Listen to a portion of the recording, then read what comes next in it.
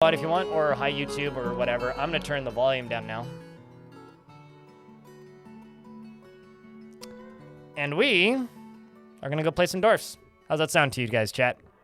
And, you know, on the topic of technical difficulties, though, I don't know why the bot isn't running. So, you know, I genuinely don't know why the bot isn't working. I will try and fix that. Let's see. Maybe one day it'll connect. It does show the chatters list, though, so there is that. Ay. Oops, nope, that's Fire Orb. We need to go to Sprithome. Come to the fun side, we have cookies. Yeah, unfortunately, Lanix, when I informed the YouTube stream yesterday that I wasn't going to be able to stream, I just kind of got a lot of, well, I don't like Twitch, so we'll see you when this works. You know, in my heart, I believe that if for some reason I couldn't stream on Twitch, all of you folks from here would come over and watch me on YouTube. I would hope the same from the YouTube audience, but unfortunately, it's just not the case. It's a real shame, truly. I kind of want to redirect this, because, like, there's, what, 4 tiles here that let water through? I kind of want to dump some over here and some over here. And why is there a duck in space?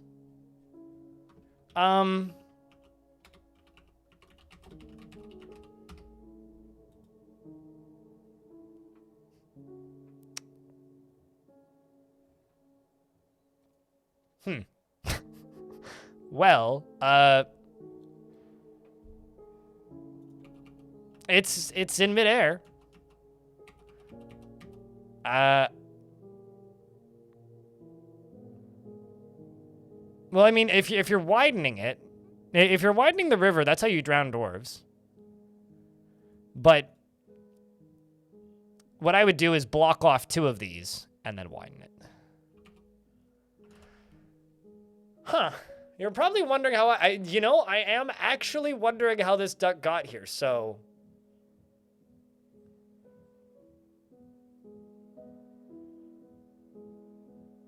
Are you asking me for help on how to quit smoking? Sucking at us? Well, I'm waiting for an ad break to end, but I'm very curious to see where this duck is gonna land.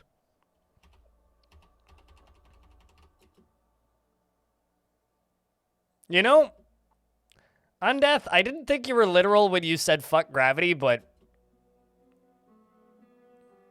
I think that's what this duck just said. Ducks can't fly in Dwarf Fortress. How is this duck flying? I'm so confused. Well, all right. Can someone clip this, please? I need Boom Boom here to please clip this. This is content. But seriously, what? But seriously, what? So anyway, for those of you who are unfamiliar with the goal of this fort, none of my commands on my bot are working, so anyway, this is a fortress where every single dwarf is getting their own bedroom, their own office in their house, and their own workshop connected to their office and bedroom. Which means we are getting this extraordinarily convoluted, tight, cramped, dense space of, like, random bedrooms and things. And you know what? I think it's looking kind of awesome. The problem is it's really difficult to find anything in it because everything is so close together. So Keen Cook requested a dwarf.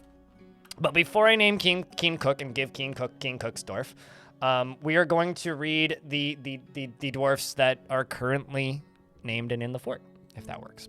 So, it is Amethyst, Arende, Bebin Sowers, Big Bang, Cyan Corp, Darius Cardin, Deep Sea Fish, and Diamond Destruct, Dominok, Falgi, Insulina Sama, Kashmir Goat, and Napalm Sideburns, Nodakasa, Percussive Giant, and Power Tools and Beer, Rafts, and Ranger Rick, and Red Octo Bear, and Shark Jumping Walrus Travanoid, and that is everybody.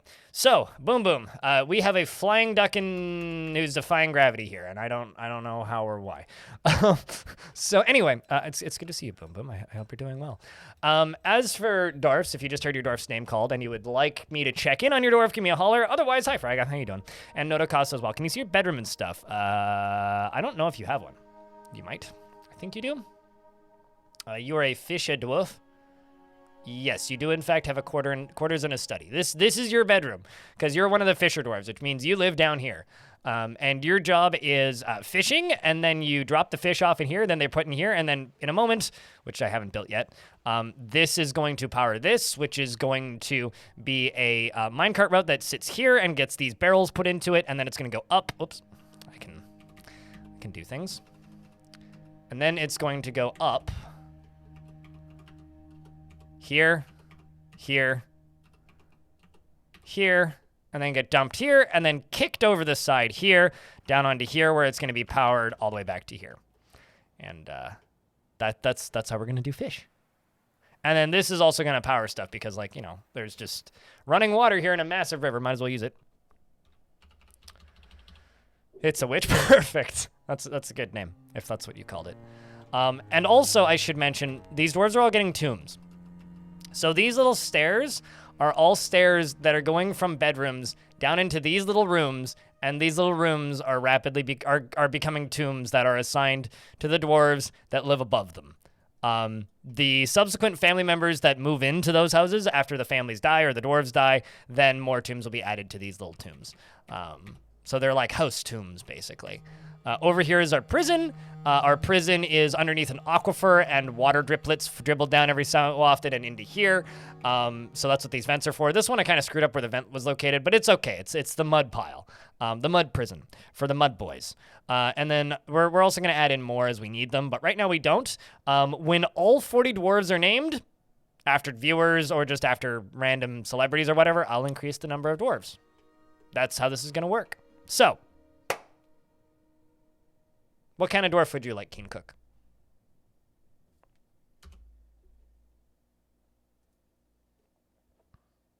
A dwarf with no beard. Okay, I will give you the first happy dwarf with no beard, like Olan the Planter. Everybody asks for dwarfs with beards, which I think is funny. It just kind of exposes the fact that like 98% of my audience is dudes. But, Keen Cook. You have poor analytical ability. You want to wander. You want martial training. You want to be with family and be with friends.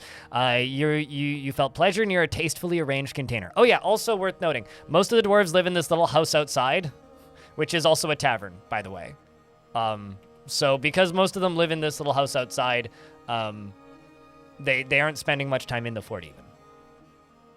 Craftstig, thank you very much for converting that prime into a tier 1. Don't forget to check your primes. You might get some ad-free viewing for free from that. Is granted and is grounded in reality and dislikes abstract discussions and would much rather focus on practical examples. Tends to avoid crowds and tends to make a small mess with her own possessions. She is generally quite confident in her abilities when undertaking specific ventures, and she tends to consider what others think of her. She doesn't cling tightly to ideas, is open to changing her mind, and her tongue sticks out when she's trying to remember something, and she keeps her voice very quiet when she's nervous. She needs alcohol to get through the working day and does not mind being outdoors, at least for a time.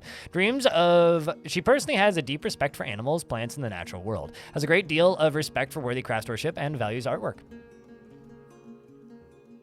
Meditate on games. Yeah, you know what, me? Most days. Likes native platinum, rose gold, and yellow diamond, lorikeet leather, and the color heliotrope, picks and reindeer for their large herds. So because the bot isn't working today, tier 2s, if you guys type in, I don't know, I'll keep an eye on the clock, but if you guys try and like recommend dwarves, I'll allow it. Also, can I get a round of beers for Craftig converting that sub, and also the 50 stream streak from Elfie? That's ridiculous. Her hair is clean shaven and she has a prominent chin. She has a pet sheep. And no quarters just yet. So when you get quarters, we'll have to do something for your pets if possible.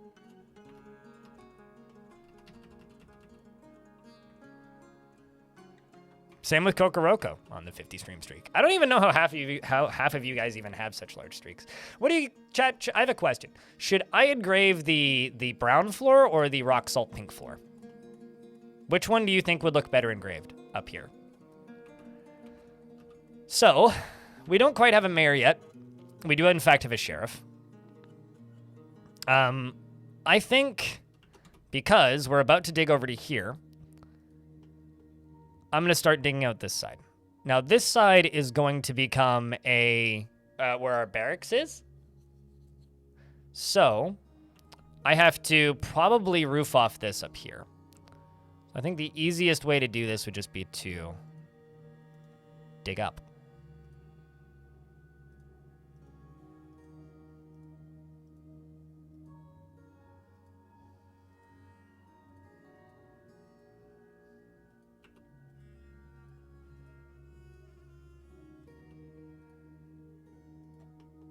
Rock salt? Okay. Well, we'll get those engraving. Okay, let's just unpause this. This fort has been pretty chill so far, but it is very possible that we could get attacked by elves because we are at war with them.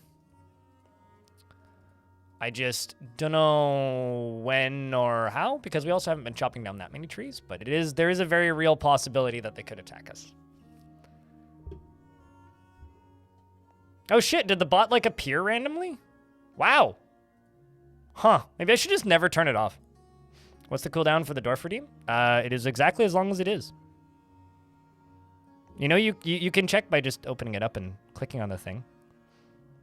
It's on cooldown for should be back soon. It has a timer though. Yeah, it's what, 12 minutes? Also, pro tip, don't ever ask. That's the best way to make sure that you don't get it. Because you're not the only person watching it. And to quote the person from chat the other day, damn, these are brutal.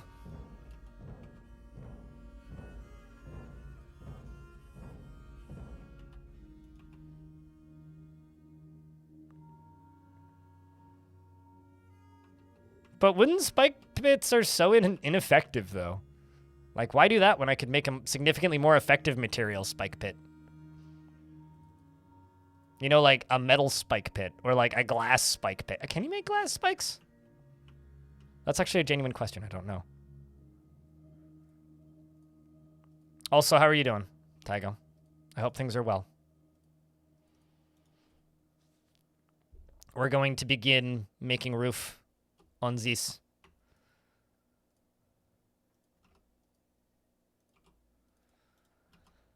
Okay, that's being done and that's being done. Wood adds salt to the injury. I disagree. I think rock salt adds salt to the injury. I don't think wood does. Wood adds irony to the injury. But outside of irony, I don't think it really does that much. All right, so let's go down to here. But I don't know. I was kind of just planning on drowning my enemies in this fort, so if drowning works for you guys, I might just do that.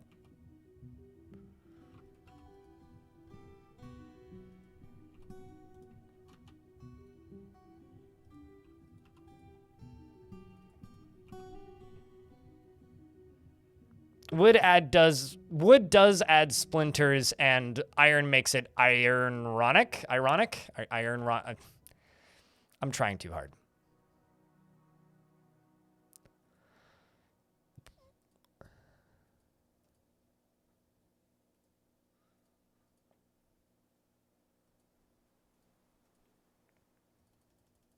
And also, iron doesn't make it irony, it makes it iron-y. Which I shouldn't be laughing at, because that's not funny, but damn. I have a genuine question. How do you know that elves have fingernails?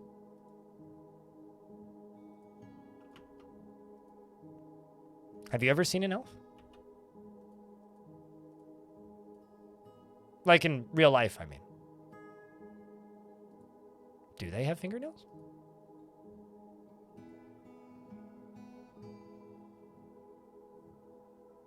It isn't an iron pick. You know, I'll be honest, I've gotten to the point now with Minecraft where people reference things in Minecraft and I'm like, I have no idea what you're talking about. Like, genuinely. Because most of the time these days, I actually have no idea what they're talking about. So people said I should make bedrooms and shops along the bridge, and I completely agree. So what I'm going to do is this.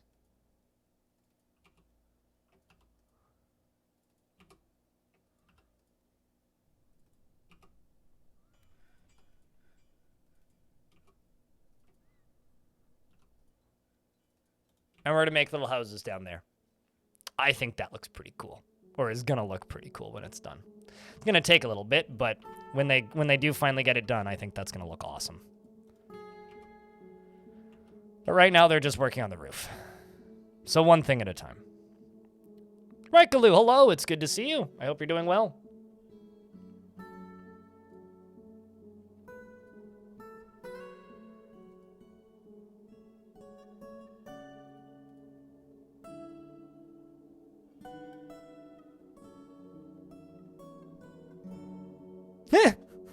I like this comment from my Discord chat. This is from Den on the Discord, and they say, my American friend learned 3 important things today. 1, that he liked black pudding. 2, what black pudding is made of. 3, how quickly one can stop liking something. I would like to just say this out loud right now. I like black pudding. I think black pudding is very good. Stuff's tasty. Why is there a camel in my fort? Also, how did this camel get into my fort? Well then. I suppose there's a camel in my fort now. Boom.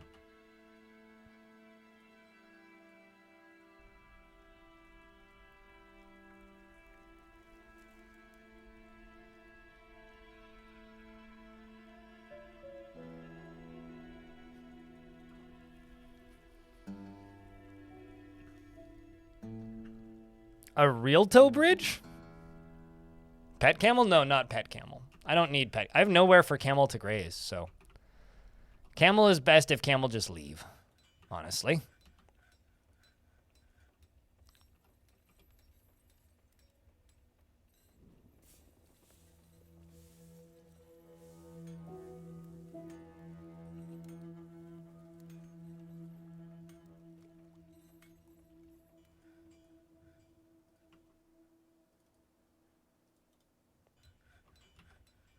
As things are getting worked on. Yeah, it's literally clotted blood. It's cooked clotted blood. Speaking of cooking things, I had a bit of a freak out the other night because my neighbor's just like... So, for reference, I'm growing tomato plants on my neighbor's patio, right? And he informed me the other day that he's been using the leaves as seasoning in his meals. And I'm like, you know, that's like really bad for you. Because, like, tomatoes are in the nightshade family, so I'm, like, preconceived, easily disturbed by the consumption of tomato plants. But after doing some reading, I learned that in very small quantities, they're not harmful, but you kind of don't want to eat them. Yeah, don't the leaves kill your liver? Yes! Pretty much, yeah. Yeah, no, they can cause mass liver failure. Anyway, yeah, you apparently... So I've learned you apparently can eat tomato plant leaves, just... You don't want to do it in any remotely large quantities. Those are about as dangerous as green potatoes. I don't know how dangerous green potatoes are, to be honest with you. I know they're not good for you, but... Yeah, anyway, I learned that recently, that tomato plants are edible, but you probably still shouldn't. So, you know, the more you know about plants, the better. So today's stream, as much as it pains me to say, is probably going to be longer than normal. And the reason I say it pains me to say is because right now a lot of people are using YouTube stream being live as notifications for my stream, which just continues to remind me that I need a better format of telling people that we're live. Because tomorrow I have an appointment in the early afternoon, so I have to end pretty early. It's something I can't skip, so I have to go to that, and then... We'll be back Tuesday, as per usual. But it's okay, because I am working on a solution which will hopefully be done by next week for YouTube notifications being terrible and Twitch notifications being slow. This solution is I am fixing this problem with a very, very, very work-intensive sledgehammer. I am going to make a website and a newsletter. And this is actually like kind of a three-pronged thing. The first one is, hey, if you're already on my SMS, no. If you're already on my Patreon, I already have your email, suckers.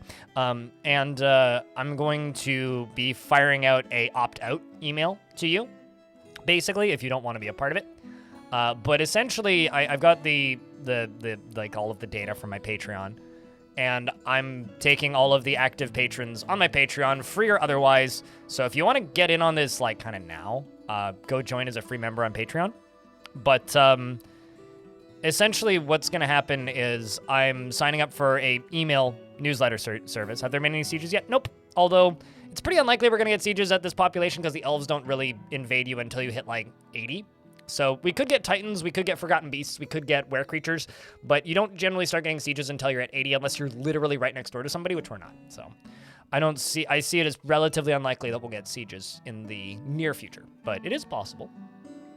Anyway, so I am planning on building a newsletter which is going to contain a few things. The first thing it's going to consistently contain is what I did that past week. So basically just like, here is a list of things that I did in the last week. These are videos that I made. These are streams that I did.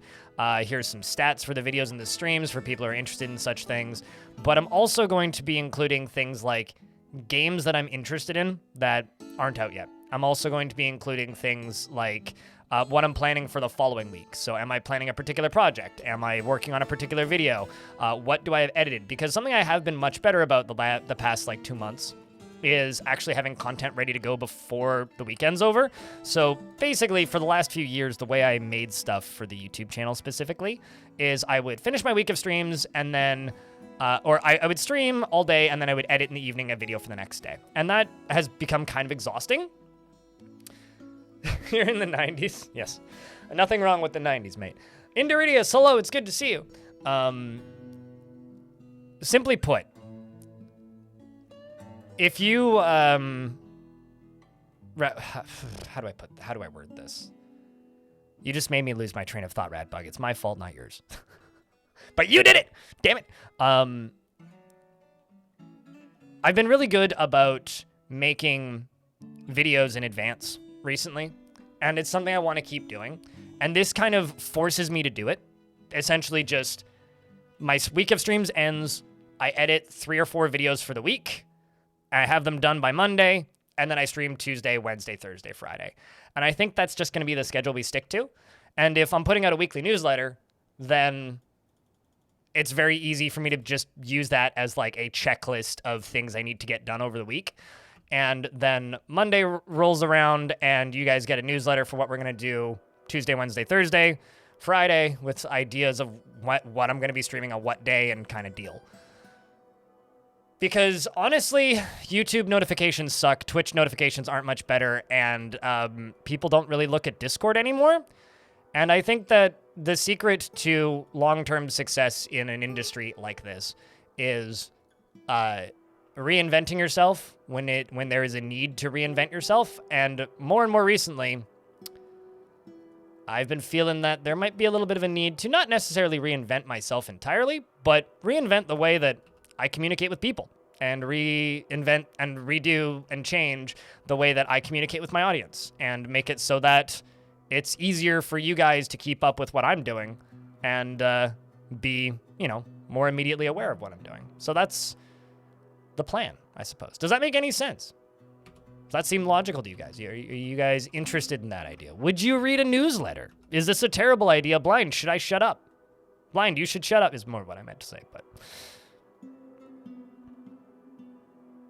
Because platform notifications are unreliable and bad. And I'll be honest, how many of you guys actively pay attention to the notifications on my Discord server? Like, one of the best things that I've seen in the past was when I first made a Discord server. Like, this community kind of exploded then. Like, that was when things took off a little bit. And the service that I'm going to be using for my email list is called Ghost. They've been around for a bit. It's an open source newsletter and email service. And I already spooked them because they thought that I was a potential spammer because I showed up and like imported a pretty big list of emails, and they were just like, you haven't like done anything yet, so we're disabling your ability to send emails until you confirm that you're a human. Which I did, and they were like, okay, well, that's good.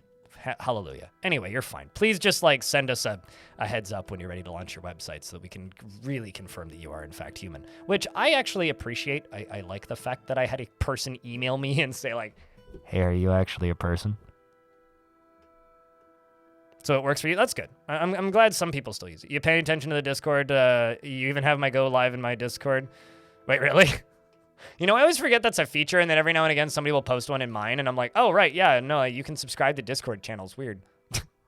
I do genuinely often forget that that's a feature, though. But yeah, no, the last few forts I did were pretty violent, and the goal of this fort is to just be kind of chill and just have really intricate building requirements.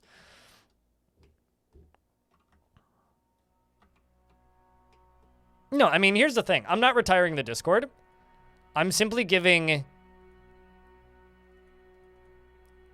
an insider alternative for people who want more than the Discord, but also at the same time maybe aren't staring at the Discord as much, if that makes sense. It's like an enthusiast alternative for something that we kind of have, but I can make better. And the other reason I'm going to this newsletter platform is because I don't know how many of you guys feel this way, or how many of you guys have seen this. But the longer a platform exists, the more people distrust it, right? I think this goes for YouTube, this goes for Twitch, this goes for Patreon, this goes for just about everything. But one that I've been seeing more and more is, Blind, when are you going to find an alternative to Patreon? And honestly, there are none that I really like. Like, yeah, there's Coffee, and Coffee has this really harmless kind of happy-go-lucky outside-facing aesthetic and look to it. But realistically, I don't think it's a good alternative, because the longer it's around, the more Patreon-like it feels. They keep adding things that I don't necessarily want, and basically just doing the same shit with a different coat of paint. And I really, the more I look at it, the more I go, man, this is just going to become another, they're just going to sell this thing at some point. So I kind of don't trust Coffee. Generally, I find when something has a really attractive, friendly aesthetic, it's never trustworthy, at least in my experience. Whereas the platform that I'm going to be doing my newsletter on, I can absolutely just, you know, use Stripe and have paid for tiers, which is credit card only, which has its own problems, but I think it's credit card only. Anyway, they take Stripe as payments. Did that not have a notification sound? What? I did not hear that. I'm just going to turn those up because I didn't hear that at all. It did? Okay, I super didn't hear it. Maybe I need to turn my own volume up.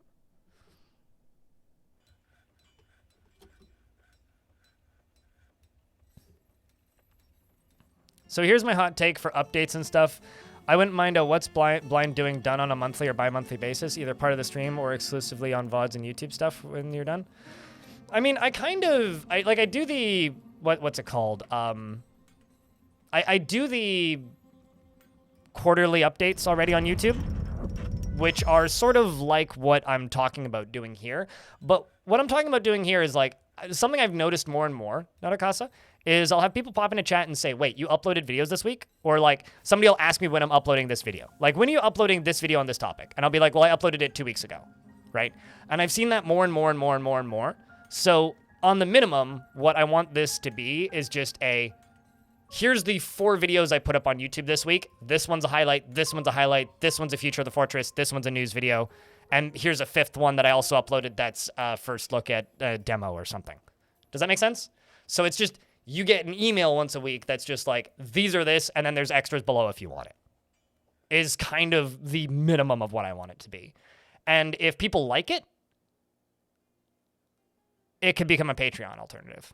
Because I have more faith in open source platforms long term than I do in closed source platforms with shareholders. Considering I could literally download it and self-host it if I wanted to, if like their hosting company ever went under. People who go out of their way to appear something are usually pretending for the gains and the outward perception that it gains them. Sure, yes. Van Ori, thank you very much for the 10 pack of gift subs. You were extremely kind. What's up, dude? I hope you've been well. If I see a Discord announcement, I go to YouTube and then watch, and sometimes I just jump into your channel and watch all unwatched content. Sure, certainly, but I would say, Darius, you are one of the more dedicated audience members. Like, if you're watching the stream right now, you're probably one of the more dedicated audience members, right? Like, if you're gifting subs, if you're subscribed on Twitch, you need to remember that there are thousands of people that maybe watch me once or twice a month, right? Like, there is a large number of people that don't watch me very frequently, and that's okay. In fact, that's good, right? It means that the audience is healthy. But I want a way of just being like, boom, here's a list of shit that I did this week. And also, people always are asking me, what games am I interested in? I have a list of games that I'm interested in rattling around in my brain. I know you are, right? Like, that means you are part of that enthusiast crowd. Bastet, right? People are always asking me what games I'm interested in, or what are games that are coming out. And this would also give me a way to just be like, this is a game I'm potentially interested in, this is a game I'm potentially interested in, this is a game I'm potentially interested in, also as a demo. You know, like, this allows me to be a bit more flexible with how I communicate with you guys. That is more effective, theoretically more effective than just putting out a Discord announcement. Because there's also a lot of people who refuse to use Discord, and this would allow people to use an RSS reader or get it via email or just looking at a blog. I go live at 2 a.m. your time? Well, by that logic, I would still be live at like 9 a.m. your time. So, I mean, that's also something we can talk about. I don't know. Schedule is a hard thing to discuss. Datan, the blacksmith, has created Akagosinal Sherikizos, an iron grate, and offers it to the big fall. But I'm doing well. Fennec, and yourself?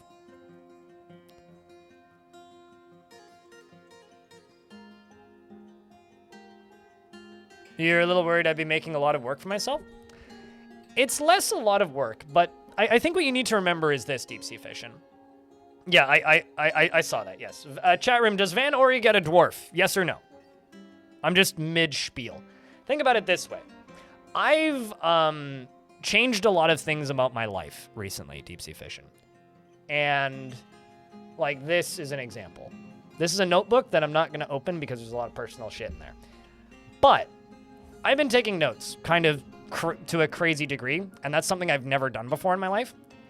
And it's something that I've started doing for work too. So most of the work is already being done. It's just a matter of me building the infrastructure to press go to send it out to you guys.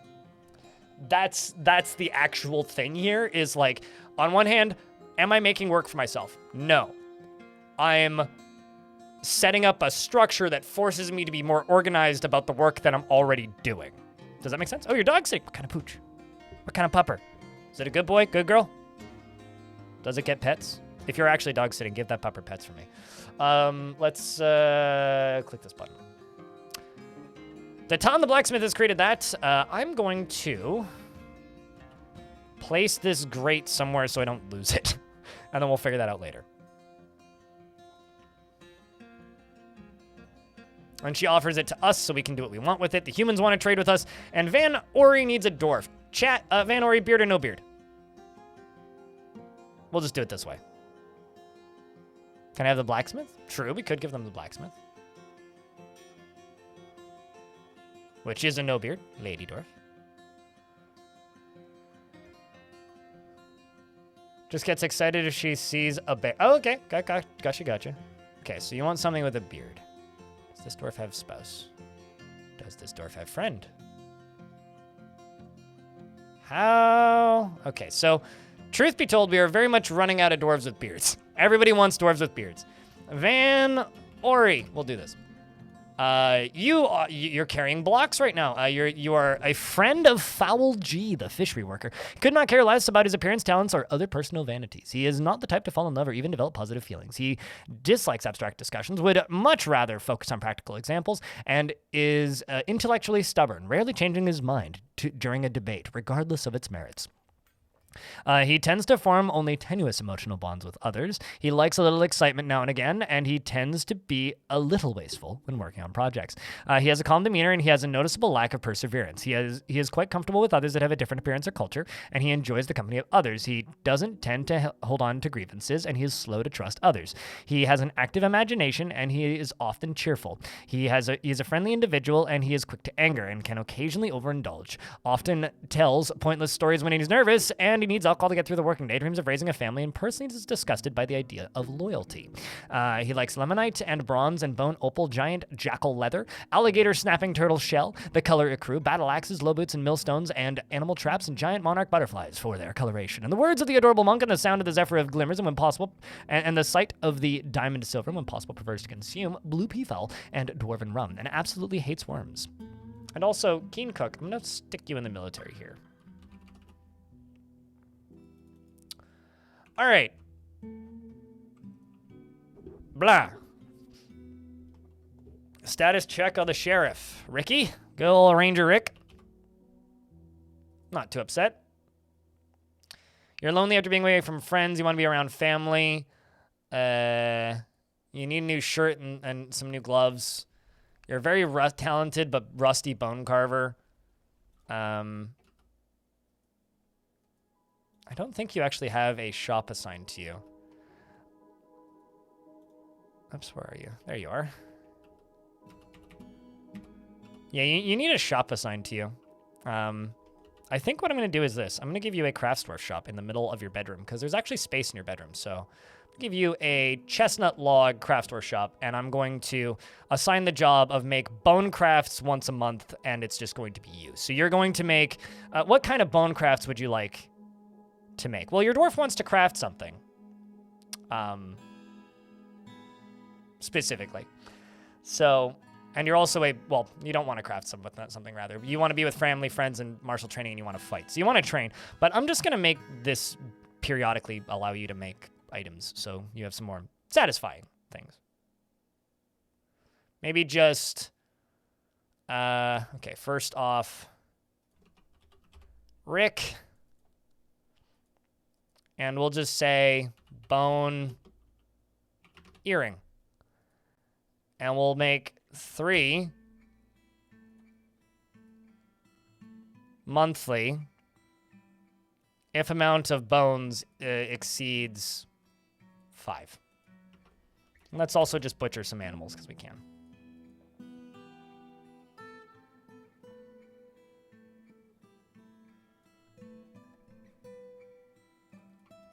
Okay.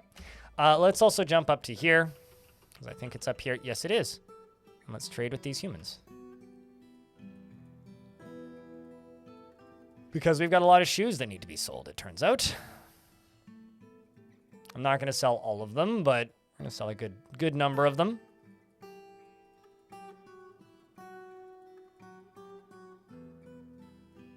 But yeah, no, the goal for this fort is to just be a super chill construction project more than anything.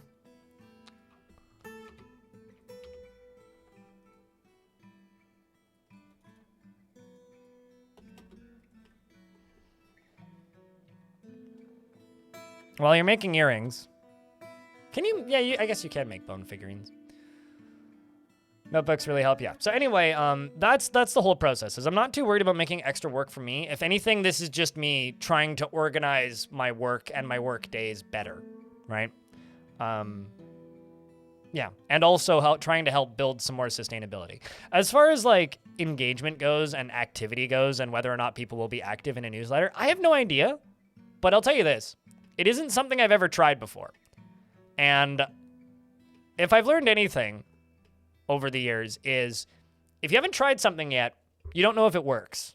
Because you never know what's going to work unless you've tried it. And I'll tell you this, I think it's probably just because of the games that I play. But there's a lot of people who watch my stream that are kind of like indie web weirdos. And I say that with the most... Yes, newsletter. That's what I said. Yes, definitely. There's a lot of you guys who watch me who are indie web weirdos in a good way. Like, you know, the kind of people who got off of Reddit early? That was like 2/3 of my audience.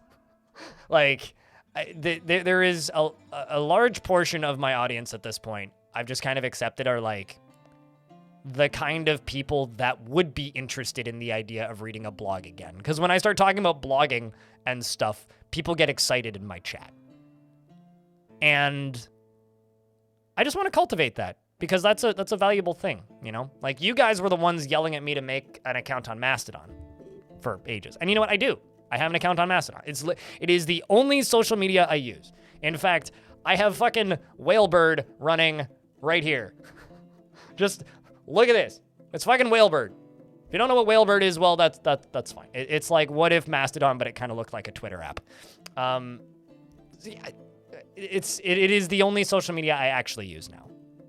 And I still say, if you want to follow me on a social media, follow me on Mastodon, because that is the one that I check.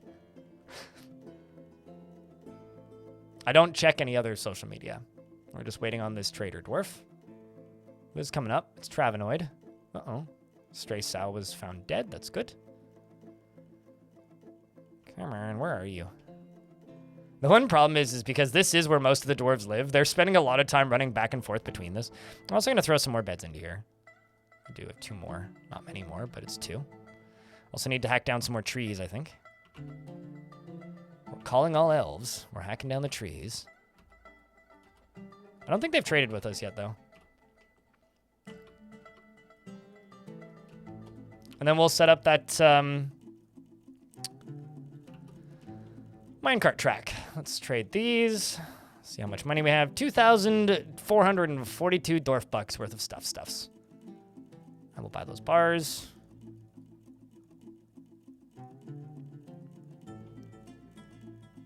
Let's see, they brought a guinea hen, a bull, and 2 kestrels.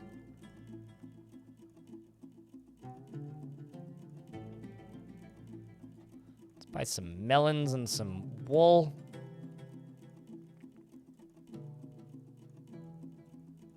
I'll buy the books, because they do have a little library.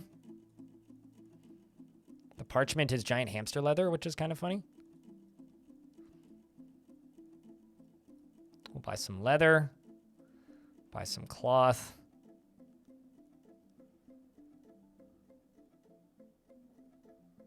I was gonna say, if they brought, oh, they did bring rope reed. Rope reed is pretty helpful for us right now, because it's what we're using. Well, we're using plant cloth, but... Oh, cool, a scimitar.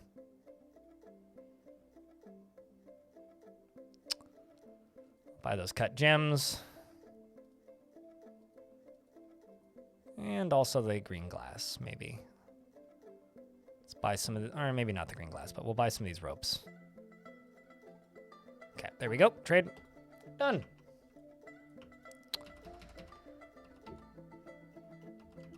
I like making dwarf videos, EFT Breakout.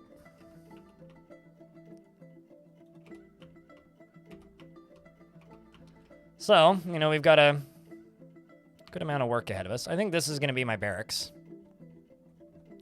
Ooh. Either this is going to be my barracks or this is going to be a water reservoir. Although it's on the wrong side. Well, I could make it into a water reservoir. You know, the day that people realize that asking streamers, even as a joke, to make an OnlyFans is sexual harassment will be a good day for everybody.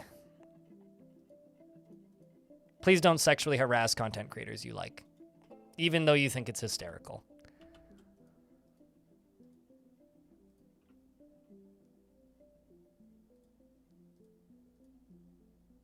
Okay, let's do that and that. Although, I could be convinced to make an OnlyFans for seedlings, but I think I would get banned from OnlyFans. They've kind of gotten weirdly strict about jokey OnlyFans these days. Okay, so I've got 2 dwarves that are attending meetings that aren't as happy as the others. This one really wants martial training, and they're not in the military yet, so you know what? Medtob, we're going to get you into the military. I still don't know how or why there's a flying duck there, but there is. And I'm going to make a small barracks right here. Oh, actually, you know what? Yeah, let's just put it over here for right now. And we'll just get them training. And we'll just get them on monthly orders. They'll probably just go grab hammers, actually. Yeah, looks like it.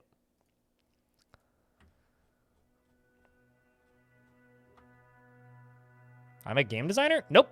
I've never, my sole job and source of income is I play video games on the internet. What makes you think I'm a game designer?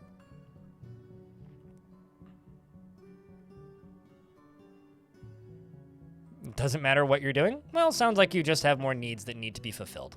I'm sure that you are capable of doing that.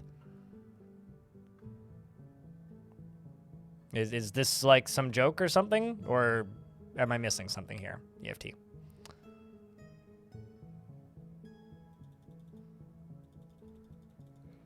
No, I'm an uneducated normie who never graduated high school who, you know, plays video games on the internet. So, I'm about as far from a game designer as you could possibly get.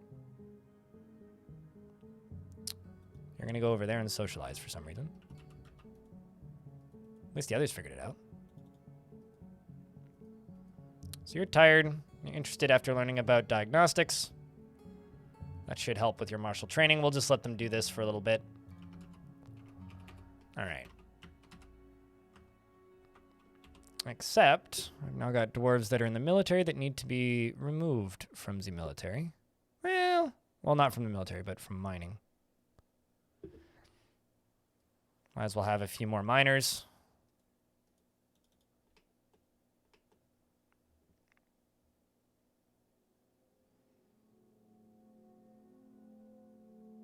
Yeah, if you get like very dense, good biomes, you get the colorful grass. Which is what this is. Very dense, good biome.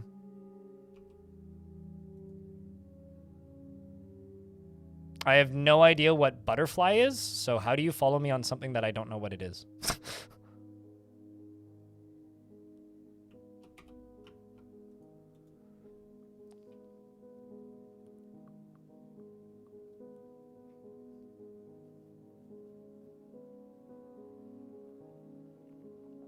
Do dwarves still spar? They spar if you tell them to spar, but you have to put them into training and then tell them to go train.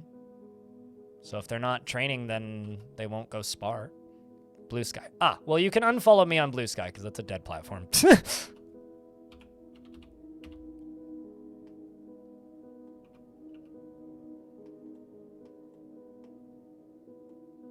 Unfortunately, while it's a interesting little platform for people who have friends on there, I don't really have friends on there, and honestly, I find it to be a bit of a waste of time.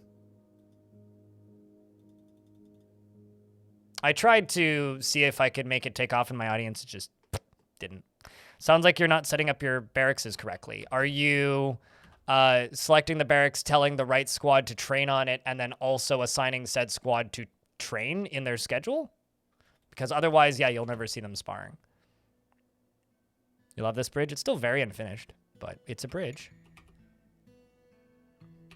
Yes? Well, I guarantee you're doing something wrong or missing something, because otherwise they should spar. So I guarantee you're doing something wrong.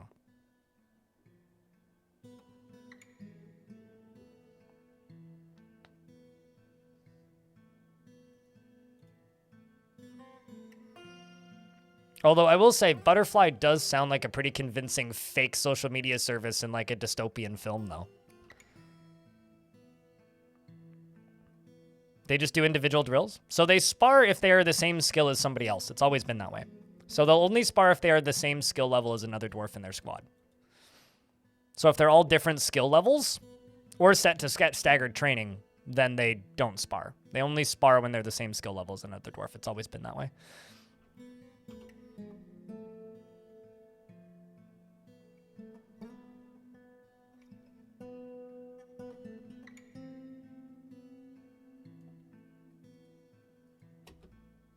I think there's a setting that you can change to force them to spar, but it's not really needed. Spar is a Dutch convenience store chain. So do people ever just like start fight clubs in them? Because otherwise, if they don't, then I don't think that they're truly living up to the potential of their name.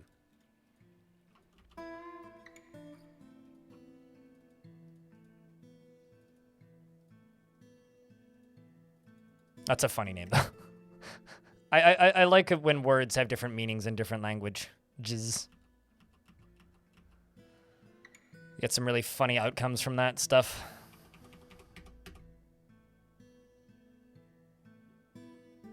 Also in UK and Spain. Huh. You've seen fights in Spar fitting.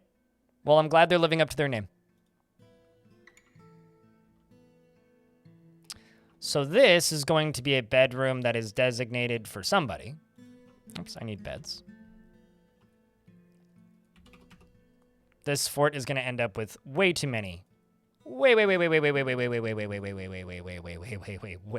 too many beds. Well, I mean, I would say that most of Europe is pretty small, so if they exist somewhere in Europe, then yeah, it's pretty easy for them to just like spread out to wider spaces than that. I'm really happy I put this workshop in here. It looks a lot better now. And look at that, there's even earrings. Huh. Cool. No Spar in Canada? Yeah. Let's see if Rick's new hobby shop is making him happier. Doesn't feel anything due to inebriation. What a weird dwarf. You know, let's chuck you into this squad, Rick.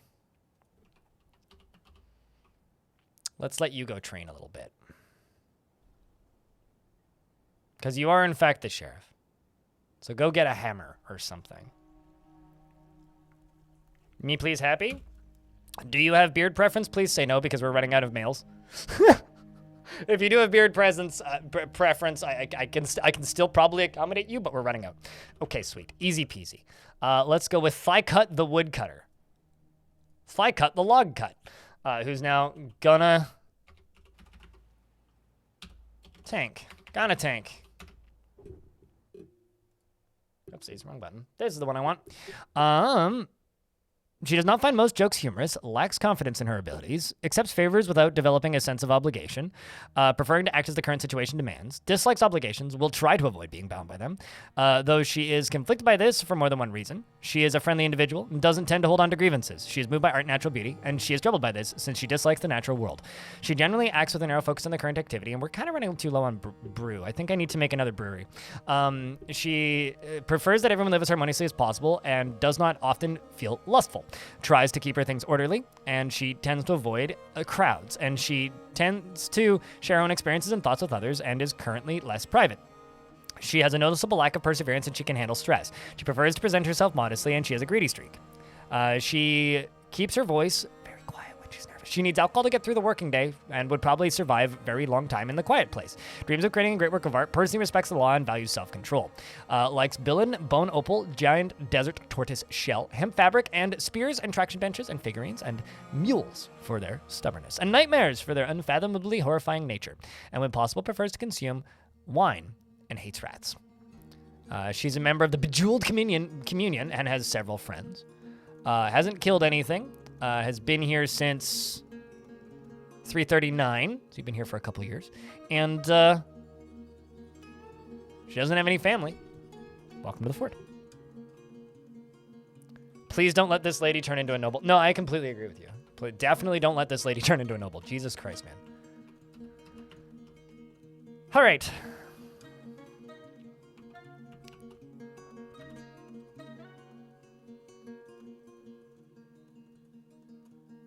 I'm just waiting for all of these martial training rules to go, desires to go away. And we'll take them off of training. So I'm actually just going to leave them on train, basically, until they are satisfied with that need for martial training. Okay, so I need another brewery. This is my kitchen. This is my only brewery, which is connected to this house. So I could make another brewery here, maybe a layer above. Because it's not a plant issue. It's literally just, like, brewing issue. So what I'm going to do is I'm going to go down a layer here. Oops. I'm going to grab these stairs and I'm going to go up. Once these are built up to here, I'm going to make a little workshop space up here. And this is going to be another still.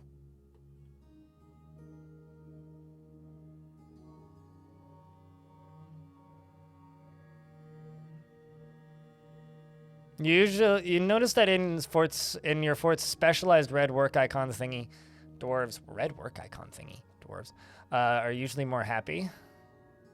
I mean, dwarves that have all of their needs fulfilled are generally more happy, and dwarves that have specialized jobs are generally more happy. It's just not something that you need to do, right? Like, you don't need to specialize your dwarves super heavily. It's just, you can, and it does make them more happy. Yeah, I mean, that's kind of what we're doing. We're making attic moonshine.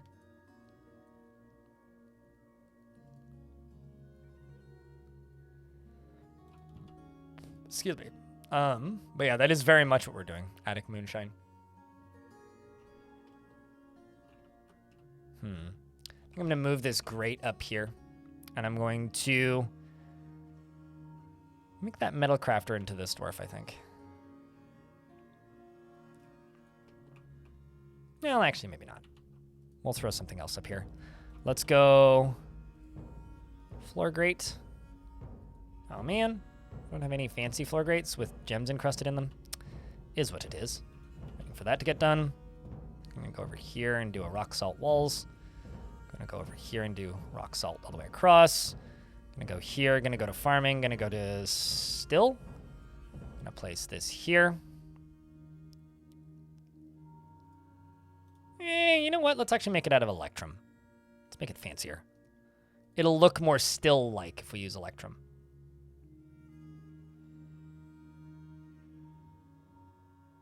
I mean, if you want dwarves to make weapon artifacts, just start off with a weaponsmith shop. That's your best way to do that.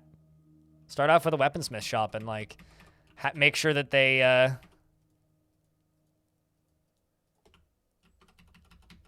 start. What's the word? I'll start learning how to make weapons. Because if you make it public, then anybody can go in there. And if anybody can go in there, then they all just go in there and teach themselves how to make weapons. So everybody's primary skill will become weaponsmithing, and whenever they make an artifact, it'll be a weapon artifact. That is the surefire way to do that. I mean, I've done that with several forts where we start off with weaponsmith shops, and we just end up with, like, tons of weapon artifacts. Or yeah, sorry, guild, not shop. I know what I'm saying. Words. I'm just a gamer here hitting buttons, and my life has no meaning. Okay, so I reference that article a lot. Does anybody have any idea what I'm talking about when I say I'm just pushing buttons and my life has no meaning? Like, genuine question. Does anybody know what I'm talking about when I say that? Let's just do plump helmets and sweet pods.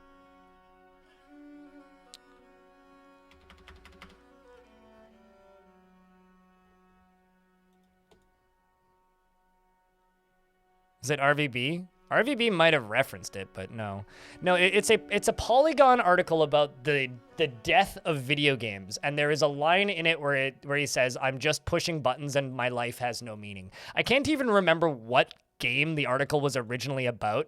I know it was it was either a Polygon or a Kotaku article. And yeah, it's just, I'm just pushing buttons and my life has no meaning. Let's give this to...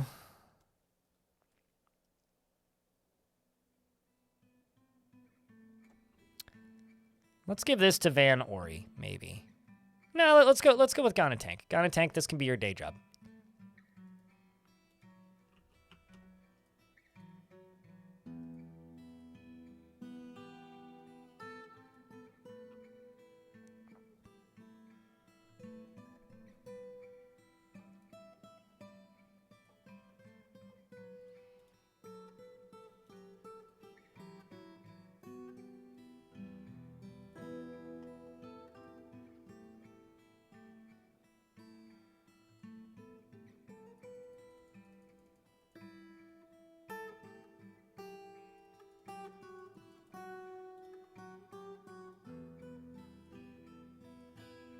Let's just do that monthly.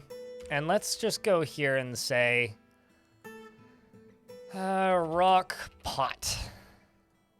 All of these, we're just going to make rock pots. We're just going to make 50 rock pots.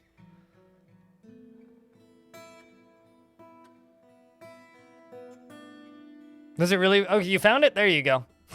Rock Band 4, damn. But yeah, I will never forget that line. It's one of the dumbest lines in video game journalism, and I love it. I'm just pushing buttons and my life has no meaning. It's like, it's true. But life has no meaning. So congratulations and welcome to atheism. Where life doesn't have meaning, so nothing matters. Nothing to stress about because life doesn't matter. Speaking of life not mattering, no dwarves have died recently. We did have one casualty, unfortunately. Somebody drowned in my well. But we've since removed that very, very dangerous issue with our well. Those are all jam windows, yes. That is in fact what those are.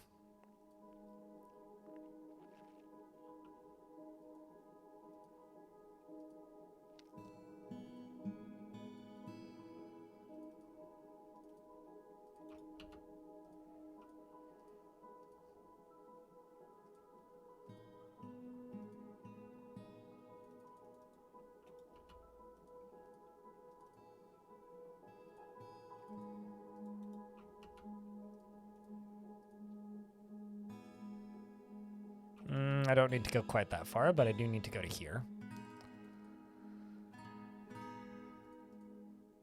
And we're going to go here.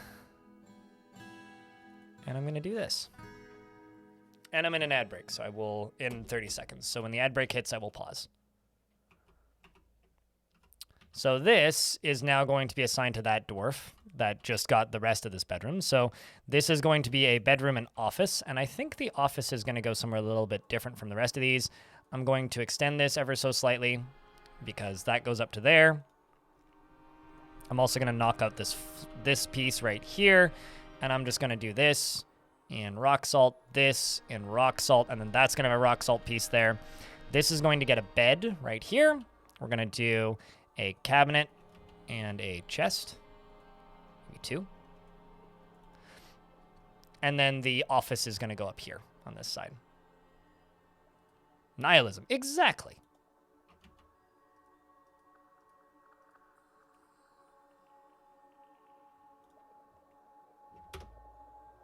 Nothing matters, have fun. Exactly. But, you know, maybe stay alive because life is valuable, even though it doesn't matter. Because you only get one, so thus it's valuable to you. And the others around you, ideally.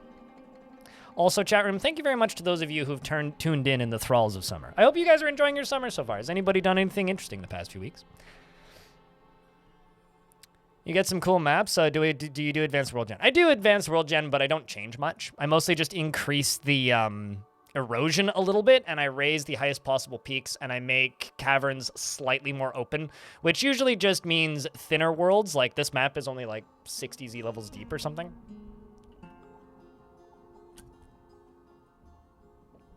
You like the use of bookcases? They're not really doing anything practical. They're just adding value to the rooms.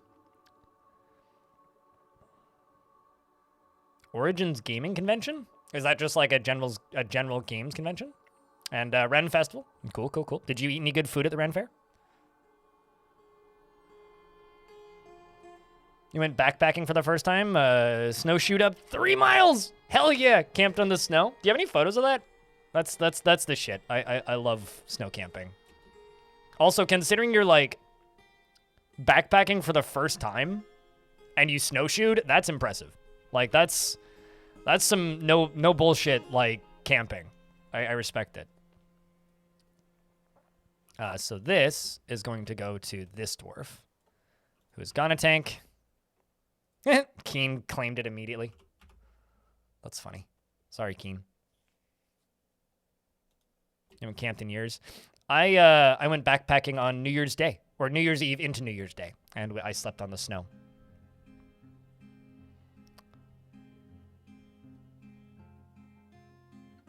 But looks nice and the dwarves deserve it. No, totally. I mean, that's all it really is, right? It's just, it's a way to add a little bit of variety and vibe to a space.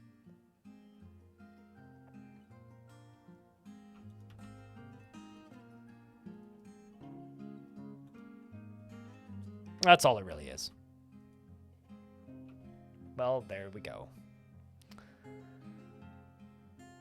You went to a gem Feasting Club. I don't know what that is. What? Orange is a tabletop RPG con in Columbus. Okay. All right. Cool. Good stuff. I'm glad that those are, like, the smaller conventions are coming back. Okay, so I don't know what's worse. Gem cutting or gum... Or I don't know what I dislike more. Gem cutting or gum cutting? Oh, yeah, right. I have a key I got to claim. I was given a key for the DLC for Starship Troopers Terran Command, which is like, do I actually care? No, not really. Will I redeem it? Yes. All right, so we should be through the saving now, right? Yes.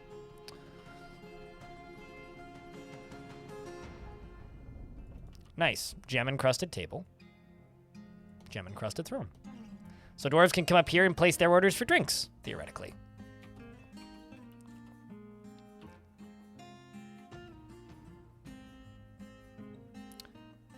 And this can be your office,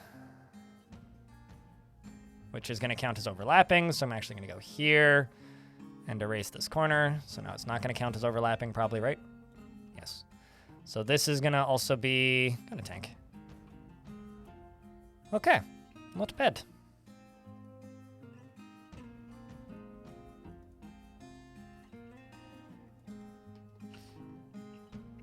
And the number of drinks I think are going up. Yes, it looks like it. Okay, so I'm going to, I think, go right here and just say minecart. Just make us a minecart, please. Just minecart singular. And what I'm going to do is I'm going to go down to here, and we're going to make a minecart route. But we're also going to power it. So you are going to go here. You are going to go here. And we're going to put a axle right here. So I'm going to have a few different stops for this route. And this route is going to be called Fish. All caps. It's going to go from here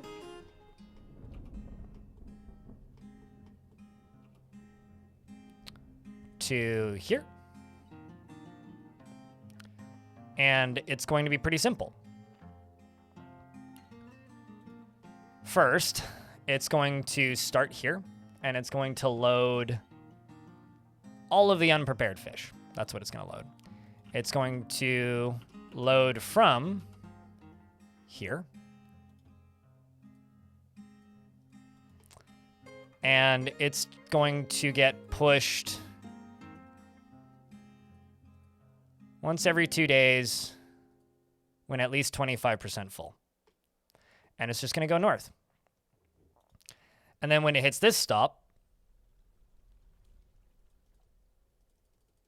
when empty, it's going to be kicked this direction. Did I embark in a valley? I embarked on a large river is what I embarked on. And then the last thing I got to do is I got to go to this, and I got to say minecart, this one. So now we just need to wait for this minecart to get pushed over here. And then we can, like, start removing these rotten fish. Because right now there's just rotten fish everywhere. There's some random photos from your trip. Ooh. Dude, that's beautiful. Can I ask where this is? And also, were there any bugs out? Because when I go, like, mountain camping at this time of year, there's almost always bugs. And they're almost always pretty bad, regardless of how much snow's out. Okay, so here's minecart. Let's see if the sucker works.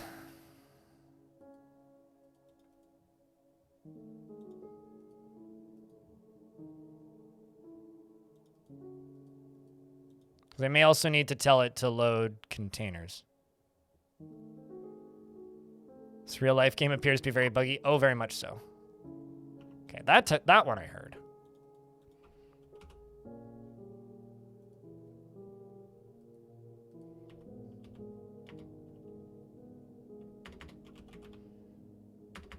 Let's just go to tasks. Okay, hold on.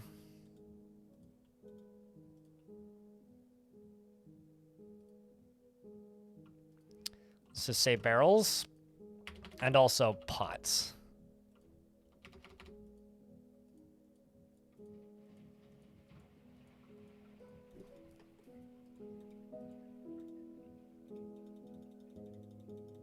There we go. That's what I needed to change.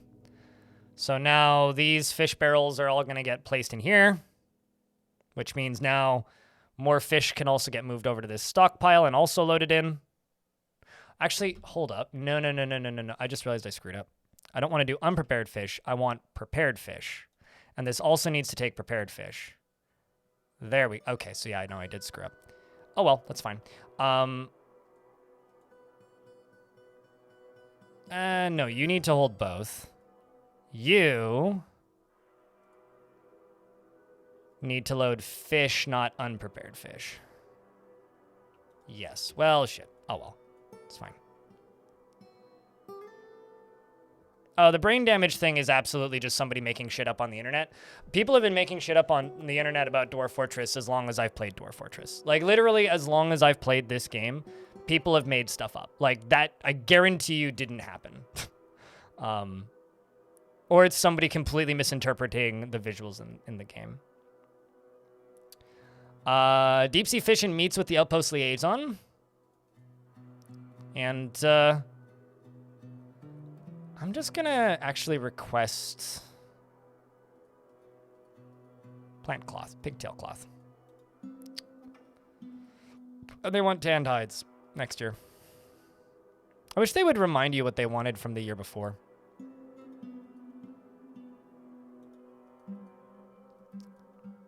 I just want to see this thing do its route. Nobody lies online? Sure. Someone just go to the internet and tell lies? Yeah, definitely not.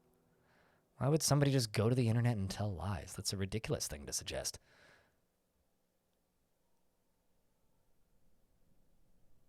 But no, I mean, I'm trying to think of like an example of something that was widely understood to be fact in Dwarf Fortress that was never true. I mean, like, Krug Smash once told... Here's an example. Krug Smash once told a story of how he got into Dwarf Fortress. And he says that part of the reason he started playing Dwarf Fortress is because somebody who he knew told him a story about how an individual... I don't think they do. Give me a sec. Chat, does Shinobi get a dwarf? Yes or no? There was an individual who told Krug Smash that he was playing the game and then a dwarf lost her baby and then he found the baby again in a barrel. Which just isn't a thing that can happen. So it's very much misinterpreted. But I think a lot of those stories actually come from misinterpretations of what's actually happening in the game. So, Shinobi, would you prefer a dwarf with beard or dwarf without beard?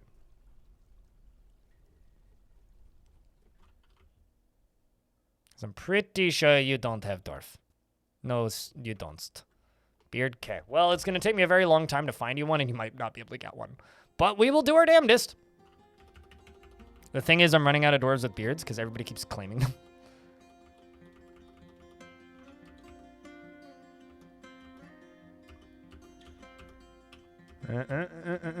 I may actually be out. Okay, found one. Medtob. Well, now you're actually... Literally, there is one left. And they're not exactly happy.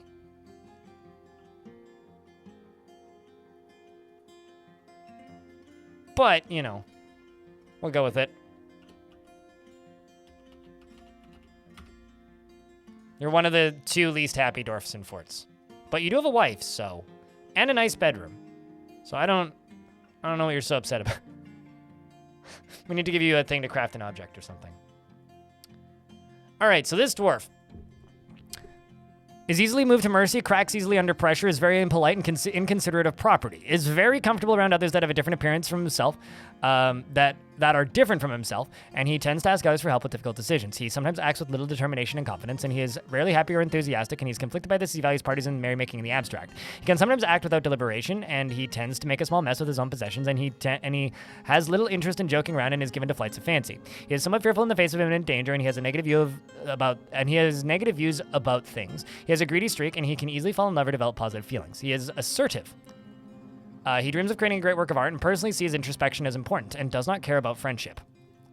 He likes quartzite and iron and clear garnet, fox squirrel leather, the color red-purple, maces and slabs, and the words of the lack of covering, and the sight of the golden treasure. When possible, prefers to consume rambutan wine and hates purring maggots. And he's a member of the Coven Walks. And is a kindred spirit with Diamond Destruct. So I guess if his wife dies, he'll go marry Diamond. Anyway, I'm going to take them off duty now.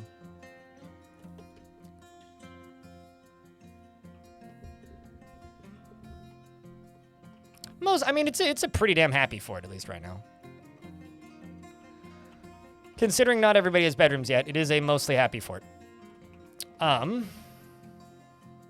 do I need more of right now? I think another drinks stall would be a not bad idea. I don't know why there's a camel down here, but it's okay, it lives there.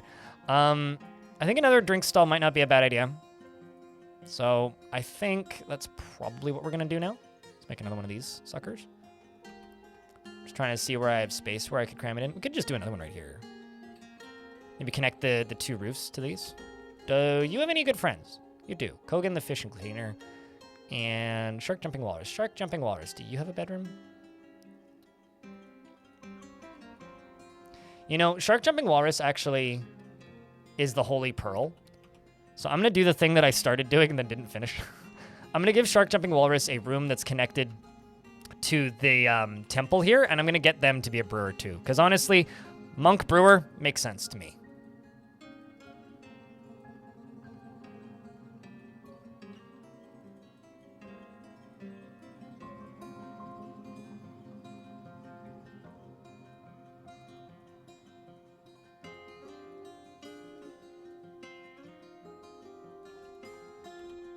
Temple wine? Yeah, exactly.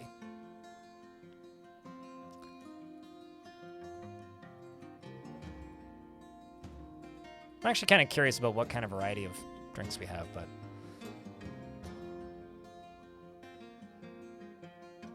I'm in too busy to make the channel point claim. Yeah, it's kind of hard to snipe it sometimes. Also, chat room, thank you very much to everybody who's keeping this channel funded. You know, all of you folks with the badges next to your names and just everybody who tunes into the streams, regardless of if you get the YouTube notification, because currently I can't stream on YouTube because my plugin decided to stop working. I think it's YouTube made a change and the person who develops it is just slow. But thank you to those of you who, you know, watch the streams, tune in, hang out, do the things. Just remember that I only get to do this job because people watch. If people didn't watch, I wouldn't get to do this job. So thank you for watching. And if you're interested in a theoretical newsletter with more behind-the-scenes stuff that I'm already logging, just not actively posting anywhere,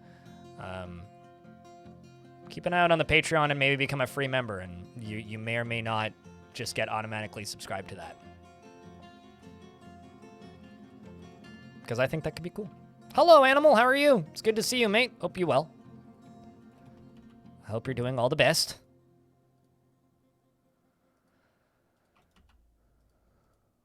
Also, a holy individual having an office makes a lot of sense, right? Ooh, I like these gem-encrusted armor stands. These are nice.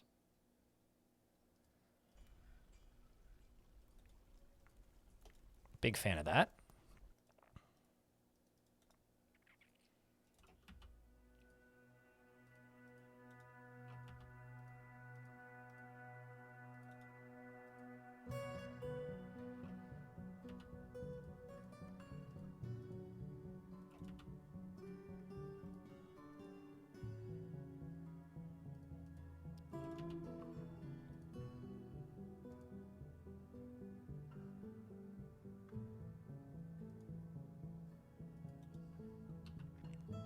Okay, so I'm going to do bedroom.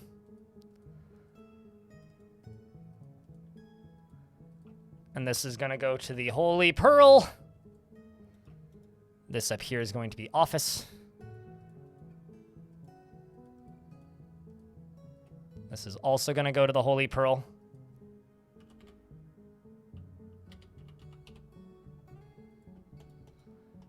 And then, ooh, I could do it on the upper level. Maybe that's what I'll do.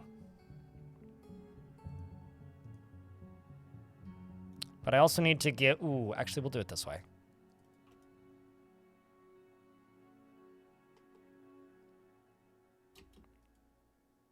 Content after eating a fine dish. There you go.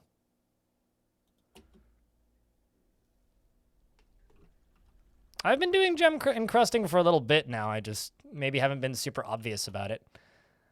And you know what? I'm also going to add earrings, rings, bracelets, amulets to this. So we can get these bone earrings out of here. Maybe dwarves can go equip some earrings. Fort's so organized. Yeah, considering I never do organized forts, this really is like a departure from the norm for me.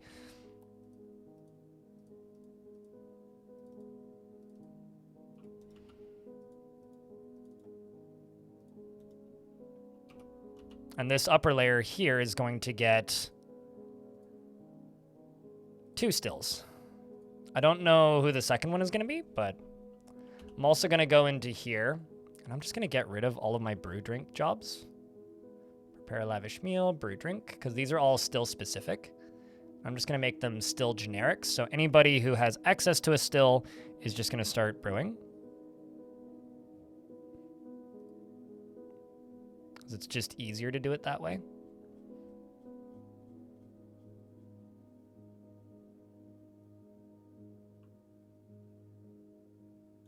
Okay. And I'm just going to say brew a drink from fruit, brew a drink from plant. I'm also kind of tempted to do mead in this fort because of the insanity that this fort already is, just to make it even more like organizationally complicated, but when the amount of drinks is, let's just say less than 100. Well, less than 150 monthly.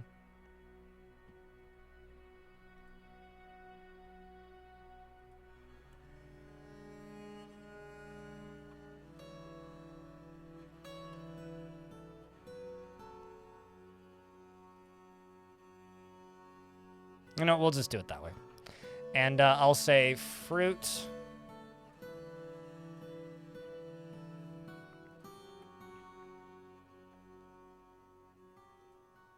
And just whenever it's there's more than 10 available, they'll just make them. We'll just do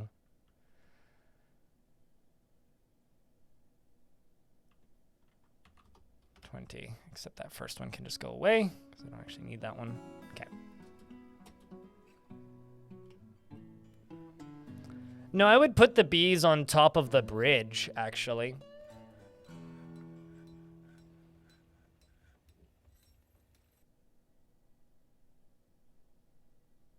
But it's going all right, Freeways. We're just talking about some behind-the-scenes stuff, and I'm doing a lot of babbling today, which is either completely unwelcome or very welcome, and I can never quite tell. But, you know, still warming up after getting back from vacation, if you catch my drift.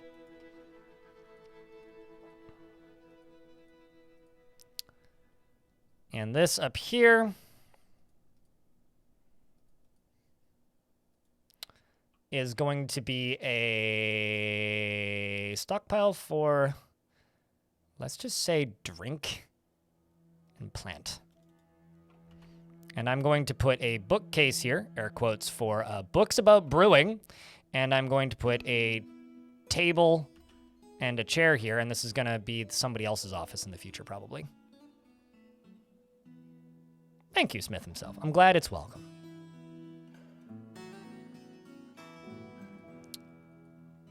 Because we are going to need some workshops that are just open.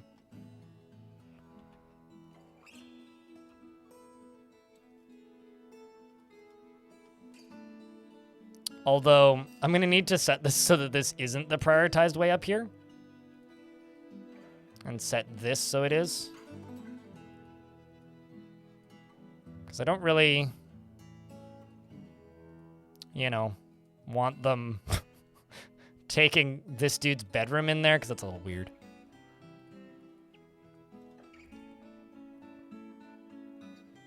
An office in the brewery is dangerous. No, it's dwarfy, not dangerous. Come on, please.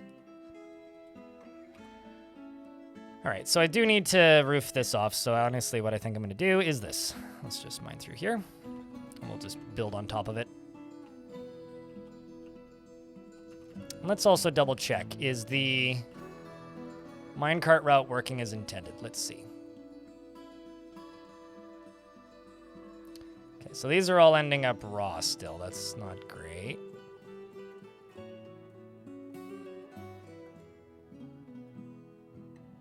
It's 20% full.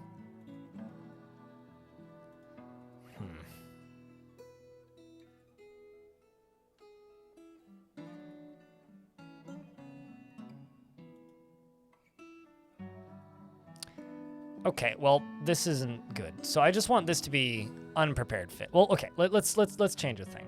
This is just going to be unprepared fish. This is no longer going to load from this stockpile. I'm going to make a second stockpile right here. And this is going to be choose which stockpile and which selected stockpile will give items. Choose a stockpile from which this... Okay, so you are going to give items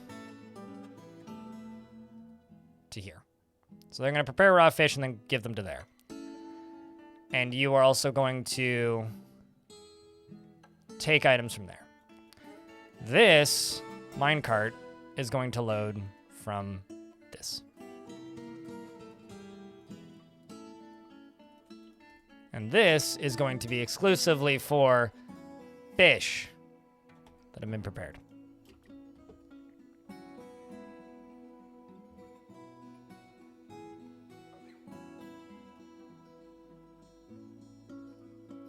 Here's the thing. If you play by default with things set to everywhere, you will have absolutely no reason to take part in any of the diplomacy or trade systems in the game. There's zero reason to if you set it to everywhere. Because the result of setting it to everywhere is pretty simple. You will end up with just massive piles of every single resource you could possibly imagine. And while on paper that isn't necessarily bad, it's just... it makes it very easy to avoid a lot of systems in the game. And if you get used to that, then it's even harder to continue avoiding those systems, to unlearn having access to those systems. So the reason I suggest you don't go with the default mineral scarcity is you will just end up with a situation where you have too much shit. And that's pretty much it. So...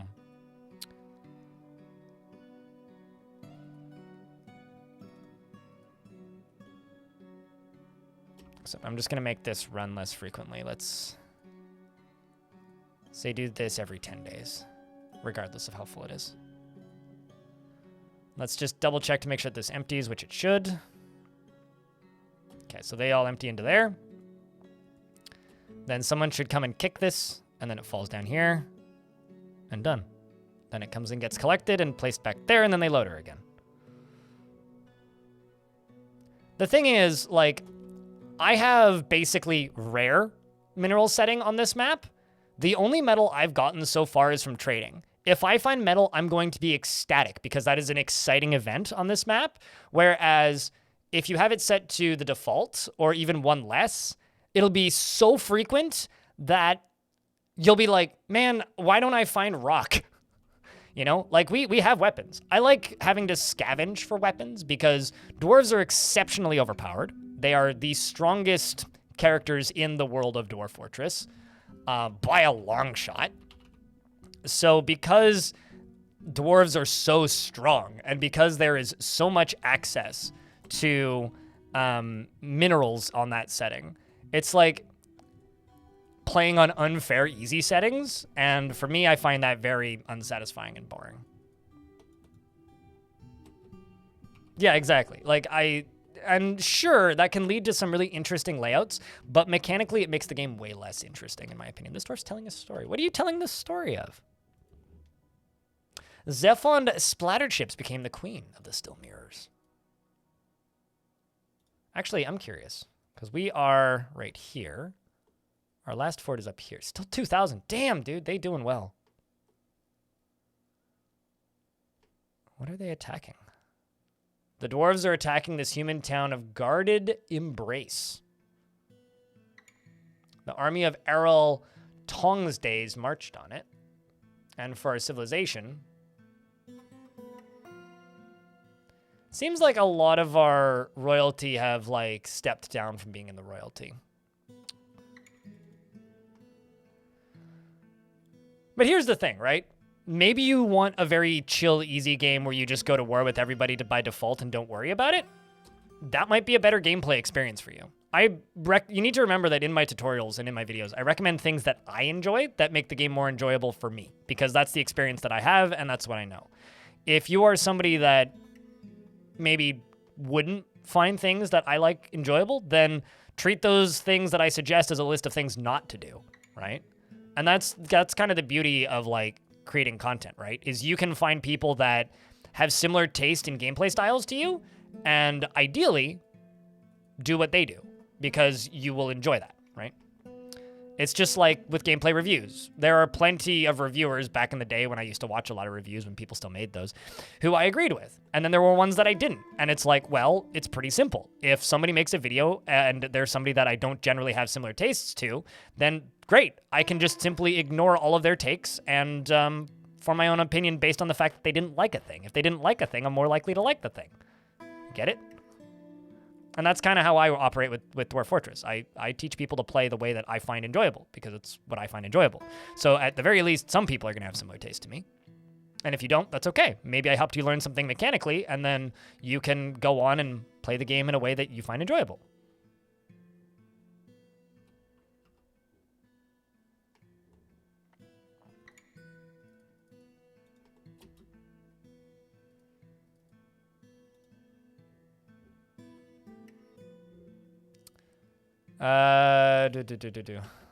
Dwarves just need wood to make crossbows, and they're almost unstable. What do you mean? As a noob, excess resource allows the learning curve of workshopping to be easier. Sure, certainly, but I think in the long term it makes the enjoyment of the game lesser. You've had forts end up with hundreds of thousands of bituminous coal and lignite before. No, I've had fortresses end up with thousands of steel bars, and that's without having common resources. My current world does have a pretty high resources, but it's so that you can make mega projects out of metals. Totally. I mean, like, that's just the kind of survival you like, right? It's just a very different gameplay style. Did captions fuck off for anyone else, or are you just unlucky? They're still running on my end. Unstoppable. There you go. Yeah, that makes sense. IHQNB, hello. It's good to see you. You play with Minster off? What? Minster? Ice hockey player? Excuse me? Yeah, maybe refresh the page, Elfie. Monsters. Gotcha. There you go. I mean, yeah, totally. There's somebody in my chat who has 3 kids and a full-time job and a spouse and likes to play Dwarf Fortress in the evenings. And he plays with minerals on the most frequent, turns off enemies until his forts are very ready to go, and he plays with Fast Dwarf 2 on all the time, which is like hyper speed. So basically runs with like dev mode hacks on all the time, just so that he can like have a similar experience. And you know what? That's totally fine. If that's the way you want to play the game, then go nuts. Like, if that's what helps you get... You just wish you could turn on... You can, like, nerf Grey Langers into oblivion. By that, I mean mod them out of the game. Just search them up in your raws and delete them.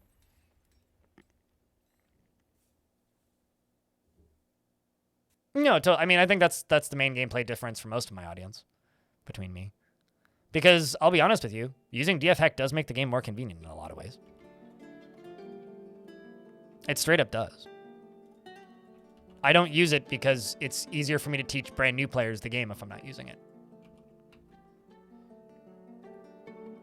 It's really kind of cute to me when people build up like this weird narrative that I hate DF hack and I hate modding games. It's like, just because I don't do something doesn't mean I hate it. It's a weird conclusion to jump to, I suppose. Totally, absolutely. What Suited Giraffe just said, yeah.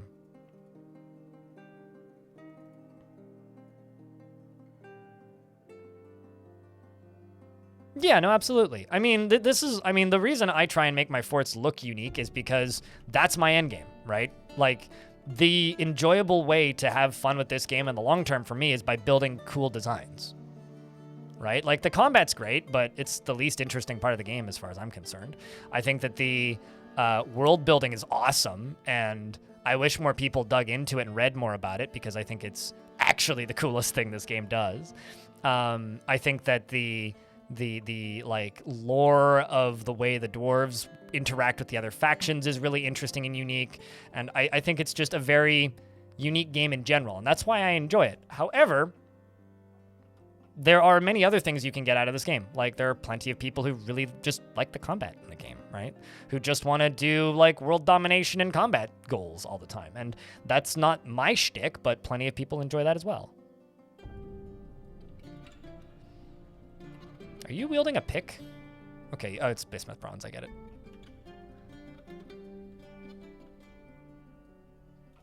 Okay, so let's just go along here and just do this.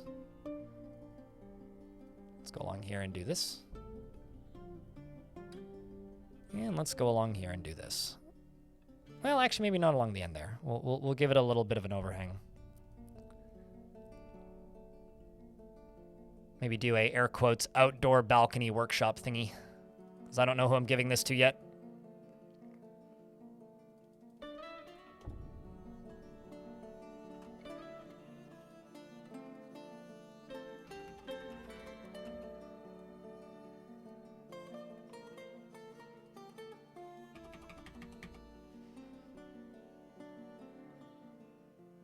Yeah, well, I mean, Stiletto said that's, there's a Wikipedia page there, or the Dwarf Wiki page that can help with that potentially, which is just like a bunch of suggestions on different playstyles. It's called Playstyle Challenge. It just gives you it's just a bunch of ideas on like different ways to play Dwarf Fortress that might be interesting to you. So maybe look up that wiki page if you run into that block too often. All right, what kind of workshop should we give you?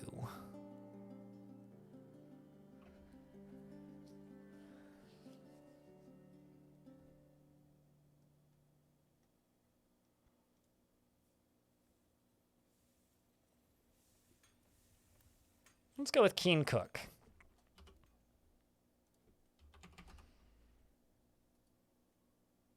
You do have a pet sheep.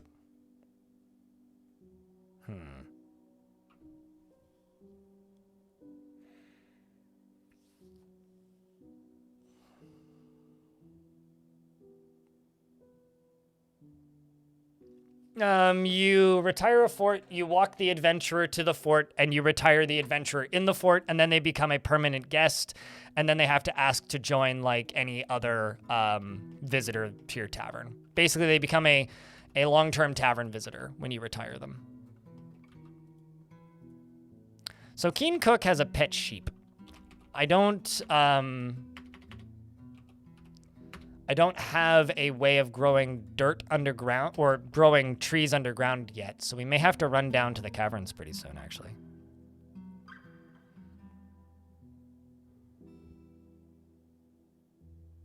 So what I think I'm going to do is I'm going to make the way down to the caverns over here and maybe get the military training right there, because that's probably where the majority of the interesting threats are going to come from in this fort. Wow, indeed. 15 months, dude. Thank you so much for the 15 months. And the first notification of money in 21 minutes, because Shinobi fired $1 and bits at me an hour ago. Thank you very much. It means a lot, seriously. Also, I'm just noticing I'm not hearing any audio for a thing. I need to figure out alerts audio, apparently. Hype minecart opportunity? Well, you'd need 2 more people to interact. But I'll tell you this, if one more person throws something into the hype minecart, like cheering 100 bits or subscribing or prime subbing, I will gift a subscription to somebody in the chat. Well, there you go. Smith himself. Have the gift. I do have to do this anonymously, so it counts, but it is me, I swear. Okay, so we're going to, I think, just do another carpenter, because that's significantly more useful than a bowyer.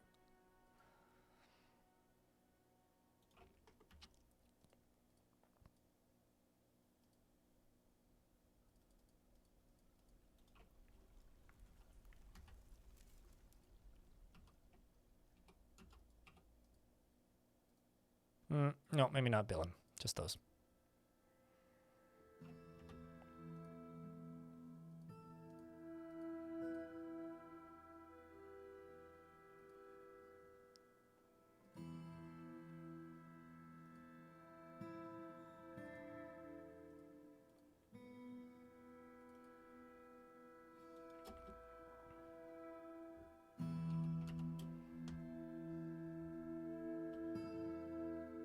And also because I don't really want dwarves running in and out of this dwarf space, I'm just going to stick this over here.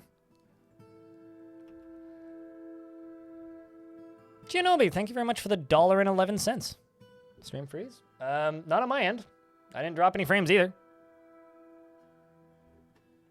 Thanks for the $10, Kashmir. Speaking of minecart.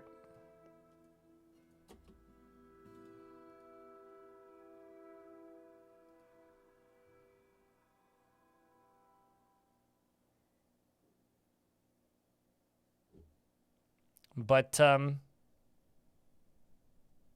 I would just try refreshing. Although, if the stream is frozen, you can't hear me. Chat room, can I get a little round of beers for the hype train?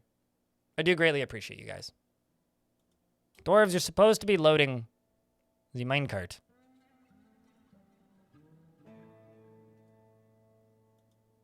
From there.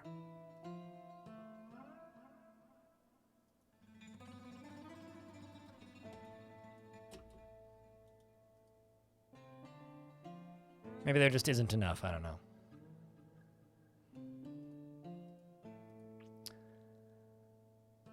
Dominoc, thank you very much for checking out a gift. And Rolf as well, thank you very much for checking out gifts.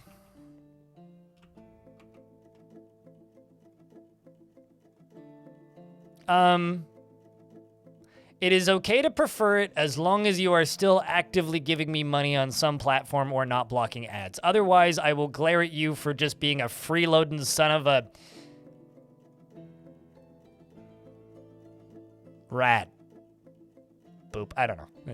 Do you prefer the emote you like? It's live your life, mate. I'm not gonna stop you from living your best life. Let's just do oak logs. And also, I'm going to move this over one.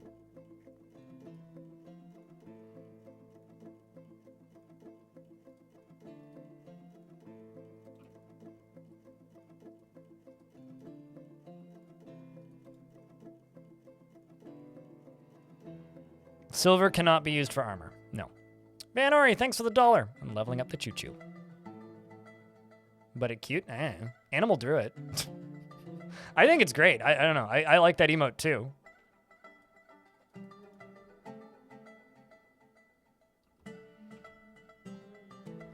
How dare you prefer an emote I drew in 10 seconds in MS Paint? You know, you have a valid point there.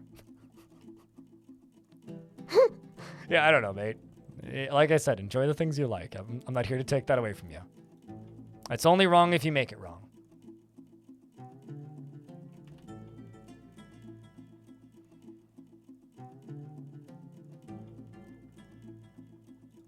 And then this right here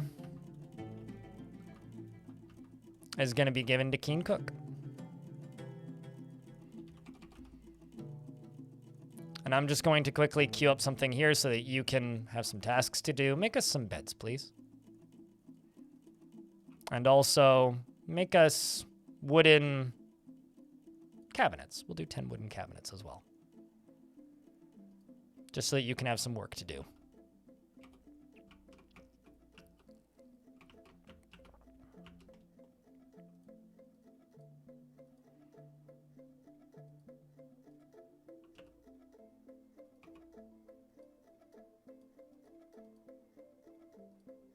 So this right here is going to be a military barracks and a tunnel going down to the caverns.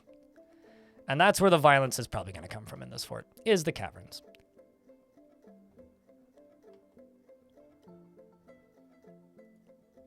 Every dwarven civ has a necromancer tower near it in the world you just created. There you go.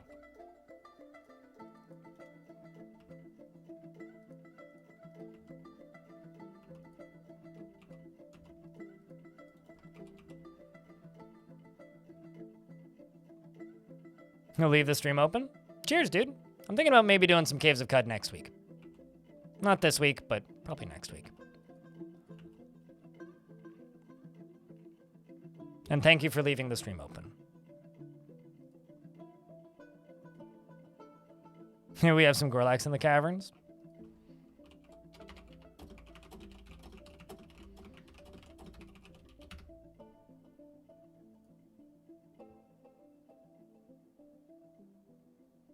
Well, I mean, you can change the percentages of dwarf children that can migrate in.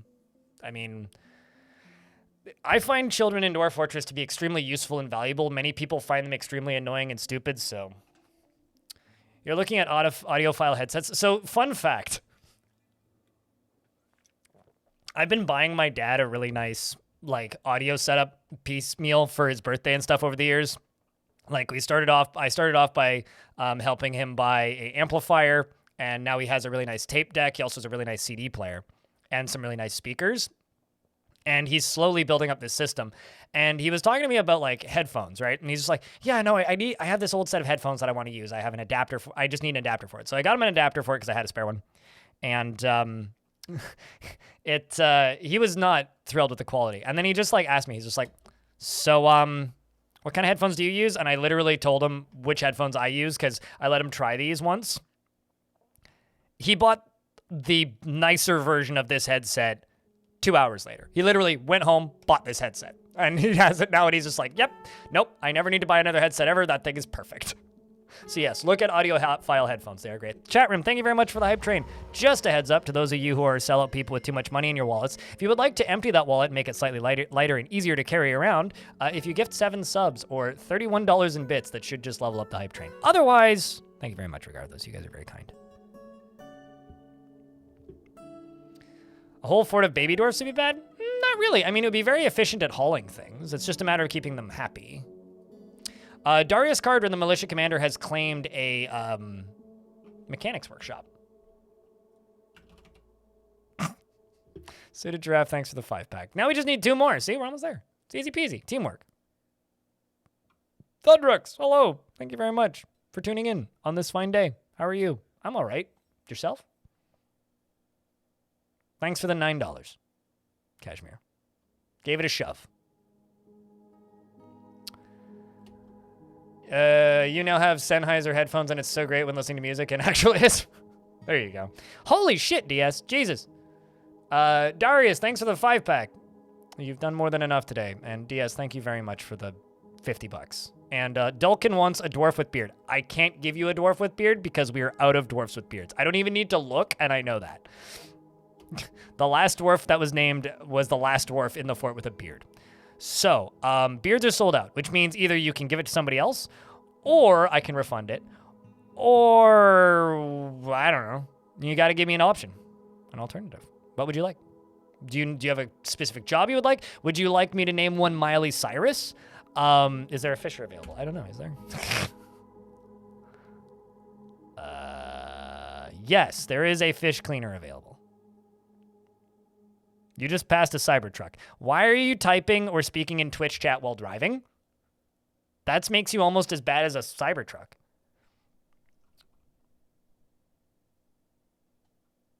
You'll take him? Okay, so name it Dulkin? Or would you like me to give it a different name?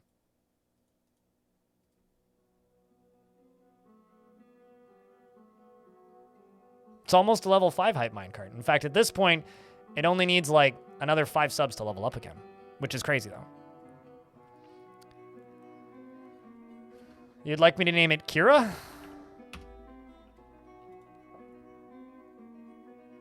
Yeah, also another thing about this fort is I can't increase the population until every dwarf is named. But once every dwarf is named, I have to increase the population. So, you know. Has an incredibly calm demeanor, is prone to hatreds and often develops negative feelings, tends to avoid any physical confrontations and works to square its natural tendency with her respect of martial prowess. She has a tendency to go it alone without considering the advice of others and has an active sense of humor. Tends to reveal personal information and isn't particularly curious about the world. Tends to avoid crowds and becomes very rigid when she's angry and she needs alcohol to get through the working day and does not mind being outdoors at least for a time. She dreams of creating a great work of art and personally sees guile and cunning as indirect and somewhat worthless. Thinks friendship is important, sees competition as wasteful and silly. She likes zinc and black zircon, giant lion leather, banded knife fish. And could you imagine a giant lion mane jacket? Oh, very itchy. Blue peafowls for their coloration and the sound of the zephyr of glimmers, and when possible prefers to consume giant peach-faced lovebird and radish wine and absolutely hates bats. You need new mittens. Okay, well, we'll get some mittens queued up. Your worship Gemsit, and you have several friends in the fort, which is good. Implement that on your own. Currently, the bot has a hard time even turning on, so I'm not going to ask the bot to implement their own commands right now. Was he using VR to drive? Nobody did waste a lot of money on a shitty vehicle.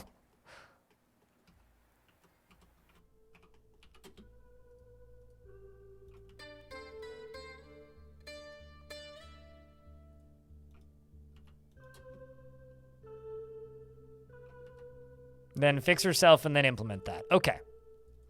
It's like me giving myself a get up in the morning pep talk. Fix yourself. Get out of bed, man.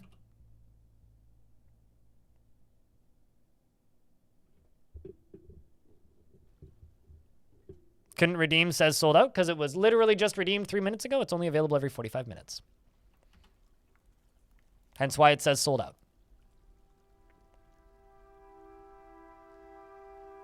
You've been trying for 36 years? Yes.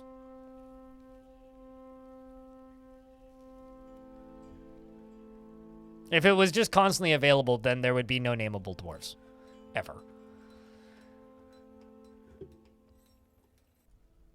Because people do have that many channel points on this channel. All right, so let's get another bed done. And actually, before I do that, let's just jump over here and get this area done first.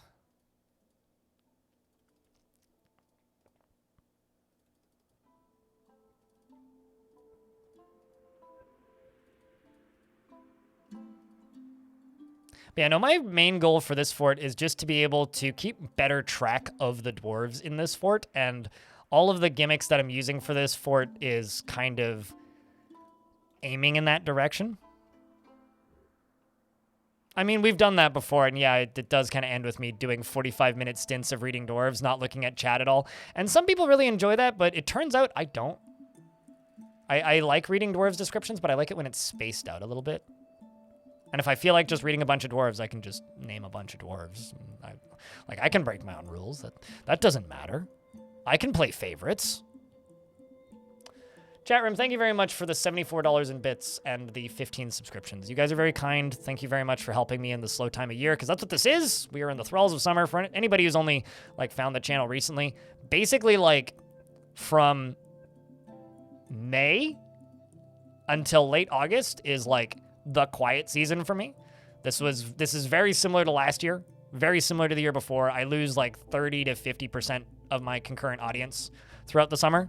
It happens just about every year, and it's consistently annoying. So thank you for helping me survive the summer. You're off to sleep. You have a good snooze, dudes. We'll see you later, Wolf.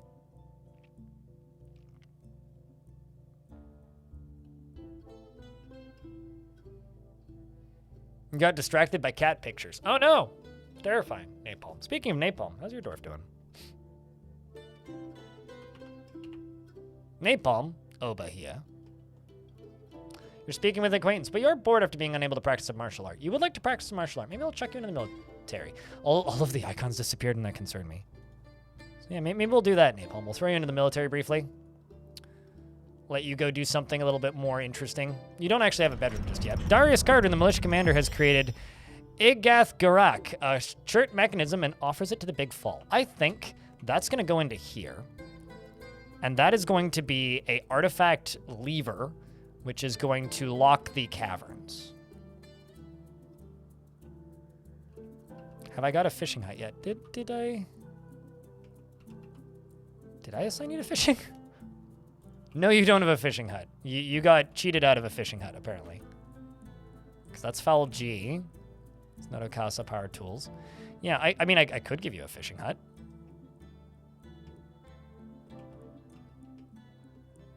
I'm also not sure why there's a camel in here. Still not sure.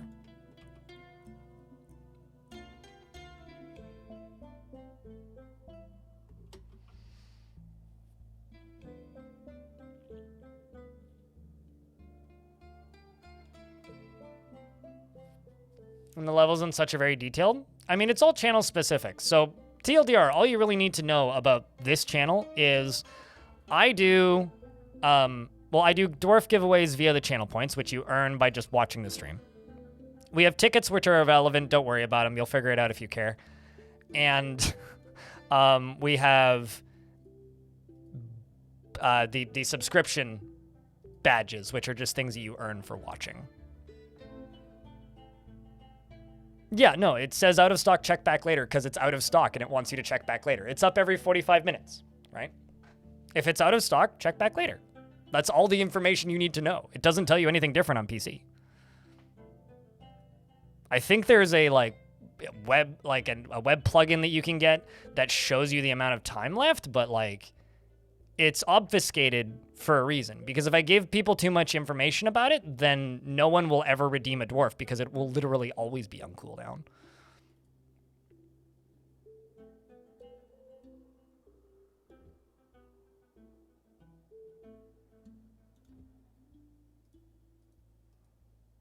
Yes, that too. If you subscribe at tier 2, which is $10 a month, you can just give yourself a dwarf if you want.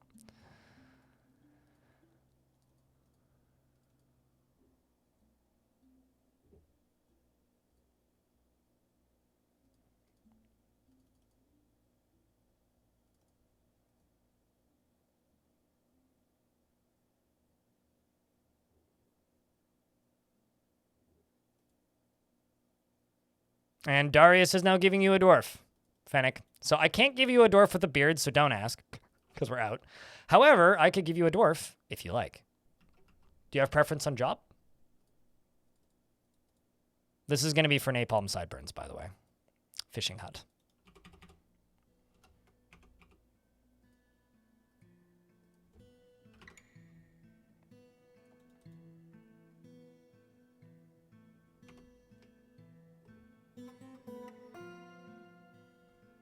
Tickers? I mean, I tick sometimes, but that's different.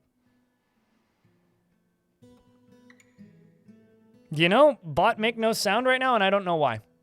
Oh, actually, no, bot doesn't make sound because you have to do it at the beginning of the command, not the end.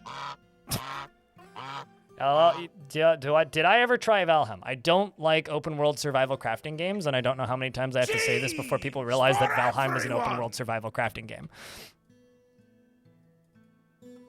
It's probably the genre I have the least amount of interest in, because they're all exactly the same to me.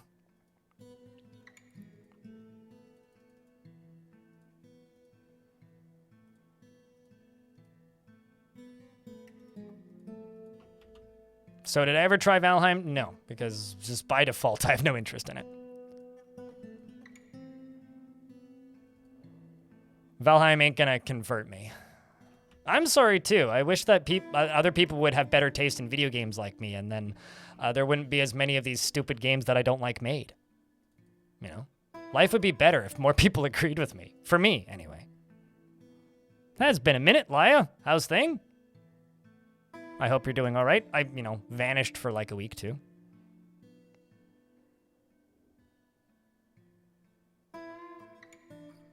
That is actually different. No, because it still requires chopping down trees and putting stuff into bins.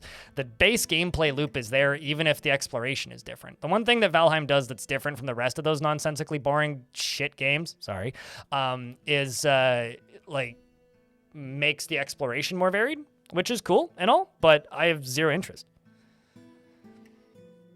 So does DF, sure, but do I need to explain to you how Dwarf Fortress is an extraordinarily different gameplay loop? So, I mean, you could be a sarcastic twit, and I could also, retort and state that you do realize that, Age of Empires, you chop down trees, too.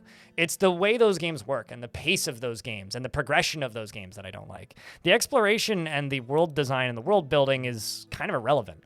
It's the pacing I don't like. It's the same reason I don't play Project Zomboid, because I find it to be identical to the rest of the things that I don't like about those games. The thing I don't like about those games is the repetitive nature of go out, break thing, get resource, go back, repeat. I've never liked it. I've tried it in many different games over the years. They all feel largely the same, and I'm good. Same reason I don't particularly enjoy Minecraft. Same reason I didn't like Ark. Same reason I didn't particularly enjoy Project Zomboid. It's the same reason I don't particularly enjoy CDDA. Is because the entire progression and way you play that game is mind-numbingly dull to me. No, I mean, here's the thing. They're great for multiplayer experiences, but by default, you have to like playing games with other people. I don't. I like solo, and it's really kind of a bummer for me because there are so many games where like I'll see it and I'll be like, oh, this looks awesome, and then I'll realize it's just a open world survival crafting base builder, and I'll be like, oh, for fuck's sake, you did it again. You did it again, Greg. You found another game that looks aesthetically awesome, but you're gonna hate playing. And then I try playing it for like 90 minutes, and I go, yep, I hate this. I hate everything about this.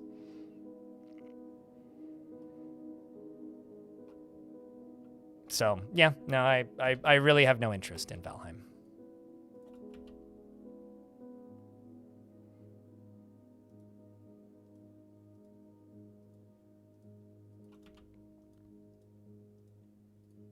Fun fact, the reason I started streaming was because I didn't like playing games with other people.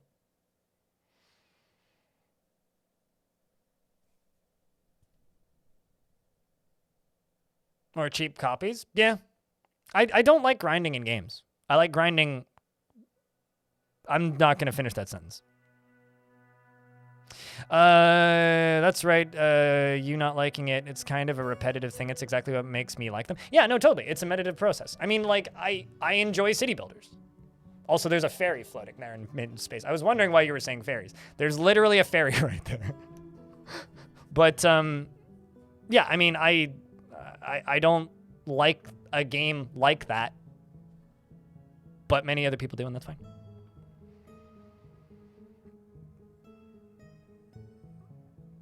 Games are your decompression in me time? Yeah. You like grinding handrails on a skateboard? Gotcha. I'm waiting for the ads to end because there's ads running.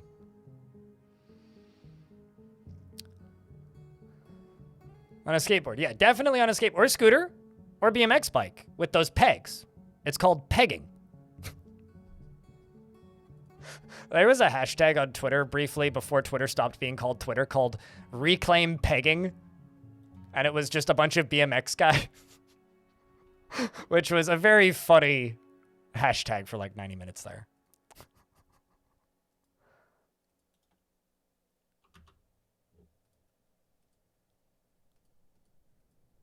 So this is going to be Napalm's bedroom.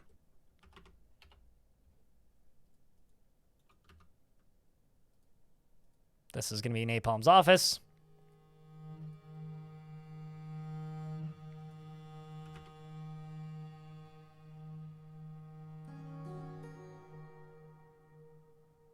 Okay, hold on a second. Where is your study then? Oh, you don't have a study. Okay, well, why are you telling me you do then?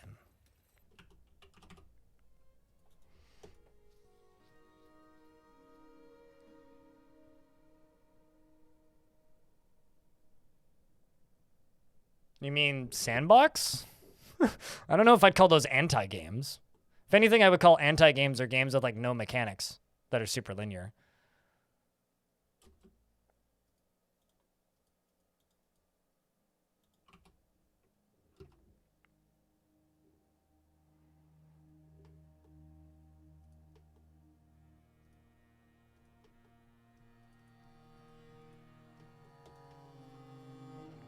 I'm gonna make another fishery, which is gonna be Napalm's.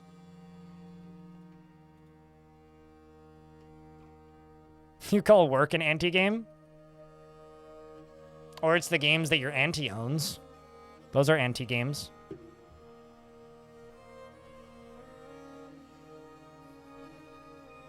You're hedging and some self-respect. Carpentry ain't for everyone.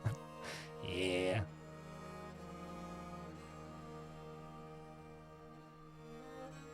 Squishing it into two seconds? I wouldn't complain about that, Entronarch. That seems great. Speedrun the ads. I probably still get the ad revenue, and you don't have to stare at them as long. Nobody loses. This seems great to me.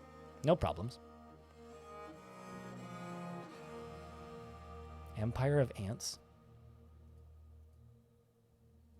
What's funny is, look at a glance, this looks almost exactly the same as Empires of the Undergrowth, but it's not. What?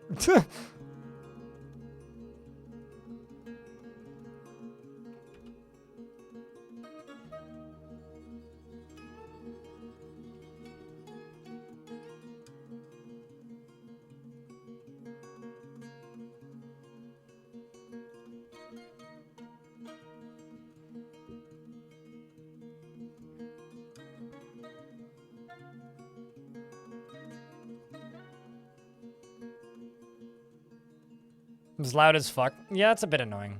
I wish that the ads on Twitch were better at balancing with the volume of the stream that you're watching, but they're pretty bad at it, actually.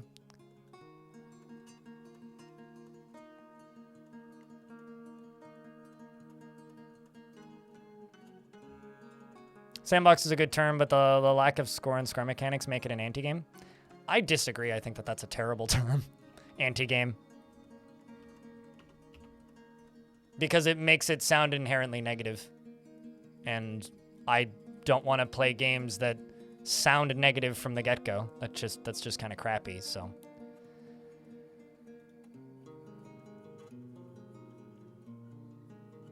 You want to acquire things, you also want to acquire things. Okay, so I'm just like out of cloth is the problem here. Do I need another weaver? Is that the issue? Or looms, rather?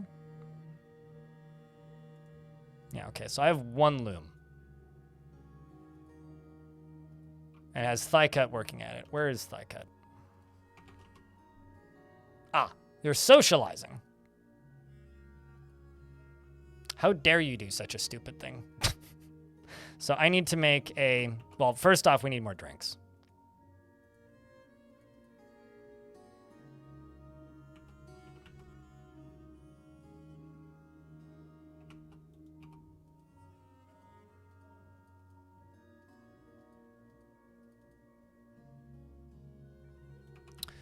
And the other thing I need to do is we need more looms. So looms are a pretty general thing. And this is where my clothing industry is. I'm just going to go down to here and I'm going to make like 3 looms. Because I need to catch up with that farmer's shop.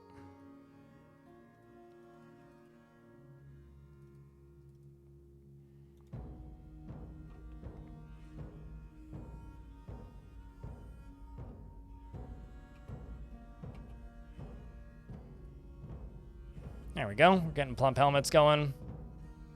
And we're getting some sweet pods going. So drinks can be brewed. And we can re-happyify these dwarves.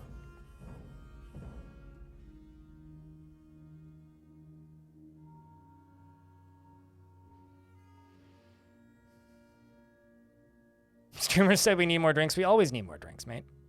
When do we not? From 140 to 1080. I mean, jumping from 140 to 1080 means that your personal connection with Twitch is pretty bad. That's what that means.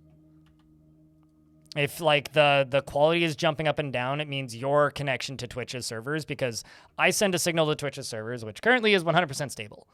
And then Twitch redistributes that to you guys.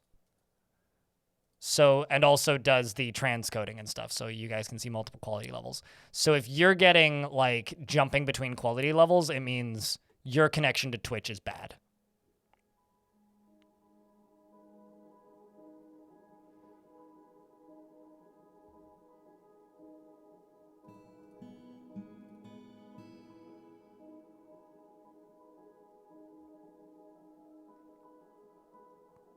I'm also thinking about spinning up a paper industry, because I had that pretty successfully running in the last map, and I think that that might be fun to do in this one. Although, chat, I've got a question. What would you prefer to see me build? A paper industry or a water reservoir for defense? I think water reservoir is probably more important, but just curious mostly. Just like paper. Okay.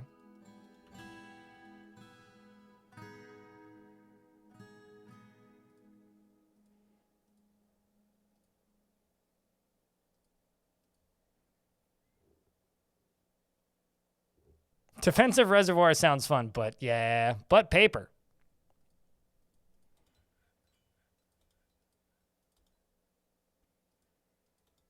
But paper. I think the proper term for this is toilet paper, but, you know. That's where I was going with that, too. Chat understands. We're all in the same vibe.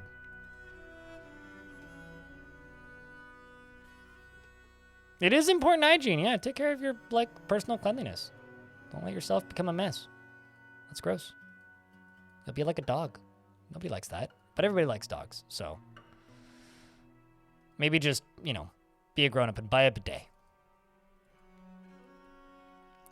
Okay, so this here is going to go... cloth. Plant thread. Boop.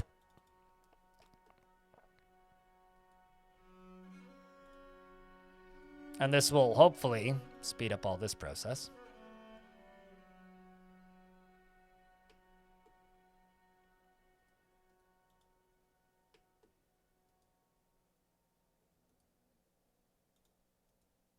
And there we go. We've got cloth happening again. Excellent.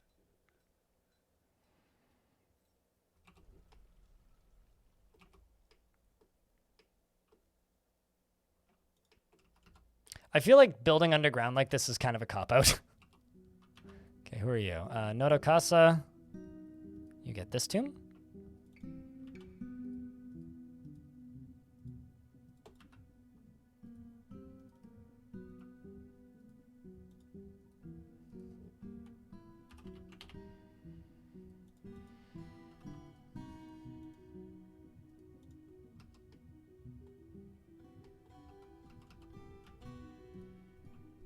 That'll be napalm. This is going to saloon. I don't really have many of these left, though. Well, 9, 8, 7, 6, 5, 4. So let's go up to here. You go to autumn.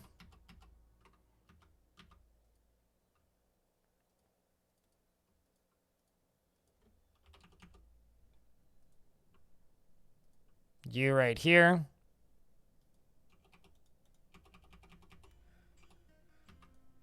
Go to Solon.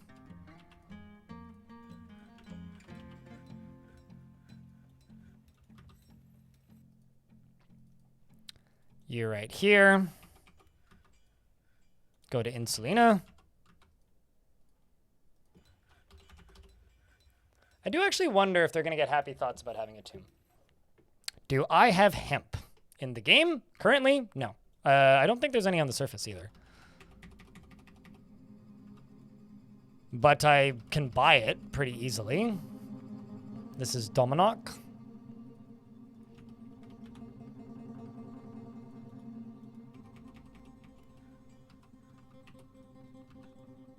This is Lolar.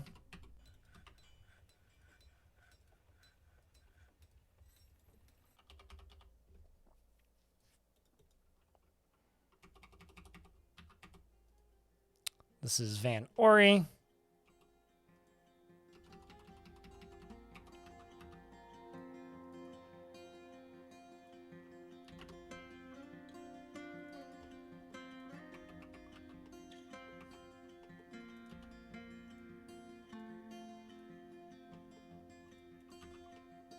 Okay, you.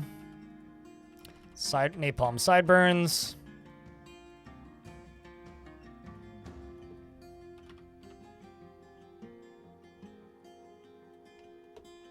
Are you a cop?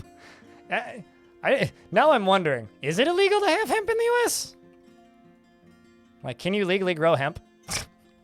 This is Diamond. It's actually not a joke question, genuine question.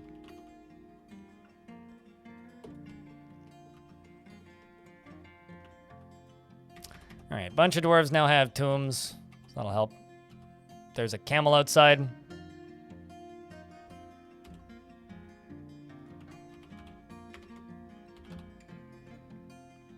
You are extraordinarily happy. You would like to craft something, and you would like to practice some martial art. You do have a grand bedroom, which you're quite thrilled with. And you would like to make something. But I don't really have much in the way of metal bars currently. I do have 1 iron. And 1 billin. Let's make an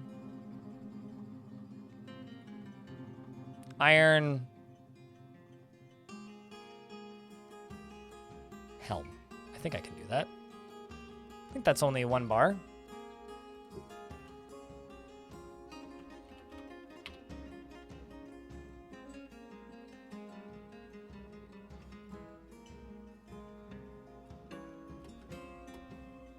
Also, there's some crazy federal-sponsored hemp farms, supposedly, or the past it was a vital supply for defense. Huh. Wild.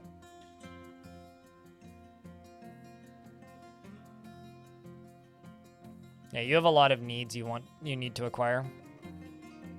Or work on, rather. There you go. You want to help somebody be with family martial training, but... You know, maybe this seems like a really good fort to just, like, enact a mandatory break time. I'm seeing a lot of dwarves that want to practice a martial art. So let's go Cybrek and Dominok. So they both really want to practice a martial art. This siege operator as well. So I think I may actually go over to here and work on this. 1, 2, 3, 4, 5, 6, 7, 8, 9, 10. And then you, 1, 2, 3, 4, 5, 6, 7, 8, 9, and 10. So this right here is going to be a barracks. I was kind of tempted in thinking about the idea of possibly allowing the dwarves to, or like putting individual, because I was thinking about this last night, putting individual tiles into bedrooms so that dwarves will store their suits of armor and such in their bedroom, but I was like, that might be a bit much even for me. Martial Arts Festival? Ooh. That could be interesting.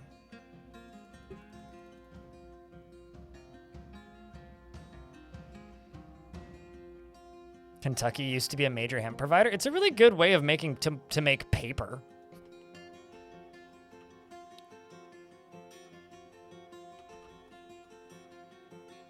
So I'm going to set these guys onto constant training for a little bit. Let them go satisfy some needs.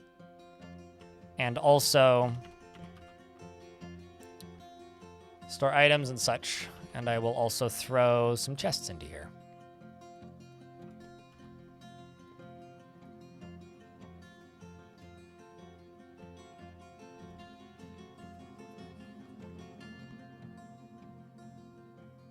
The Guild of Cracking Skulls, yeah.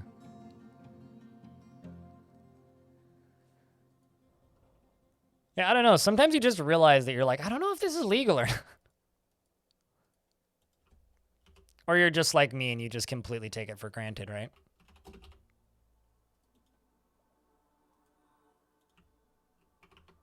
Of the legality of things.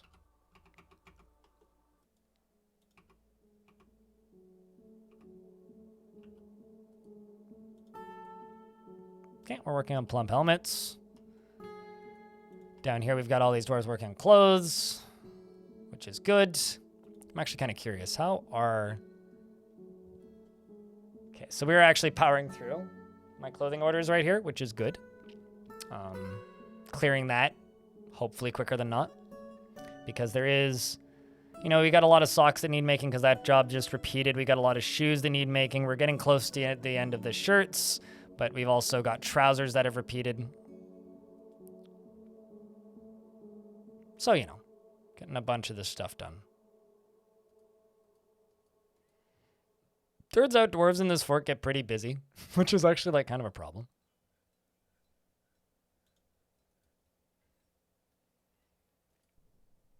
You're making rock blocks. You're making robes.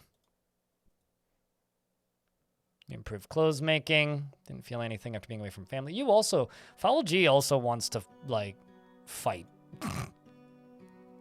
You put on a well-crafted item. Probably one of the shirts you just made the cloth for.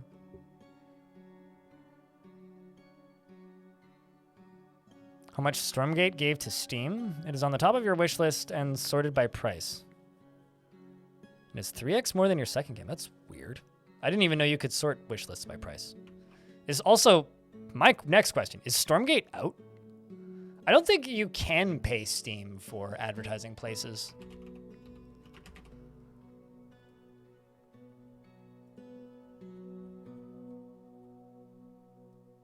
Oh, I see. You can pre-purchase it. I get it. I hope that game does well, though. I will say that. I'm sorry. What? They released all the Kingdom Hearts, a bunch of Kingdom Hearts games on Steam? That's weird. I regret opening Steam on this day, chat. But I'm still staring at Steam. I'm going to close Steam now. Released on 30th of July? Yeah, I don't know. I mean, if you don't like it, remove it from your wish list. I don't know. There's so many things on my wish list, it's barely usable. Felt wonder when learning about fighting. Look at that. You don't see that very often. I don't understand these flames of passion people go on about. Feel satisfied after teaching fighting. There you go. Waiting, watching, fighting, demonstrating.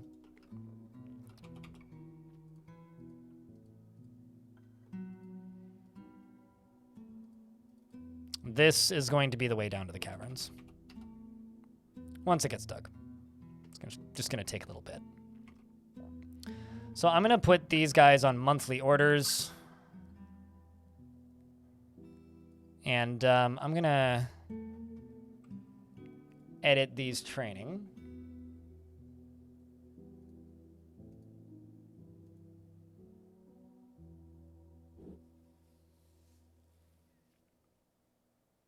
It's Lightning McQueen in Kingdom Hearts.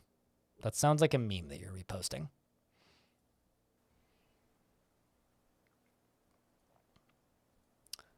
So, chat, there was a bunch of games announced over the weekend. There's a Steam Next Fest going on. You guys know my opinions on covering demos, but, you know, sometimes I do break the rule. Is there anything that you guys are, like, excessively excited about that's been announced recently or is in the Next Fest? Or just, like, you know, curiosity levels of interested in?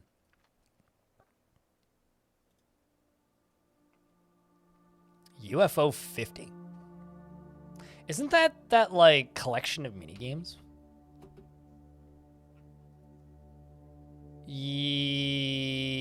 No, it is not. Well, no, it is.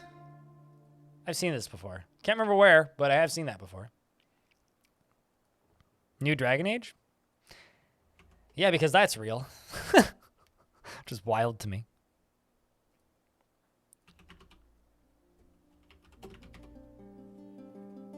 Vileguard. Wait, they actually called it something different? Weird. I thought they were going to call it Direwolf. No, Veilguard, not Vileguard. I can read. Coming soon. No release date. Well.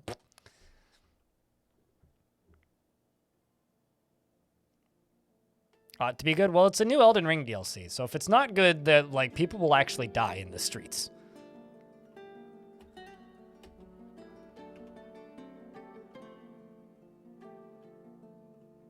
Like straight up, I fear for the general safety of anybody who, you know, working on that. Wait, really? Parkitect guys are making another video game?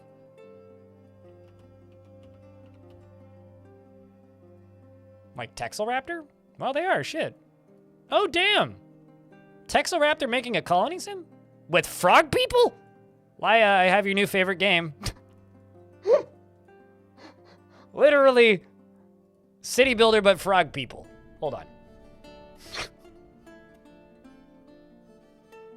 Oh, I'm excited for Creeper World IXE.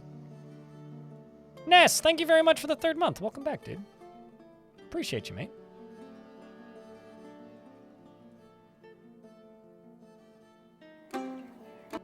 Wow, it is from the creators of Parkitect. Dear Steam, please auto-mute your videos. I desire. Yeah, you know what? I do too, actually. Mostly because I like these dudes, and I played Parkitect and liked Parkitect, and Parkitect was good. So I would like to see them make new game. Has a demo now? I'll wait for the full game. Unless you guys need to see it. Because then we could play it. but otherwise I'd wait for the full game to release. Yeah, I think we found Laya Gushka's new favorite game. I like that they wear bathing suits when they go swimming. That is funny.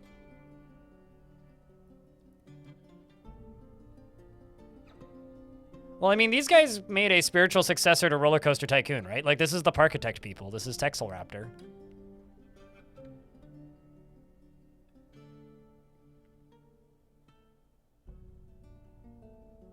That looks cozy. Croakwood. I'll check that on my wish list. Thank you. Of course, Nookrim has it on his wish list. It's the most Nookrim game I've seen in a minute. Raging Cave, thanks for chucking a sub to Laya. It's very kind of you. The art style was lovely. Here, I'll give you guys a link if you want it.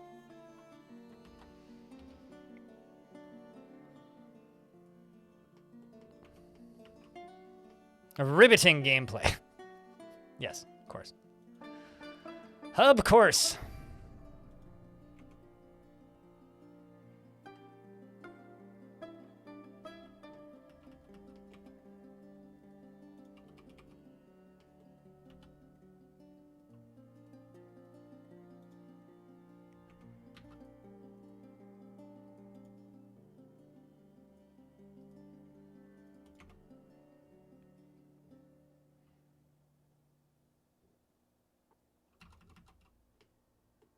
And Lanix, thanks for gifting a sub to Antronak. Appreciate you, dude.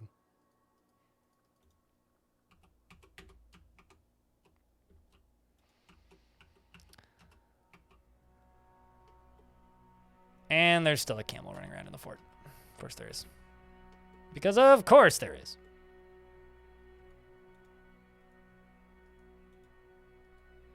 Not entirely sure that this is even working, but oh well.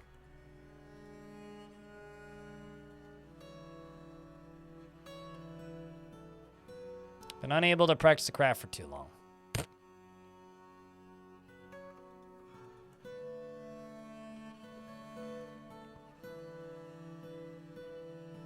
Any suggestions for World Gen not making any inaccessible spots on the map? Oh, so you want less mountains, right? No, actually, I don't know. I mean, like, regardless of what I do, there's always a few areas that are inaccessible. I mean, if you set the map to region instead of, if you set the map to region instead of, get him, Shinobi. If you set the map to region in Advanced World Gen instead of islands, you'll have more accessible areas. But like, I don't think I'm a great person to ask that. We're just chasing. This just needs like yakety sax in the background. Like, this is pretty silly. Like, it's just dwarves chasing a camel. Like, run away, camel. Run away, Monsieur Camel. Escape. Oh, they got it. Okay, they're thwacking it. The dwarves are punching it and whacking it. Get them, boys. They all have hammers now, though. All right, well, camel dead. Everything is fine. Let's see if we can butcher it. Where in the hell is my butcher shop? There it is. Nope. Can't butcher it, so they will just simply remove it. Boom. Wait, really? Geekism uploads videos again? What the shit? Geekism hadn't uploaded a video in like 2 years the last time I checked. What the hell? So he does? That's nonsense. When did that happen? Guess I have to go resubscribe to Geekism.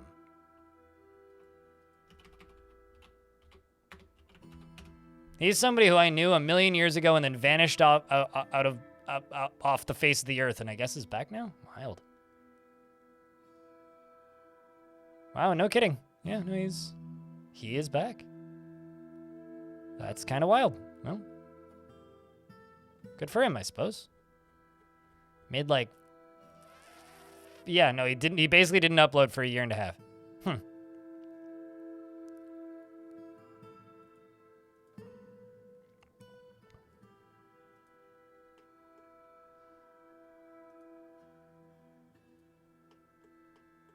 Side note, I need to change my whalebird settings so I don't get not safe for work posts surfaced on Mastodon on whalebird, because that's dangerous.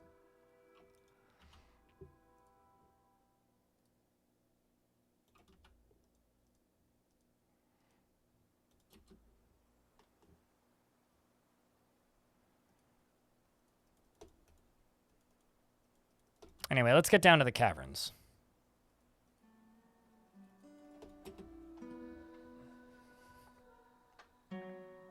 You hate not having all the books. Write your own.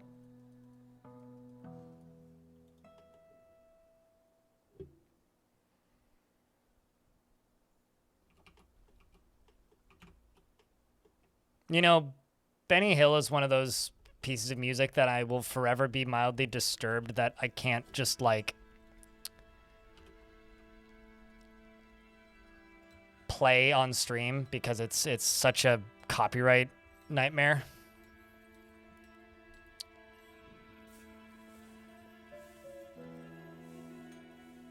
Okay, so let's do millstones. Let's do rock millstones, and we're just gonna do 2.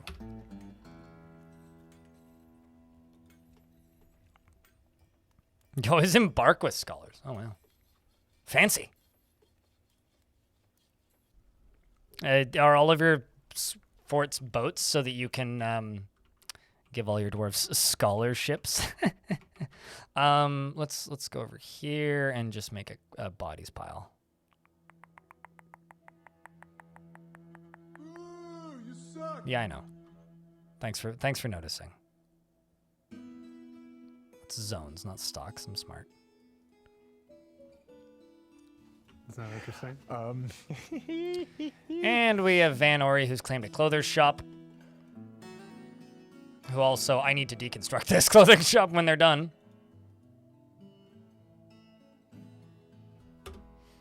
That was actually really funny, though. I'm always really funny.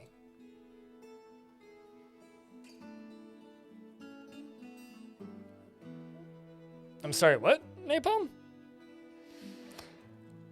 Oh, you re-roll until you get at least 2 dwarves with good intellect and language skill, and then give them critical thinking. I have a question. Why don't you use adventurers instead? Like, build up your fort of workers and then walk, like, 15 extremely intelligent adventurers with 1 guard who's just a giant elephant man or something to the fort. Sorry, I'm Canadian animals, so I have to do this in text, but you mean A tier humor?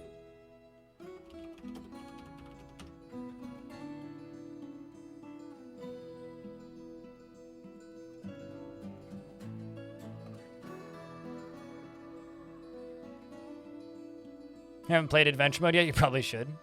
Well, it is pretty functional. You're missing out on a huge chunk of the game if you aren't playing it. I did say sorry, yes.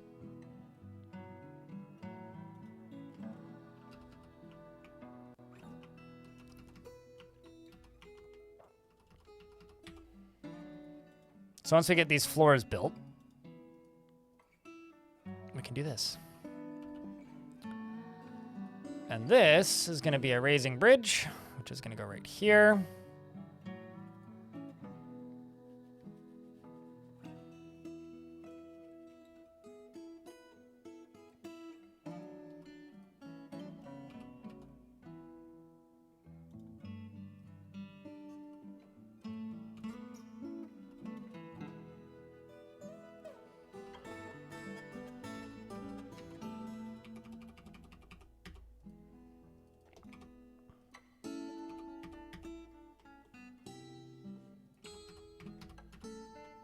Let's just wait for this to get finished while you dig.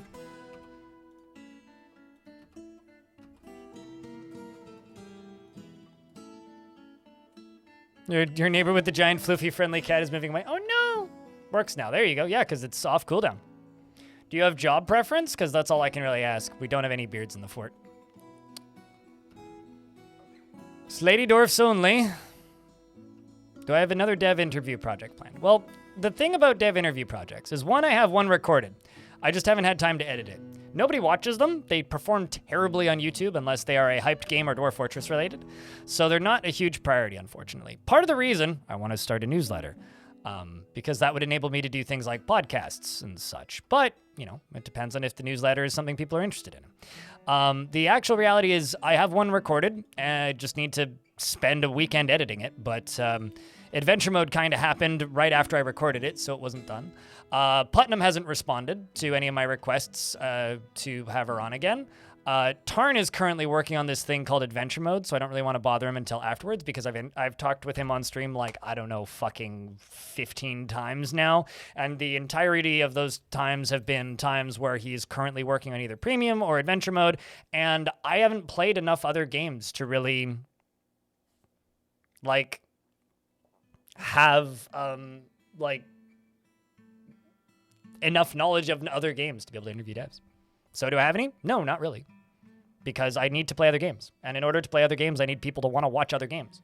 But right now, people barely even want to watch me play Dwarf Fortress, it seems. So it's like very difficult for me to be like, I'm going to step outside of my comfort zone right now and do something drastically different because currently I'm just sitting here freaking out half the time because like the numbers are tanking. So my ability to stretch out creatively into different mediums is even more limited than it is normally right now.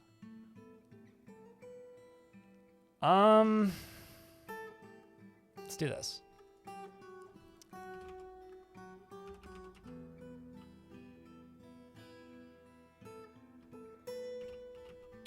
Fennec Fox.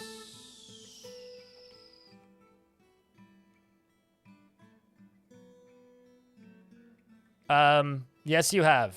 Napalm. So Napalm has nominated Laya to be a Dwarfa. Chat room. Do we allow this? Yes or no? She is ruled by irresistible cravings and urges and doesn't mind wearing something special now and again and is brave in the face of imminent danger, isn't particularly ambitious and tends to make a small mess with her own possessions, and she finds helping others to be emotionally rewarding and tends to think before acting, likes to take it easy, has little interest in joking around, needs alcohol to get through the working day, and does not mind being outdoors at least for a time.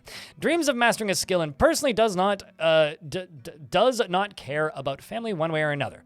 And likes mica, nickel silver, Tavisaurite, giant raven bone, the color chocolate, crossbows and high boots and querns and yaks for their shaggy hair, and giant monitor lizards for their intelligence. And when possible, prefers to consume giant hippo, guava wine, donkey's milk, and absolutely hates purring maggots. I think I might just make 4 squads of 10 dwarves and just like make them all train at the same time for a little bit. Call it an actual like festival of martial arts. And everybody wants to acquire objects and learn something, it turns out. It's funny how that works. But yeah, you're a legendary bone carver. You don't really have a family, but you do have some friends, so that is good. And Laya, what kind of task would you like to do? There are no bearded dwarves, so it's only beardless dwarves available. Dwarves can like purring maggots for their calming sounds, I think.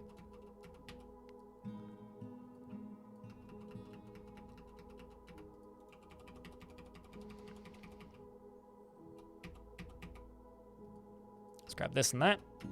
But yeah, no, the interviews are always something that I've done as passion projects.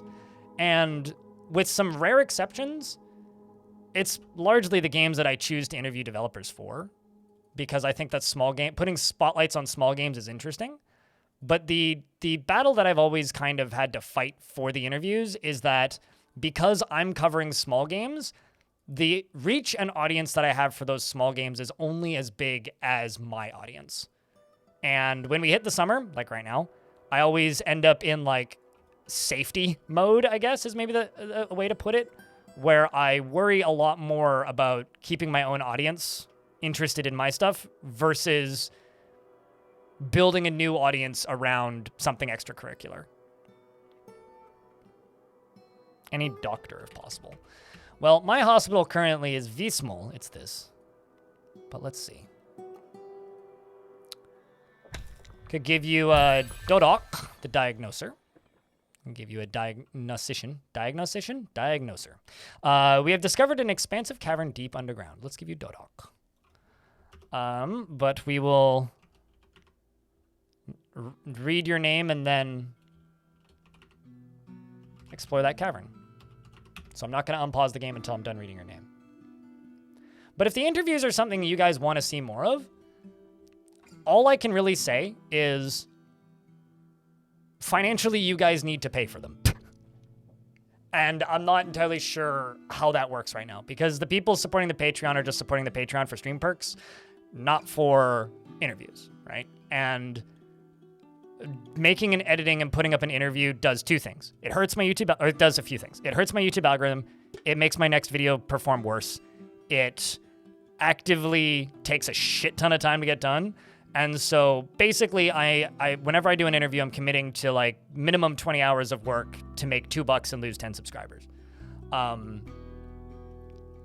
that's painful. And it always is. It's enjoyable to make them. I like making them, but it's still painful. So I become more and more hesitant to do them depending on the season.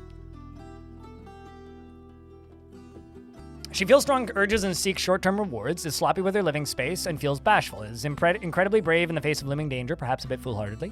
Grounded in reality, moved by art and natural beauty, is troubled by this since she dislikes the natural world, isn't particularly ambitious, is somewhat quarrelsome, and is bothered by this since she values friendship. She likes to keep things practical without delving too deeply into the abstract, and she is quite comfortable with others that have a different appearance or culture. She has an active sense of humor and doesn't focus on material goods, needs alcohol to get through the working day, and personally respects perseverance.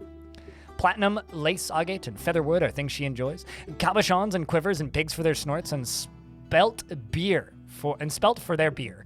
And the words of the adorable monk and the sound of the ivory diamond, and when possible prefers to consume deer, bat ray, and dwarven ale. And absolutely hates large roaches.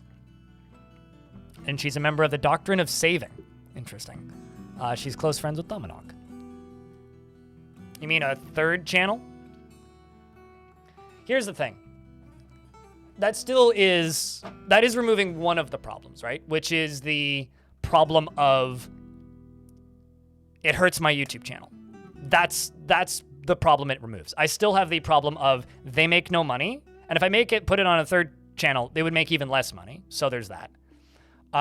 If I put it on the extras channel, basically, in order for an interview to be worth doing, I need to find a developer who is willing to talk to me, right? In order for a developer to be interested in talking to me, I need an audience. If I'm uploading them on a channel with 0 subs, nobody's going to watch them, right? So essentially, the problem that I ran into, because I was making quite a lot of interviews for a while there, the problem that I ran into is this video game released on Steam, right? I released a fuckload of tutorials, which wasn't a mistake. It was the smartest thing I ever did. But what that did do is it more or less solidified me as the Dwarf Fortress guy, which is fine. I like being the Dwarf Fortress guy. But the problem with being the Dwarf Fortress guy is if I do anything that isn't Dwarf Fortress for the rest of eternity, there will be a portion of my audience that will say, it's not Dwarf Fortress, bye! And so I have 2 options. Keep the numbers that I have, which is generally what I'm opting to do because that is more consistently allowing me to pay my bills. Partially abandon that audience and accept that I will just make significantly less money for significantly more work. Or just keep doing the same shit. And I'll be honest, right now I don't know what I want to do. It's been a cause of my burnout recently. Like, I'm aware that I can just largely keep covering Dwarf Fortress without too much issue there. But the problem is, well, yes, I can keep covering Dwarf Fortress. What I can't do is the amount of variety I did in the past, because that audience is now a fraction of a fraction of a fraction of my audience, right? So when I had about 3,000 subscribers on YouTube, I would put all of my VODs on the main channel, and then every now and again do an interview, and every now and again do a first impressions, and then whenever there happened to be one, I would do a DF News video. Now, if I do an interview, it'll perform worse than it would have 4 years ago. Because the people who watch my YouTube channel only watch it for Dwarf Fortress, period. If I do literally anything else, it'll perform worse because such a small percentage of my views come from the subscription box. Most people who watch my channel watch it for Dwarf Fortress content specifically, only click on Dwarf Fortress related content, and thus, if I upload literally anything else, a first impressions, a let's play, Caves of Cud, if I upload literally anything else, it'll get a fraction of the view count. Which means it doesn't get recommended, which means my audience doesn't even see it in the first place, including the ones who originally subscribed for that kind of content. So I'm in this situation right now, and because it's summertime, it's even worse. I'm stuck. Like, I'm literally stuck. And it's a prison of my own creation, largely. Like, I knew what I was doing, but the difference here is there's 150 of you watching right now, and thank you very much for watching, Jesus Christ, versus a few years ago where the same type of content I would be making would have, a fraction of that. So the audience is significantly bigger than it used to be, which is great for me, financially, mentally, content-wise, job, career-wise, and like every aspect. That is a good thing. But the issue is that if I try and stray away from the things that I am known for, the audience vanishes. And that is both very difficult to just like deal with mentally, but also tricky to figure out how to move forward and evolve. And I'm trying to figure out how to do that right now.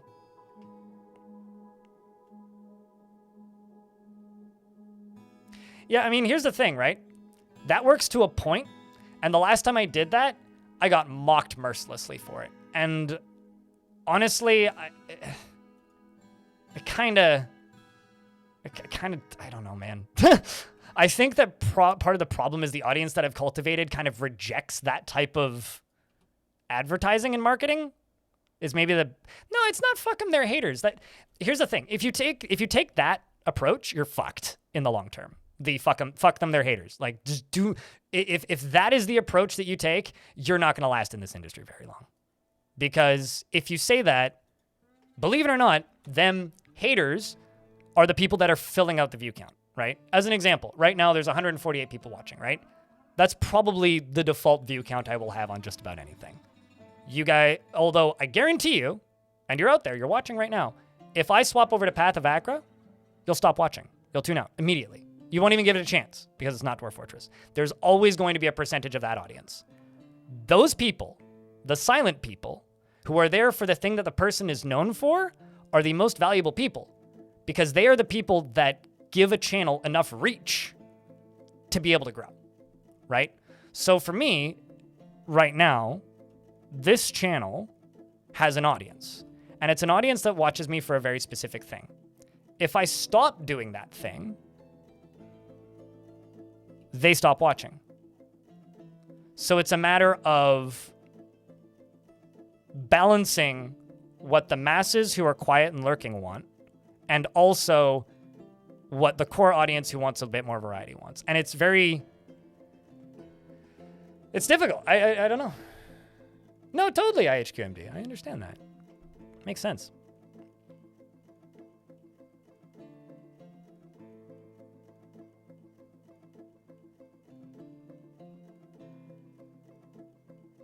It sucks how right I am. At the end of the day, I've done this for... This is year 11 I'm in right now. This is the 11th year of me doing this. It started as a hobby and eventually became a job. And the thing that I gotta remind you is that for the first 3 years, the only thing people would watch me for was modded Roller Coaster Tycoon. And that continued until I got so fucking sick of it, I basically just refused to do it anymore. From there, that progressed into Roller Coaster Tycoon, Parkitect, and Planet Coaster. Eventually, I was able to hamstring some city builders in there and force in some RimWorld, which evolved it a little bit and expanded the audience a little bit and grew me a little bit. But it was a solid 8 months of the entirety of my, at the time, existing audience vanishing, which was fine at the time because I had a full-time job. I don't have. See, I don't want to talk about Roller Coaster Tycoon. If you want to talk about Roller Coaster Tycoon, at ATN Entronarch in chat. I don't want to talk to you about Roller Coaster Tycoon. But I could afford to do that back then because I had a job, right? I don't have a job now. So if I do something that makes 2/3 of my income go away, that's 2/3 of my income gone. So it's a very careful balance between trying to keep everybody happy, keep as many people watching as possible, while also not completely sabotaging all of the success you have up until this point.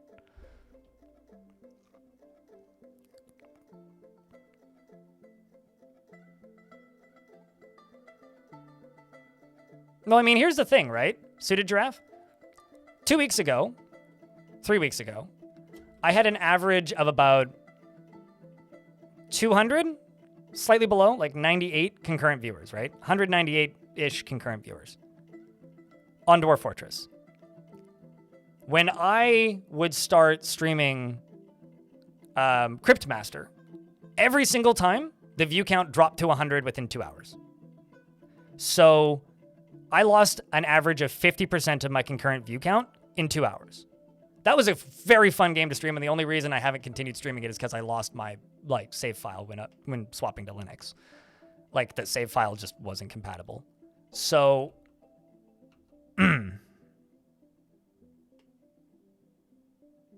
like, that is a game that I think largely people loved watching on this channel. That was a lot of fun. I had a great time with that. But where did those 100 people go? If I kept streaming Dwarf Fortress until the evening, yeah, I would lose some view count because people, go off and do other things in the evening or go to bed. But who's leaving? Because largely the chat stayed the same. And the same goes for the YouTube stream as well. In fact, it was even more starkly obvious in the YouTube stream.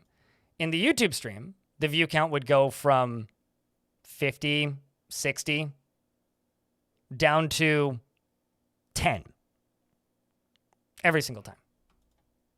So who's leaving?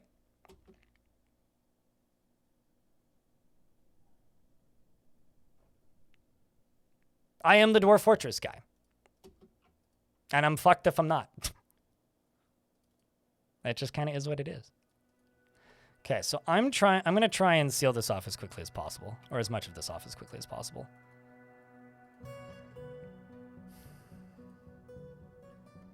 I'm going to go all the way around here, up to here. Seal this.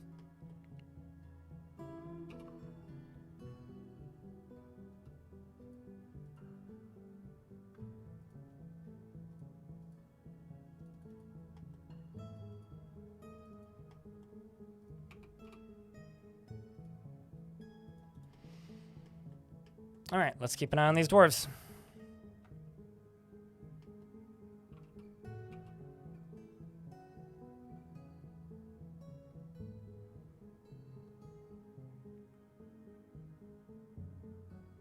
The problem is sometimes, Smith, I'm too real. People don't like the honesty.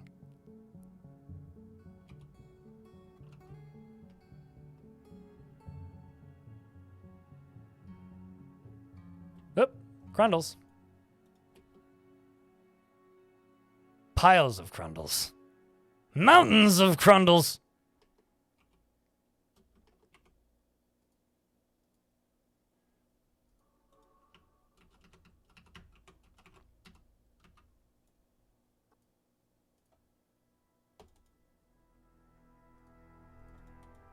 Pretty much, yep. They are in fact on a mission. I've discovered the Great Magma Sea, excuse me. Yeah, look at that. Lava. I love to see it.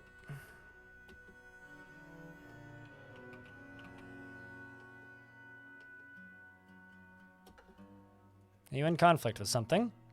Ah, yes you are.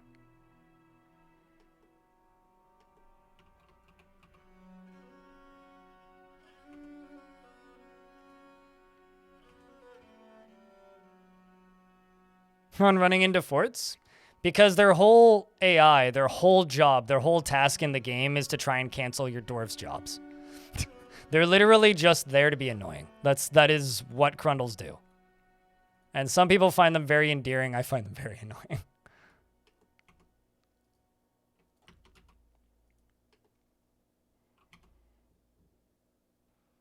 Shallow for magma? Well, I've said this like a couple times, but you probably missed it. This map is very, very shallow. It's like it's only 27 sea levels deep. The giant rivers tend to be very shallow maps.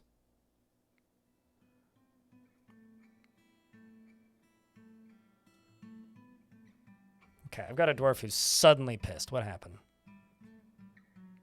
Oh, Shinobi. Did you get injured? Oh, yes, you did. Needs stitches, needs stuff. Okay, hold on. I need 2 more doctors, like stat. I need a surgeon, and I need a bone doctor. Because we have everything we need. That's not an issue. Yep.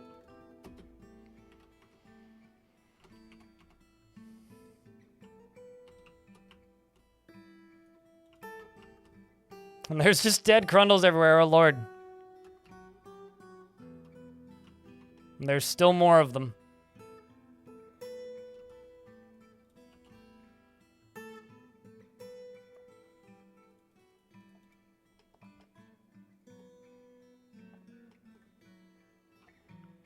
Also, I'm going to do a thing here.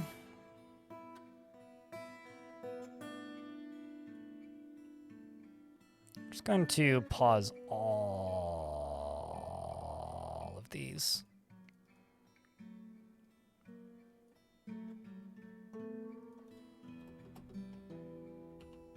Just so that we can get some of these constructions done quicker.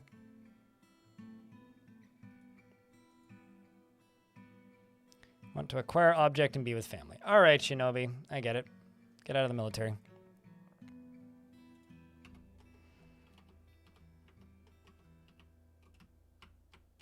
Are Crundles sentient? No. They're wild animals. They lay eggs and you can't tame them, but you can train them and you can farm them. Holy giant blind cave ogres.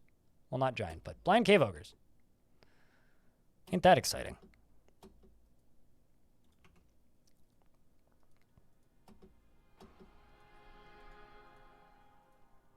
We've got Cybrek the wrestler who's fighting with it. Is doing a decent enough job dodging. Oopsies, wrong button. That's the one I wanted. Doing a decent enough job dodging. Is bashing them. You've got several dwarves as well as Ganatank who's got her axe. I'm sure that's being helpful as well. Yep, hacking at it. Several of them falling pretty quickly, hopefully. Yep, one of them's down. Looks like a mutilated corpse of the blind cave ogre. The sheriff says is hacking it repeatedly. I thought he was saying something, but he's not. He does say how fragile we are beyond fear. None of my dwarves appear to be getting injured, which is good. If I actually look at this blind cave ogre, it's just kind of getting, you know, mauled mostly. Dwarves are doing a relatively decent job of just dealing with those cave ogres. There's also some sparrows close by, and these walls are getting slowly finished up. We got some of them getting forbidden, which is understandable, but, you know, aside from the standard forbidden jobs. Van Ori has gone berserk. I beg your friggin' pardon? Oh, shit. We lost an artifact. So Van Ori is running around beating the shit out of people.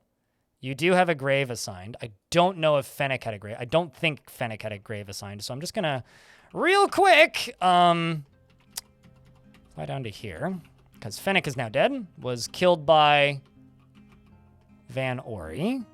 Let's go into here, place you. This is going to be given to Fennec if you don't already have one. Nope, you do not.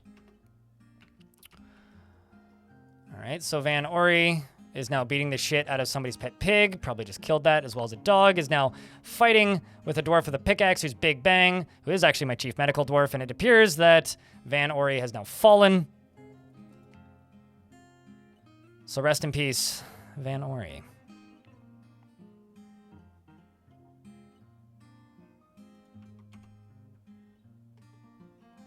I don't think the Crundles got someone. What?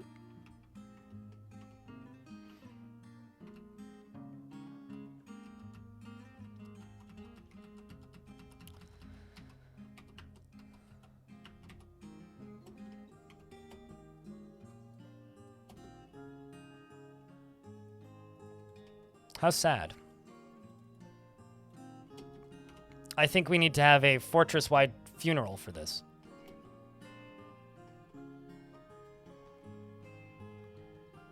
That's the fort for you. No, totally. Not so cozy now, are we? Yeah, I think it's time for a fortress-wide festival. Yeah, I thought that I saw that icon up there, and because I thought I deleted it, so I thought that they'd like gone to complete it, but I guess not.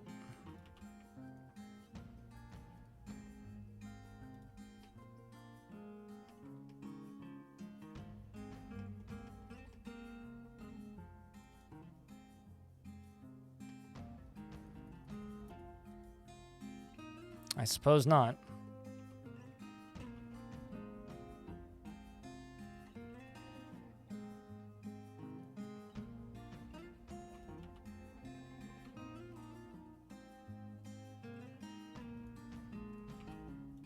I'm going to try and just seal this off on the upper layer.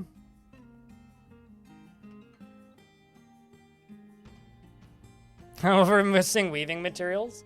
Yeah, no, it's a terrifying day. You got attacked by a net, and then you thought that you'd have problems for but a random human spearman that was passing by just thrashed it. Yeah. Ettins are shockingly weak at times.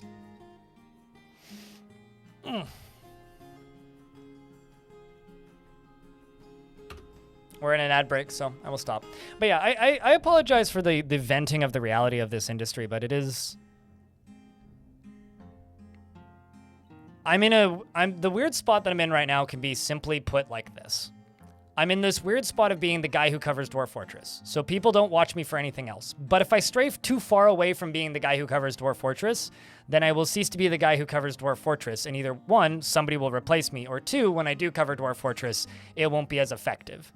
So I never really, honestly, know what to do when summer rolls around, and if I start doing things that are too drastically different, I alienate my built-up audience, and a lot of people just don't watch. The chat's generally the same, but the people that watch quietly just don't tune in.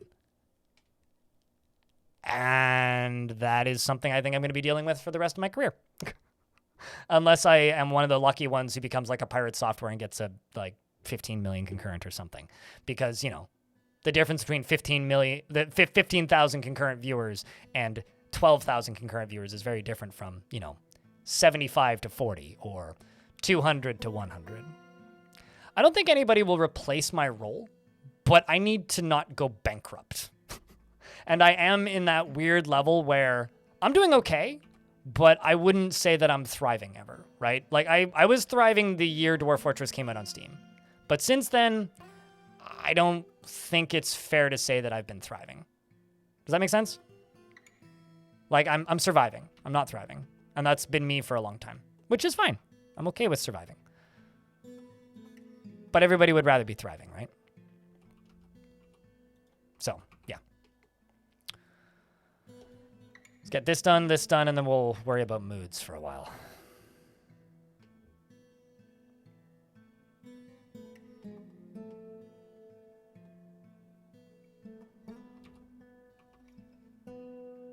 It's a bind for sure. Yeah. I mean, I was just barely getting by. Now I'm doing okay, right? Before Premium came out, I was just barely getting by. And now I'm past that point, which is good. But now I need to figure out how to engage the audience that I have more effectively.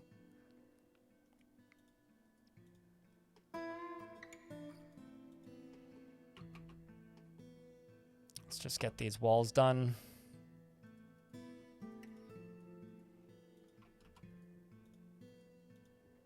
Poor Crundle. They keep canceling my jobs. If they would stop canceling my jobs, then we wouldn't have to kill them. It's their fault.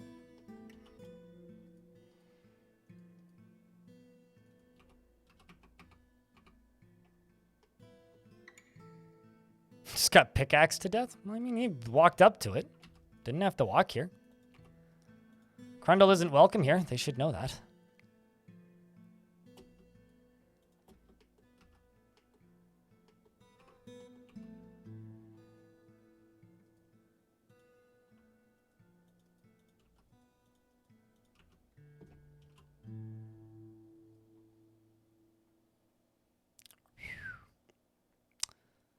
Well, at the very least, we're getting items placed in tombs.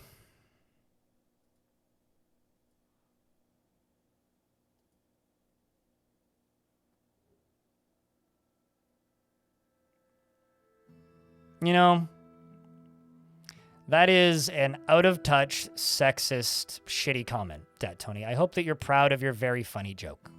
Everybody, we should laugh and give a round of applause for somebody outing themselves for their lack of intelligence. You're walking your bonk. Exactly. Mirthsoft, hello. What's up, dude? It's good to see you.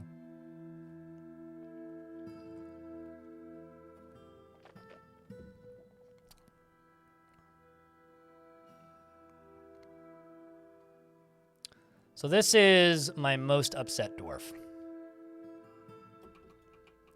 Yerp, Fennec died. I think Shinobi is going to become my tavern performer. Or, yeah, performer, not keeper. I clicked keeper. Performer.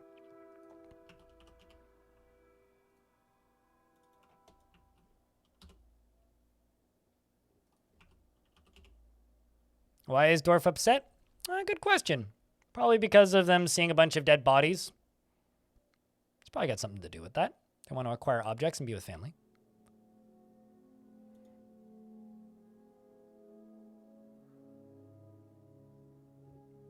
You got bopped for supposed theft of weaving material? Not really, but... yeah, this dwarf's got some pretty bad trauma. We can work on it.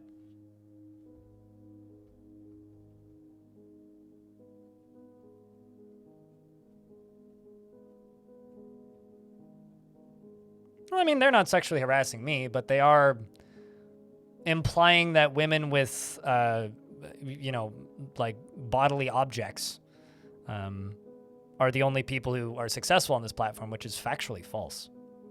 It's like 80% dudes in the top 1,000. It's like, yeah, models do well, naturally. It's the same reason we have bathing suit models. Sex sells. But you don't have to, like, you know, objectify people and state that that's the only way to find success, because it's not. Never has been.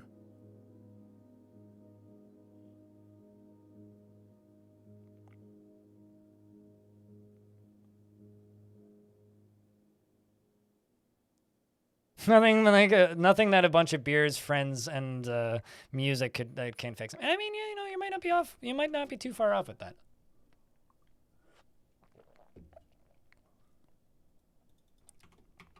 Okay. Well, we are getting there with this lower section. Let's just try and get the last of these done. I do not think that there's any dwarves outside right now.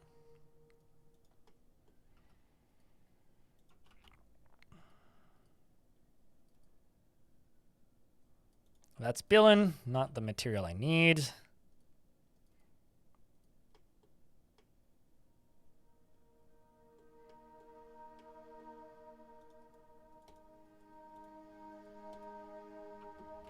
What are most of the dwarves doing currently? A lot of planting seeds, okay.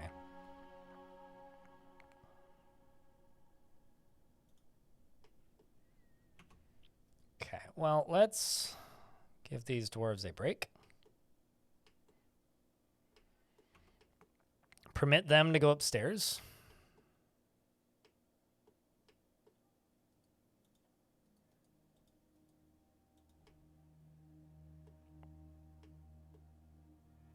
You watch a channel with a very masculine dude who's has an unbelievable amount of people shitposting calling him daddy, even though he's repeatedly stated that it's sexual harassment and it's not cool. Another that you watch is a trans feminine streamer who gets some uncomfy comments. Yep, and there are perhaps more subtle than the male streamer gets, but they're still distressful. I mean, they don't actually bother me that much. It's more just something that I like to call people out on because it makes people immediately realize that I don't think it's funny. As I think the problem is there are equal parts memers who just think it's hysterical and also people who are genuinely bothered by it, right? I'm not somebody who's particularly bothered by it. I find it a bit annoying, but it's not like it is actually something that makes me mad. Whereas there are people who are genuinely bothered by it and get like mentally damaged from it. There was certainly eras in the past where I was more bothered by it, but these days, whatever. It doesn't really bother me all that much. It's more of a just eye roll. Well, that's immature. Anyway, kind of deal. This might sound weird, especially since I've never seen you partake in tabletop RPGs, but you might be able to... No, I have no interest. For lack of a better term, or actually here, I'll give you an example. YouTuber friend of mine, Nukrium, streams on Twitch, right? Go watch his Twitch streams of his normal stuff, and then watch his D&D streams, and look at the view count difference. The thing about tabletop streams is, unless that is literally the only thing you do, similar to Dwarf Fortress, nobody will tune in. In the streamer biz, we refer to doing tabletop streams as channel suicide, unless that is the only thing you do and the only thing you are known for. As cool of an idea as it usually sounds to do tabletop streams, that's something you have to build a channel around specifically.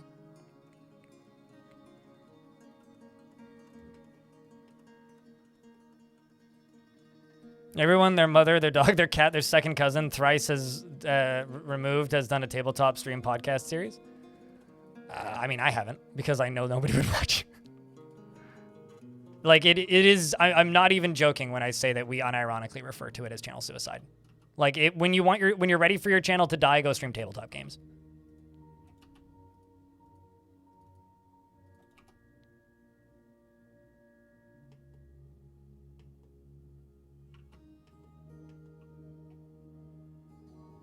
It's a monopoly?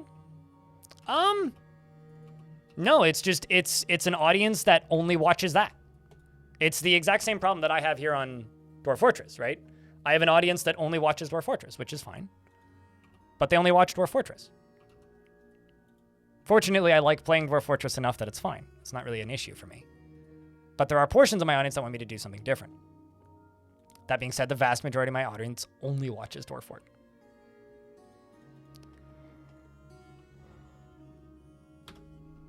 You find it fun to play, but not to watch? Totally. Totally. I mean, it's another example of this that's a really good example. Some of you might know her. I don't know. She's pretty far away from what I do.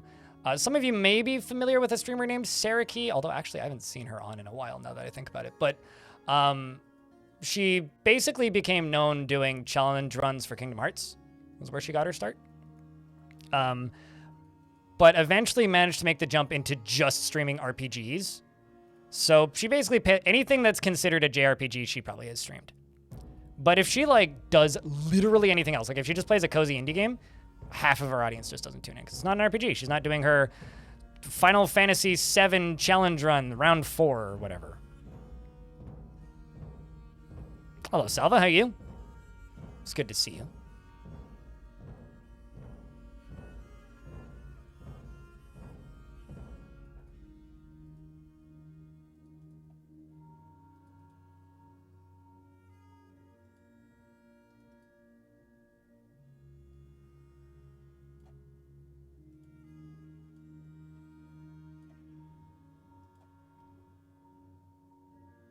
What got you into Dwarf Fortress was playing tabletop RPGs?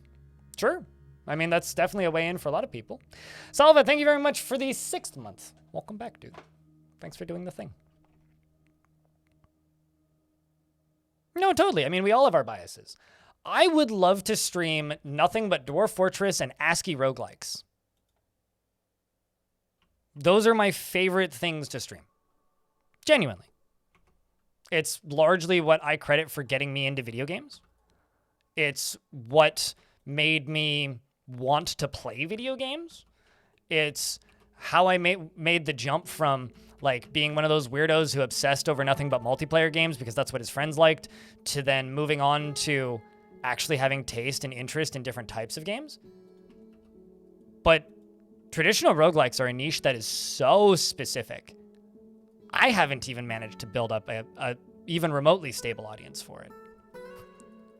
Like, it's the one thing that I like, that I say that I do, that realistically, I don't, because it doesn't matter how much I like that type of game. the audience for it quite literally doesn't exist. It is microscopic.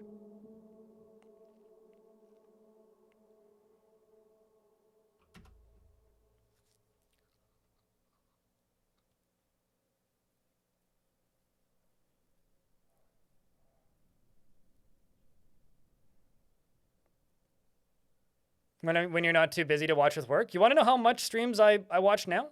Did I played LCS? I'm assuming you mean Liberal Crime Squad. Sure, it was fine. Would I stream it?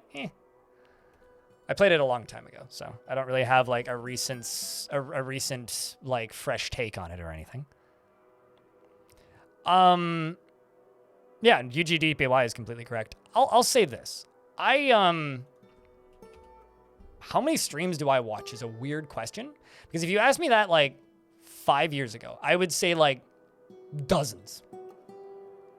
I couldn't tell you the last time I watched a stream for more than 20 minutes. Like there was plenty of channels that I follow that I keep an eye on, but I don't watch streams anymore. And largely the reason I don't watch streams anymore is I don't really have any friends on this site anymore, except for the people on that are in my stream team. Outside of the people who like frequent my chat that also stream Dwarf Fortress, I don't really have friends on this site anymore.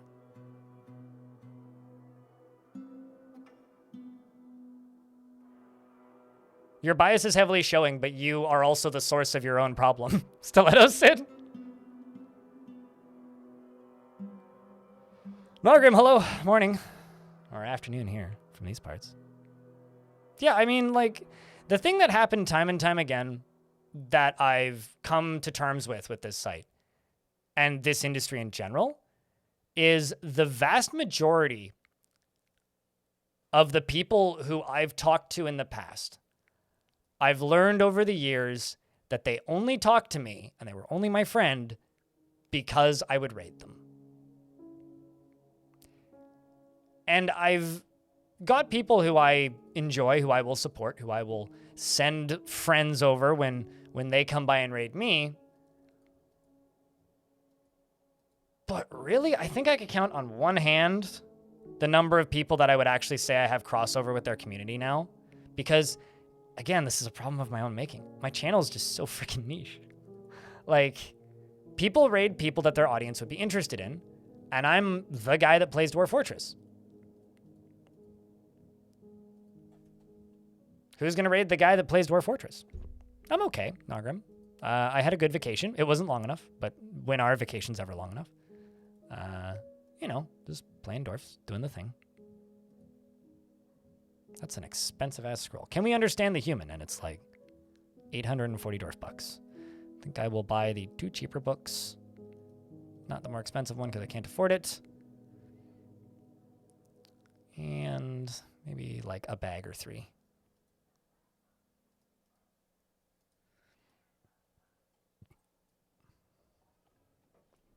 And some ropes.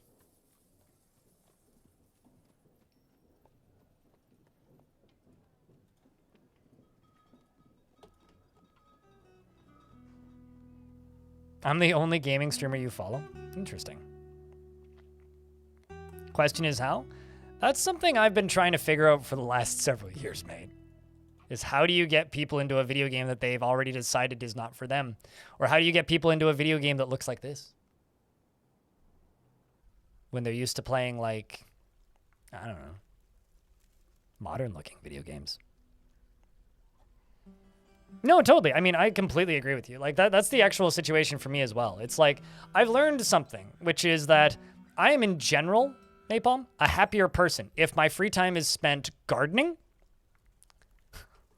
and riding my bicycle and going outside. If that's what I spend my free time doing, I'm generally a happier person. Which is better for the streams, it's better for me mentally, and it's better for, like, basically everything it's better for. Whereas if I finish my stream, play video games, and watch more streams, I'm nowhere near as happy of a person. And I become harder to watch because I'm not as happy. So when you think about it like that, honestly, Van Ori, Van Ori had a tomb.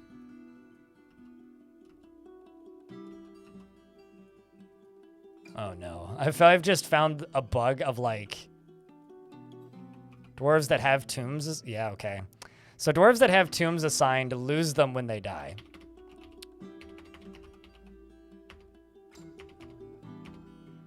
Or do they not?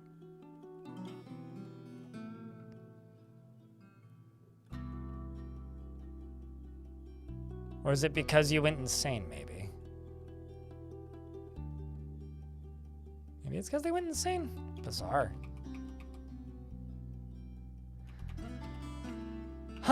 Weird.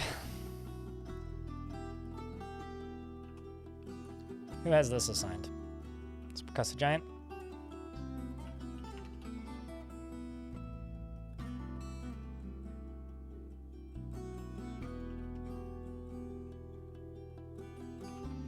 Yeah, it happens with nobles.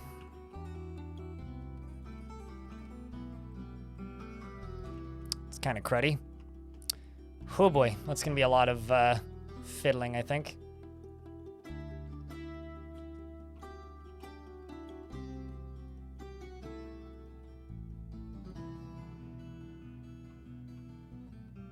Oh, nobles have never, ever, ever, ever, ever gotten buried. Okay, so I need to make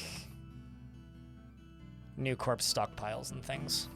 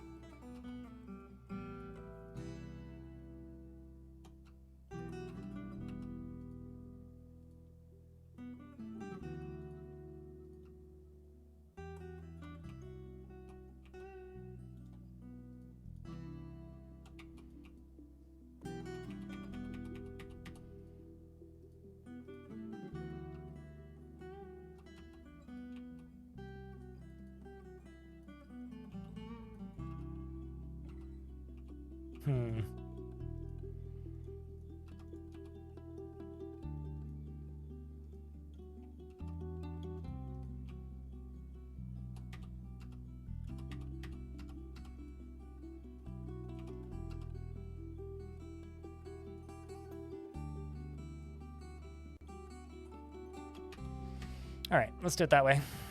Where are you getting buried? You're already buried. You're in the group tomb.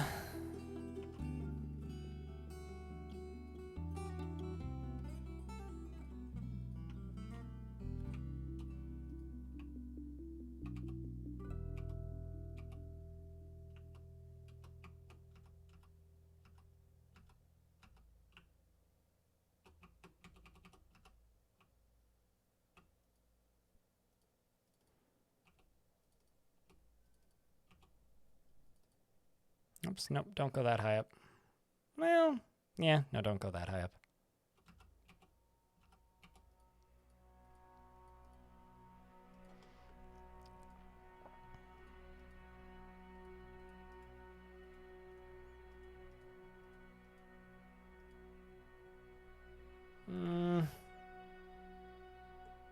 Yeah, let's do that.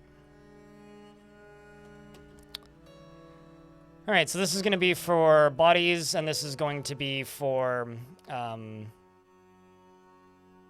this is going to be for bodies, and this is going to be for tombs, or for corpses rather.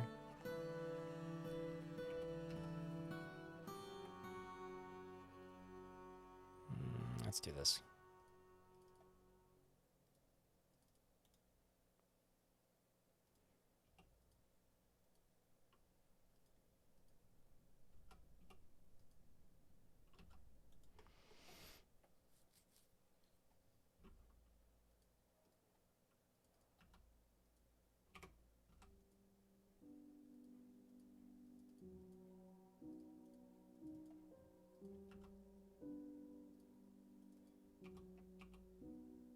Down here, down here, down here. And get rid of this.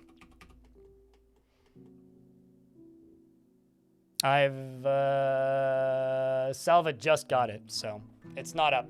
So 45 minutes until it's available. So Salva, there's only male dwarves available. It's 50 minutes, I think. It's like once an hour. There's only lady dwarves available, so do you know what approximately kind of job you would like?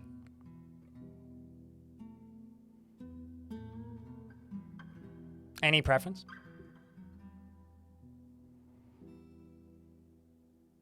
Yes or no? If it isn't something I have available, then obviously I can't give it to you.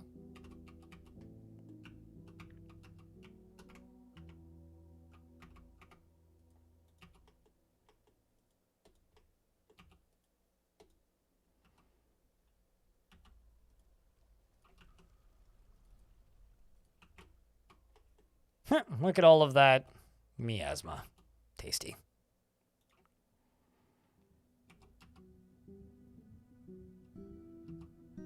You downloaded the Fire Orb map. Looking forward to messing around with that on your break. Enjoy it, dude. It's a good map. It was a fun fort, too.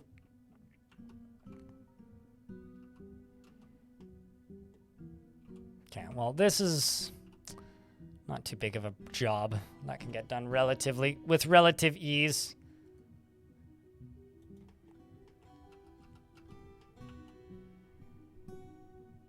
I'll take a stoneworker if it's available. Solon's available, Vokar's available. Which one would you prefer?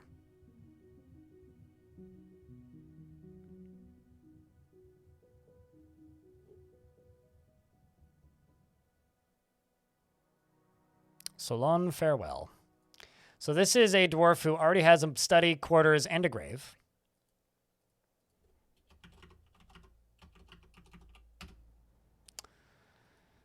Selva, you do want martial training. You're not in a squad, which is fine. You are blissful after remembering sleeping in a very good bedroom. You're currently processing plants. She lives at an utterly languid pace of easy living, calm and slow, very impolite and inconsiderate of property. Tends to ask others for help with difficult decisions, and she is somewhat fearful in the face of imminent danger. I also need to get rid of this. And she is somewhat fearful in the face of imminent danger. She has a calm demeanor, and she is somewhat quarrelsome. She is bothered by this. Since she values friendship, she does not go out of her way to help others. She doesn't focus on material goods, and she needs alcohol to get through the working day and doesn't really care about anything anymore. Dreams of crafting and masterwork, and personally respects power and values independence, and doesn't think one way or another about leisure time. And likes magnetite and tin and rose quartz and clear glass and carp and black bullhead bone and the color auburn, gems and bucklers and buckets, and the words of the adorable monk and the sight of the diamond silver, and when possible prefers to consume shell, snail and perch and dwarven beer and white millet, and absolutely hates leeches.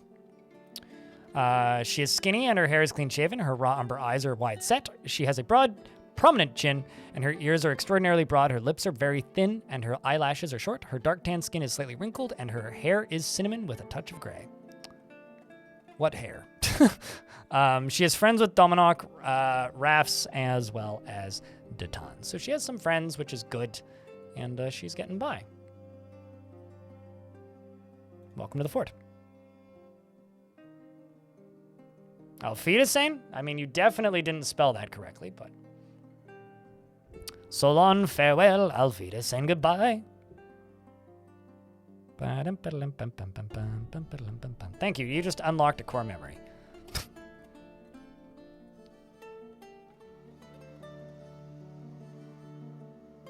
All feet insane, got it.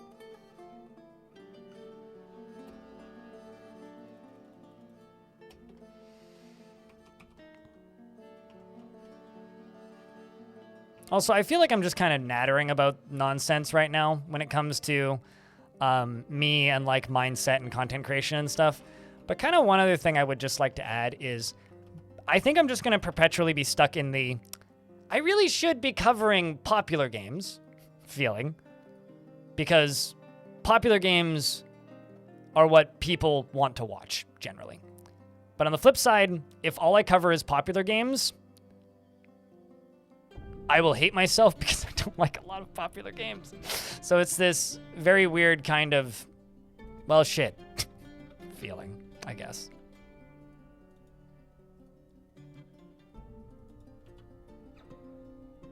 Exactly. No, I mean, like, well, rather, it's not popular games. It's the people who have money to tell you that their game should be popular games.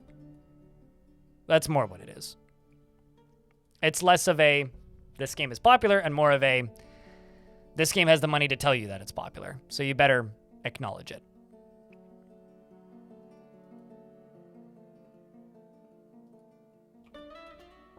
Sound of Music, Ranger Rick.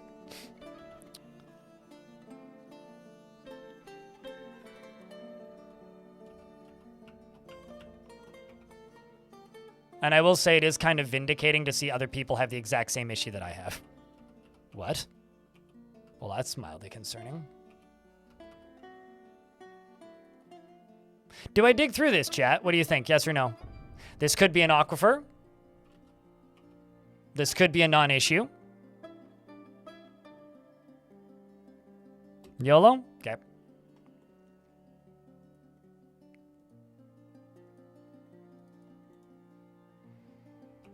It could be a cavern. It's far enough down to be a cavern. Although we're about to get hit by an ad, so when it pops, I will pause it.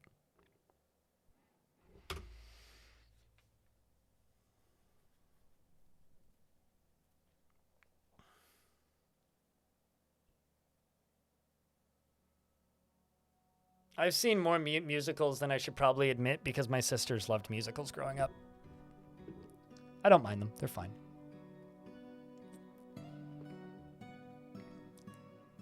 We had that movie, or we had the Sound of Music on VHS, actually. It was a lot of discs.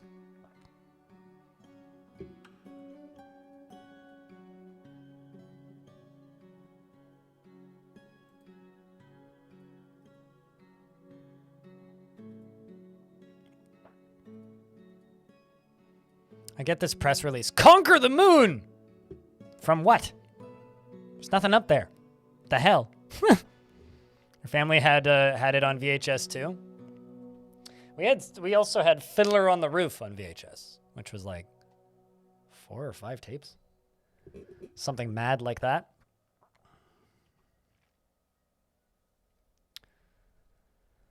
You go for a whole ride when I hear the Sound of Music referenced. There's about 5 different layers of it jokes between me, your friends, and D&D groups. Yeah, well. Doe, a deer, a female deer. Ray. A pocket full of sun. Me. A name. I call myself. Fa. A long, long way to run. Well, would you look at that? It's an aquifer. Okay, well, that's mildly disappointing. But also, at least it's just an aquifer.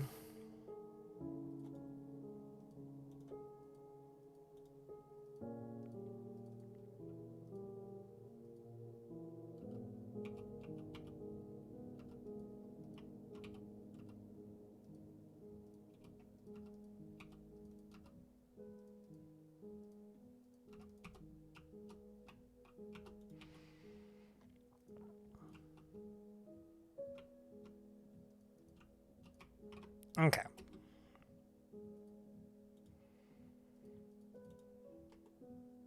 So now we just need to wait for all of these to get constructed, which is going to take a little bit. And Cyberk the Metalcraft has been taken by a Fey mood.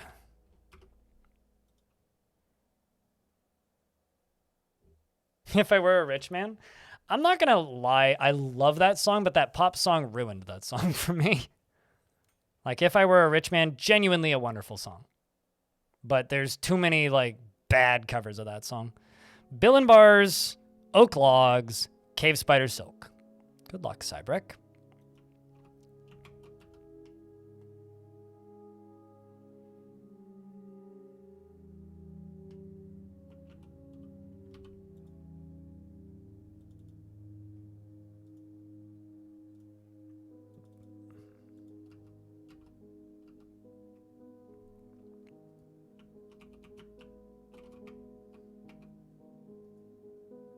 Okay, so this is getting constructed. That's getting constructed.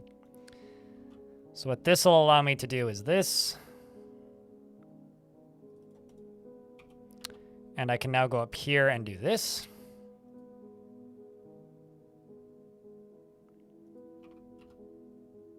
I can go down here and do this.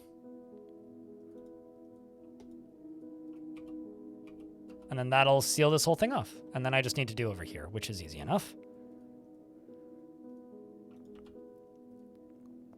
And we're just gonna do 2 more scaffolds, so bridges. I made a short about me using bridges as scaffolds, and like I think the people who saw that short's like minds all collectively melted because they're like, oh my god, that's genius. I got a lot of holy shit, you're a genius, which I'm not a genius. I just simply use the mechanics that are provided to me. I think right here is going to become a hotkey. The Cybrack, the Metalcrafter, has created Usan Luth, a Billin bracelet, and offers it to the Big Fall. We will read that in a second there, Dwarf, after I do this. And let's jump to that. What's this? Akia stole Division in Practice, a copy of a book. Akia stole a book. This is a Billin bracelet. All craftsmanship is of the highest quality. It is encircled with bands of Billin. This object is adorned with hanging rings of cave spider silk and menaces with spikes of oak. Very simple, but effective. I like it. I think we will give it to our broker. Wait, never mind. The broker already has something. Does the manager have anything? No. Okay, so this ring can go to my manager and slash bookkeeper. I like how the dwarf in this bedroom, Dominok, is sleeping with his warhammer.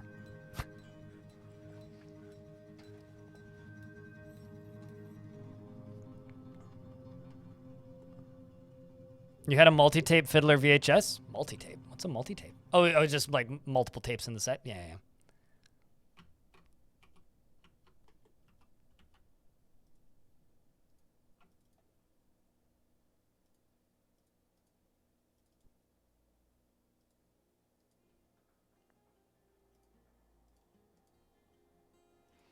Making some bedrooms down here, which I think will look pretty rad.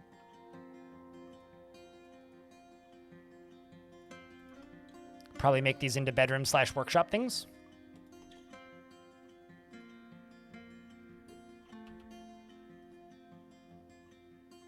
Kind of actually wish this fort had some children in it because it would make hauling things way quicker and easier. Right now, hauling things in this fort's a bit of a pain, quite slow.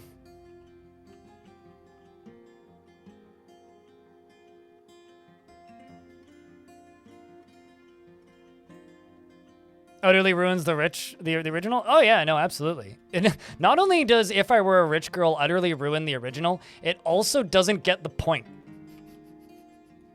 Like, not a rant I feel like having on this day, but I will say it is an offensively bad destruction of a great song.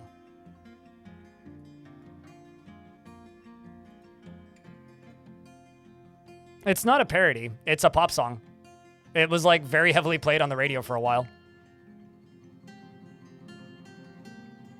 Yeah, exactly. It's like a legit. It's a sanctioned, permitted cover. Like they allowed her to create that travesty.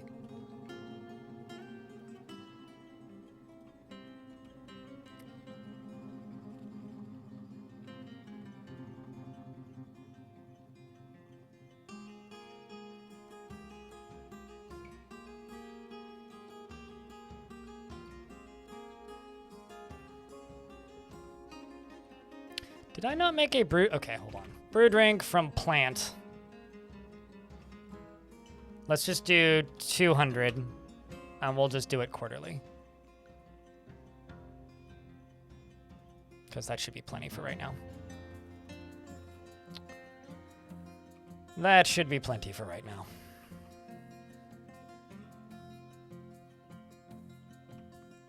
Like, if it was a parody, that'd be one thing, because then, yeah, you could just ignore it. But no, it's, like, actually a... It's actually a thing that people listen to, and it's on an album that people bought. Like, so it's basically just, like, ingrained to be a ruinous song variant for all eternity.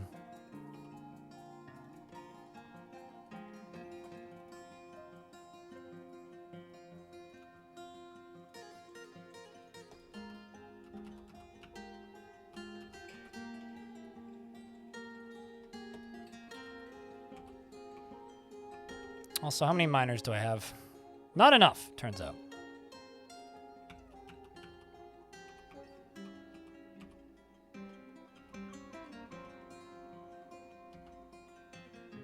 I'm curious if this is gonna... Yeah, this breaks all the top ones.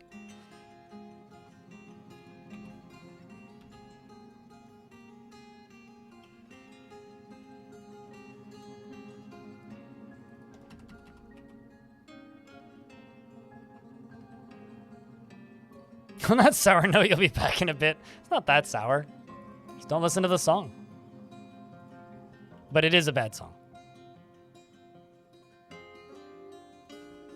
Oddly enough, if you've been around this channel for a while, you might be aware that I am generally a famous disliker of, not parodies, but covers of songs. And I would actually say that that particular song that we are discussing is a large portion of my reasoning for that. So I need rock mechanisms and probably ropes. So I'm going to go into tasks here. And I'm going to go down to the workshops that are all paused. And I'm just going to do this, which is manually click all of these. Because what manually clicking all of these will do is it'll just reset the jobs.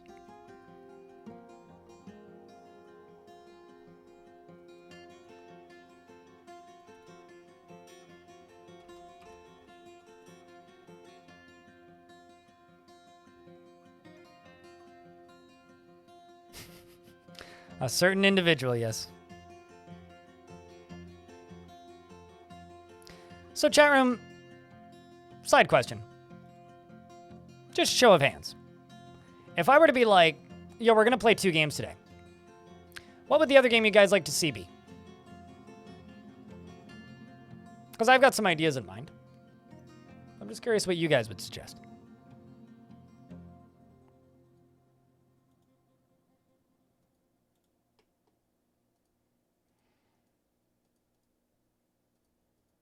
So this right here is going to be refuse and corpses. You don't want to start that conversation again? No, I'm mostly just curious. Cutter acro? I'm just curious if you guys are on the same vibe as me.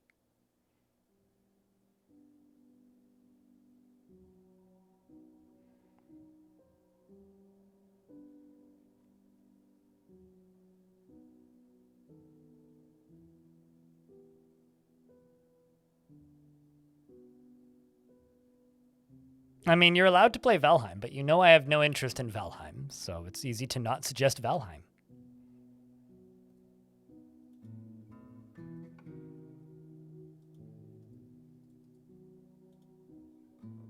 There's a lot of fish going in here.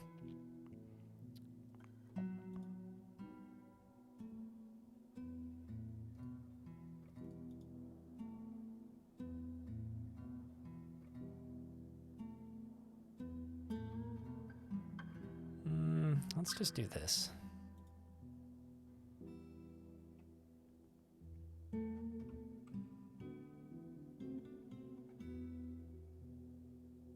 I mean, it's an option that you could suggest. I won't play it, Kato. But you're allowed to suggest it.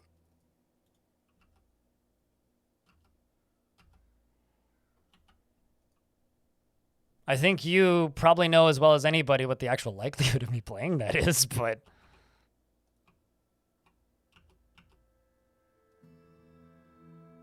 I need 8 mechanisms. Got it. Great.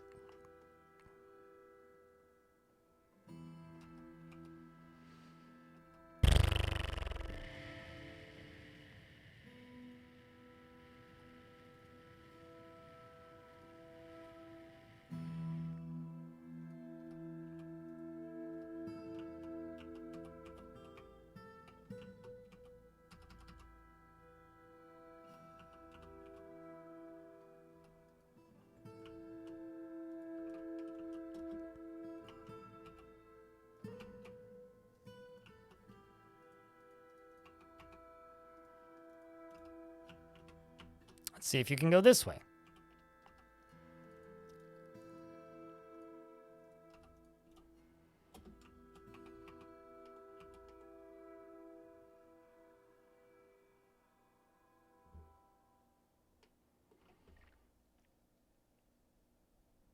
Yeah, you can take over land. You can absolutely take over other things. Well, Barony isn't a roguelike. It's a run-based action game, dungeon crawler.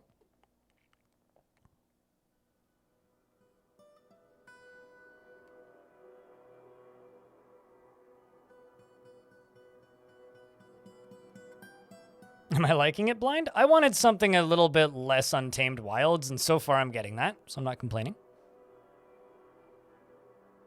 You forget its name. Typical. Good lord. This is a deep-ass aquifer.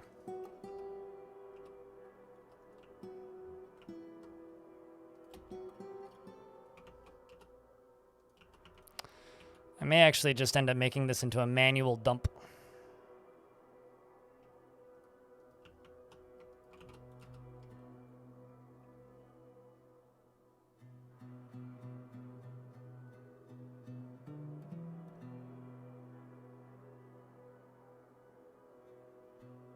Just go walk to one floor underground from the tavern. It's on your Steam wish list. Zero Sievert. I forgot about Zero Sievert. Not gonna lie, genuinely forgot about that game until like 10 seconds ago when you mentioned it.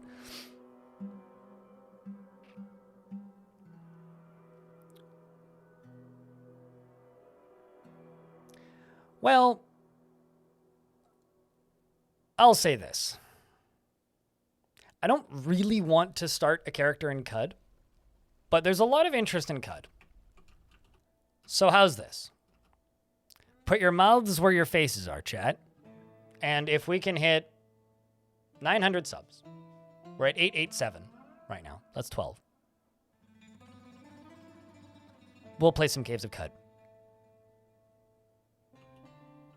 I don't know what put your money where your face is. That doesn't make any sense to me. I don't really want to play Keeper RL. The game's fine. Didn't really grab me. Be honest with you. Like, that game's fine, but eh. Meh. Kind of just made me want to play Dungeon Keeper, to be honest.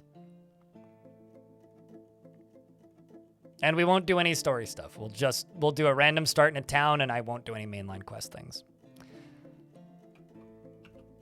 And also, you know what? I don't think I'm actually going to power this. We're going to just do this as a manual push.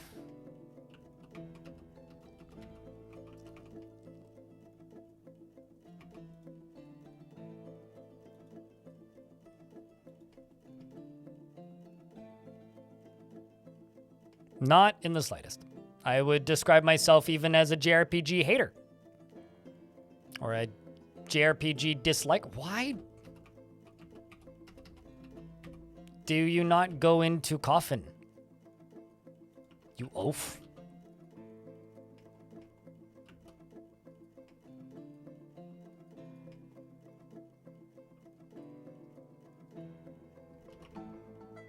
Well, you can't be assigned. What if I do it this way? Yeah, okay, that's wild. All right, well.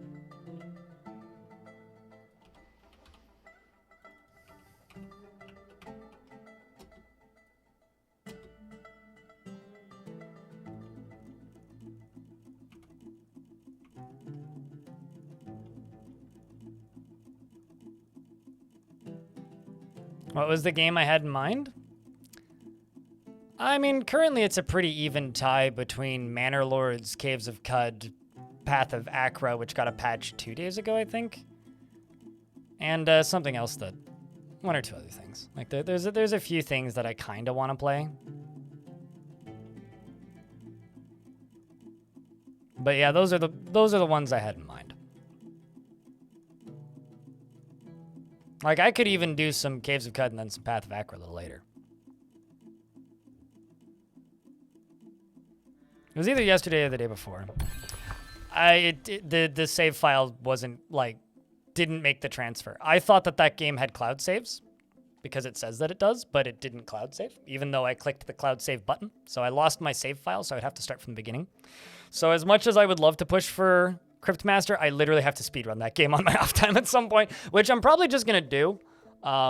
Like the next weekend, I have the urge to play some video games on my day off. I'm just gonna sit down and play through it because it's pretty quick, probably, to play through to catch up to where I was. And we've discovered another expansive cavern deep underground. So where is this? Oh. Well, that's exciting.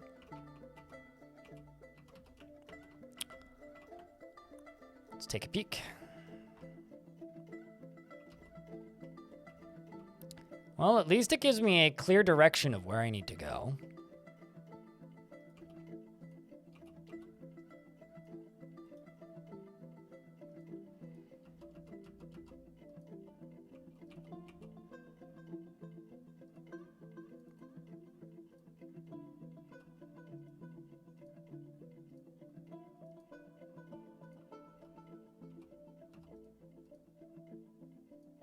It's a pretty nice cavern, though. It's very open.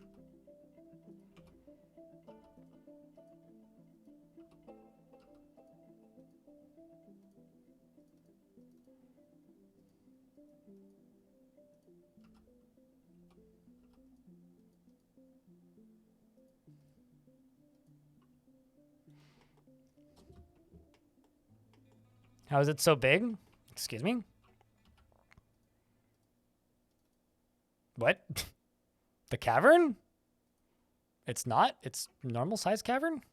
I guess I don't really know what you mean.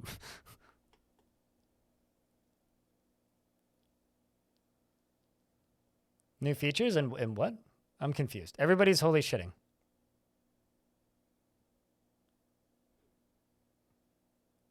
I'm confused. So is that emote like massive for some people or something? Because to me, it just looks like a normal emote. Could somebody screenshot it? Because I can't. It's about 5 Twitch lines? I mean, it's normal here on like my FFZ to all hell and back chat. So an emote is 4x normal emote. The hell? That's kind of fucked.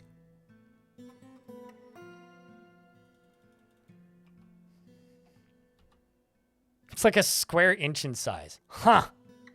Well then. I have a question, Budgie. To explain? Please. I'd love you to please explain. What the hell? It's chonking. Got it. It's a big chonker of an emote.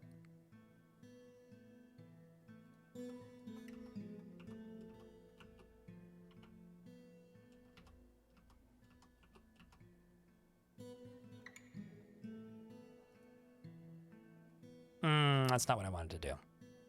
But you know what? Fuck it. We'll do it. You have these new bits options. Okay, hold on a second. So, is Twitch like testing something that I'm unaware of, like a new interaction thing that gives you access to like large emotes or something? Cause I'll be honest, I kind of didn't pay attention to fuck all while I was on my vacation.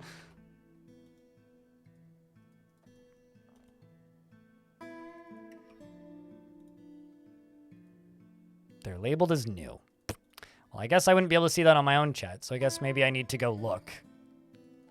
Because I know that this might come as a shock to you, but I can't share bits in my own chat and don't even have the options to, so.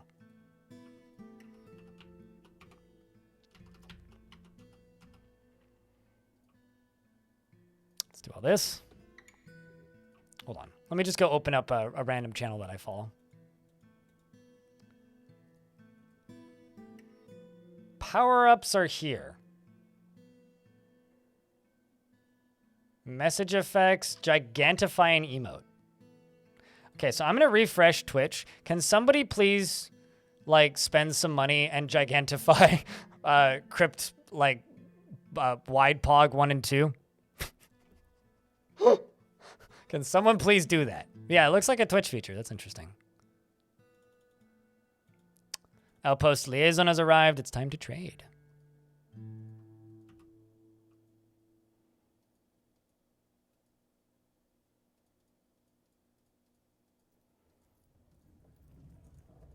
It's like I could just sell all of these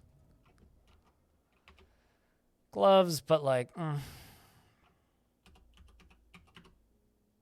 They did want thread, so I think I'm going to sell thread. What else? It's kind of low on cloth, but 'tis to be expected.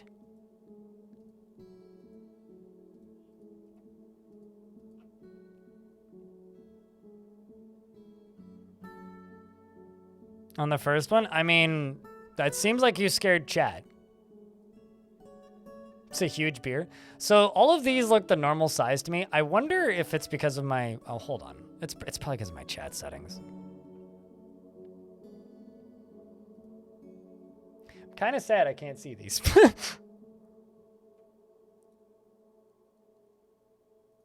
Because I have like several settings that make it so that like people can't fuck with the chat and make it harder to read, but I'll bet you that they're just like completely negating stuff. Let me just go to my chat settings, see if I can fix that. Although they probably don't have features for them. I love it when like Twitch is just like, new feature is here, as if we've all been waiting for it. It's like, I've never seen this before.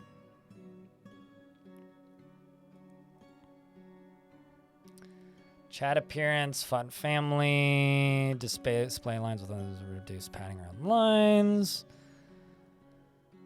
Display leaderboard, display of banner, display banner, emoji style, fix bad glow. Fix bad, okay. Here, okay. Limit native emote size. I'm gonna turn that off. Can someone please post a big emote if you have one? Because I think that's probably the one that's fucking with it.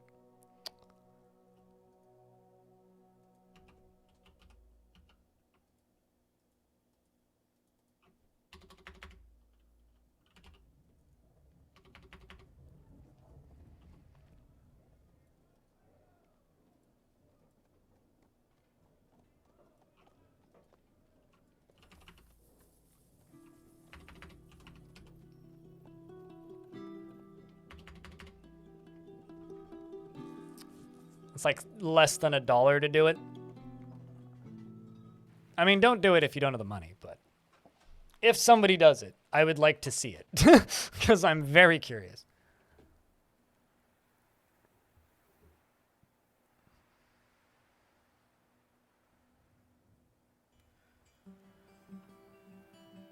I may also just have settings set up so that I just can't, but basically, somebody do it and then screenshot and at me on Discord with it, because I'd like to see this. Oh, wow. Okay, Salva did it. That's absurd.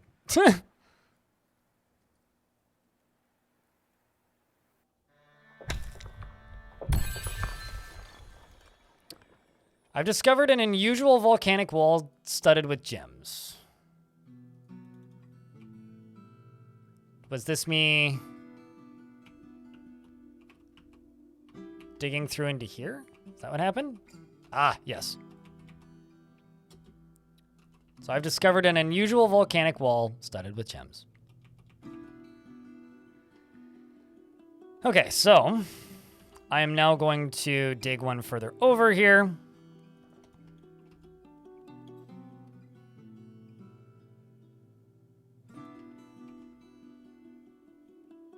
You hate it. How do I do it? I would guess go to FFZ and say limit native emote size. Or a better Twitch. One of those two. Sure, either would work. Too many jobs, not enough Dwarf. Just gonna ask for metal bars still.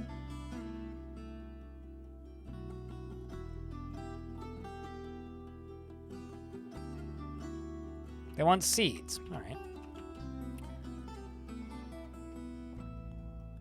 You know, let's also just sell quivers, because I've got a couple of quivers lying around that I don't need, that I'm also not using. Bolts, let's sell those.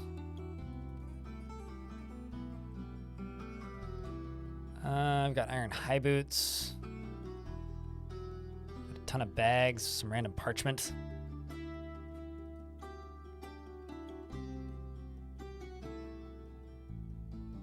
The weird thing about it is, like, who are those bits going to? Because I'm not seeing anything in my dashboard about it. Okay, so I see power-ups and channel points. Okay, hold on. I've found a menu for this within Twitch. Okay, so message effects you can turn on or off using 40 bits. I can change the prices on these, by the way. Gigantify an emote is 60 bits. On-screen celebration is 80. I don't even know what the fuck that means. I mean, I'd do it for the meme. You're kind of glad you're not seeing them. I'm kind of sad I'm not seeing them. I don't know. I would like to know if other people can see a thing that I can't see.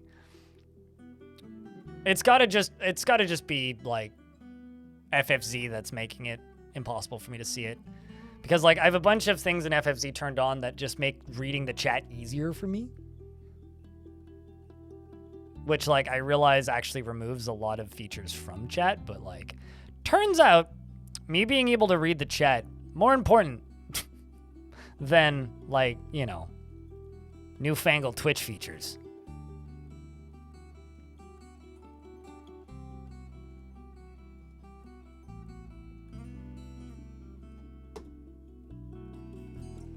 All right, trading done. We're about to get an ad break.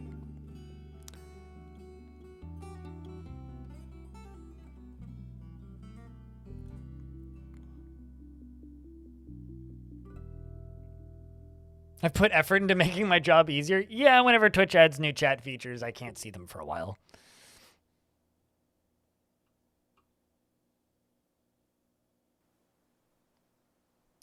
But yeah, chat. Speaking of chat features, we're currently at 887 subscribers. If we hit 900, I'll play some Caves of Cud. Otherwise, I'll do something else. If we hit 900, we'll play some Caves of Cud today. So if you'd like some Caves of Cud today, let's make 4 stone statues. 4 of them.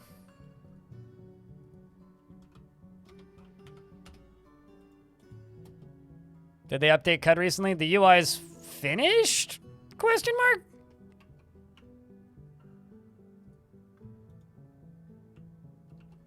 You saw a random news. Oh, what about the bits thing? Budgie? Or the Cud thing?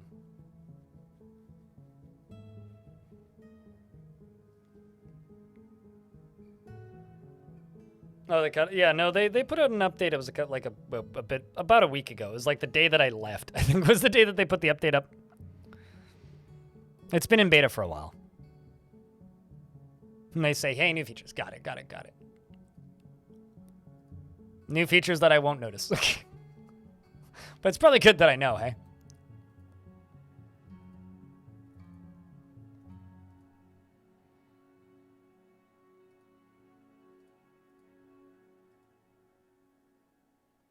Also, I would like you guys to know something, chat. I've made 3 times the income today as I did yesterday. Fun fact. Cud always has less players than Dwarf Fortress.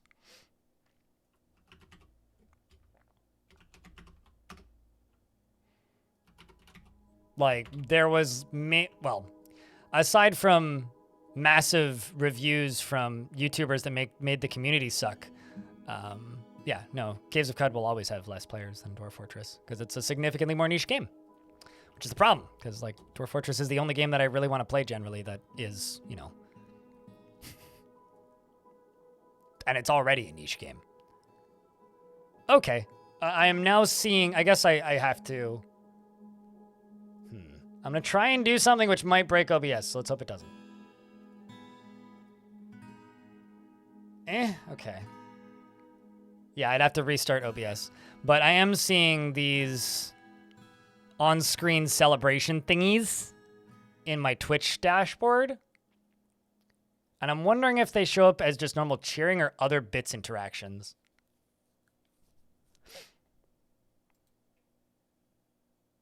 Weird. All right, well, neat.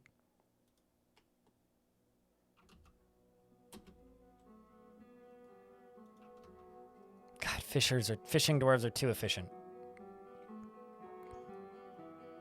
Okay, so what I need is I need a track stop. Well, I don't need it, but I'm gonna put one there.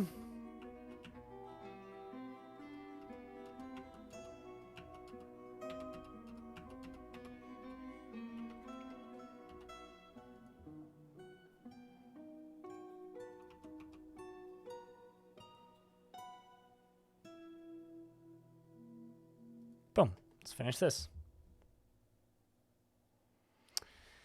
My friend Kevin today has sent me 14 DMs on Discord, and now he's texting me.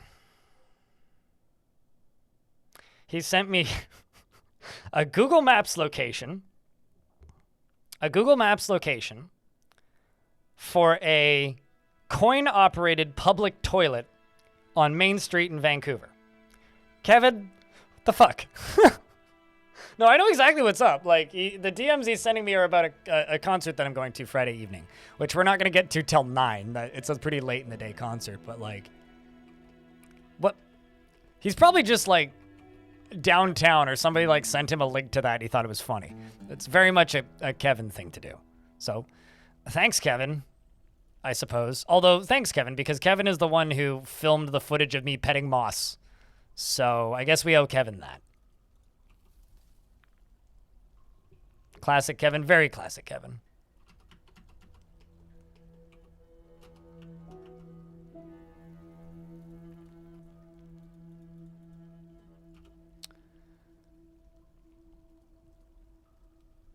Shinobi's still the most upset dwarf. Okay, I'm going to take you off of other labors.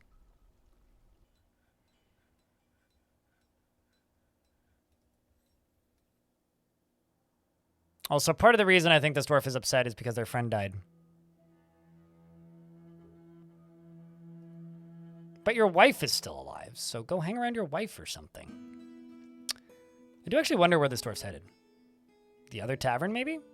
Maybe the generic temple? Actually, I should put a generic temple inside. The library? Yep, okay. So you're going to that temple. I think that's what we should do, is I should make a generic temple.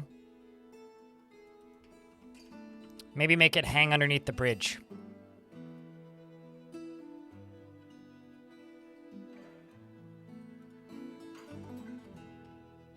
Or alternatively, just put it right here.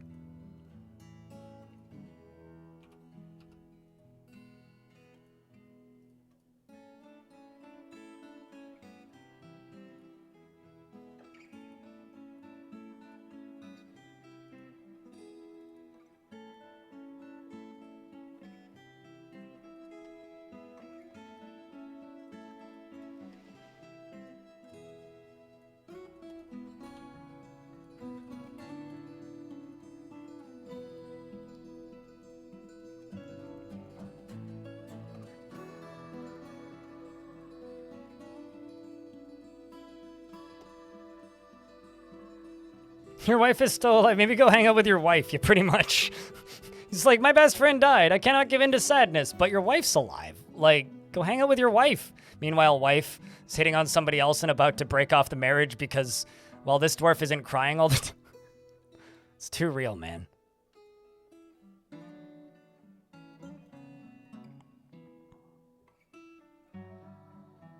The first person to tell about a goal they completed this week. So the first person to mention a goal that they completed this week gets a dwarf complimentary of Diamond Destruct.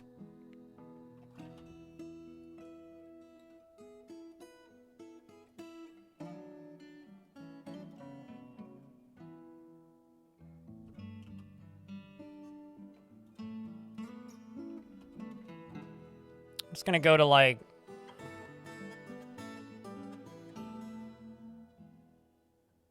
There's too many construction jobs right now. That's my hot take.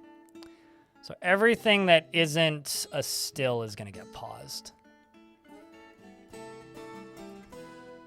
fact, even the stills may get paused. Got a lot of farming and stuff that needs to be done.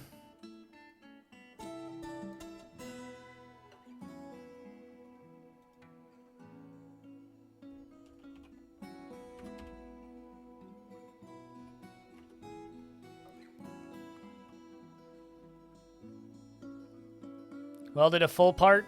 Is that so? Gazoom gets dwarf. Is that what we're doing? Gazoom. I don't have any. What's it called? I don't have any male dwarfs. Okay, I only have lady dwarfs, but we do have lady dwarfs. Hey, there we go. Working our way towards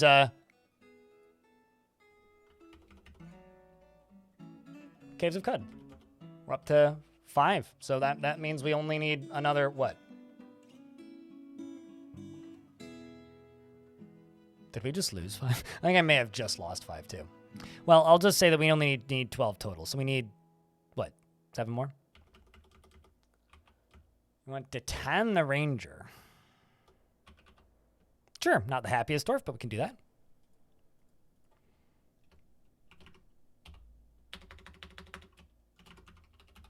Gazoom. You know what? I'm actually going to give you hunting. You don't have a room yet, which is unfortunate, but you are in fact a Gazoom. Gazoom has an overinflated sense of self-worth. Rarely is happy or enthusiastic, is conflicted by this as she values parties and merrymaking in the abstract. Has a noticeable lack of perseverance and doesn't often feel envious of others. Is not inherently proud of her talents and accomplishments, and she is quite ambitious. She likes a little excitement now and then and doesn't handle stress well. She doesn't cling tightly to ideas, is open to changing her mind, and doesn't mind a little tumult and discord in day-to-day living. Is curious and eager to learn and has a tendency towards forming deep and emotional bonds with others. Sometimes acts with little determination and confidence and tends to share her own experience and thoughts with others. She has a calm demeanor and she has a greedy streak, and she tends to be a bit tight with resources when working on projects. Scratches her ear when she's thinking, needs alcohol to get through the working day, and likes working outdoors. Only grumbles mildly at bad weather. Dreams of creating a great work of art. Personally sees no value in holding back complaints and concealing emotions. She likes pitch blend as well as fine pewter, 2x8, and honey badger leather. The color purple taupe and earrings, and anchovies for their distinct snout. Single grain wheat for their beer, and the sound of the ivory of diamond. And damn, dude. Well, I guess that's Caves of Cud. We're gonna swap to Caves of Cud in 15 minutes. Anchovies for their distinct snout, and the single grain, and the site of the ivory, or sorry, the site of the luxury of trading when possible prefers to consume carrot wine and absolutely hates scorpions. You have a pet pig named Ficod, and your god's name is Oh No! Which I think is funny, so I keep saying it that way. Welcome to the fort, dude. I'm just going to pop down a layer, and we're going to plop in a Leatherworks, and I'm going to make you a quiver real quick. But first, I have to make a minecart, which I'm going to make right here.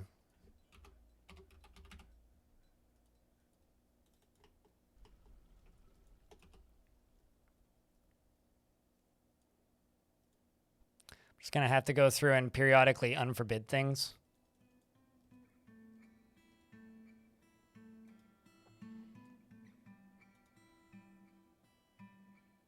You have a pet piggy, yes.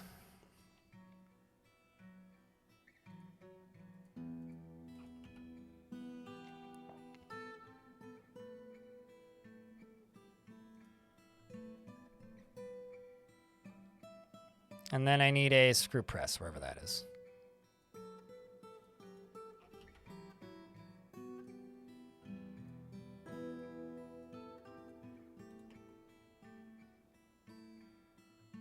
Visitors soon. Enjoy the visitors.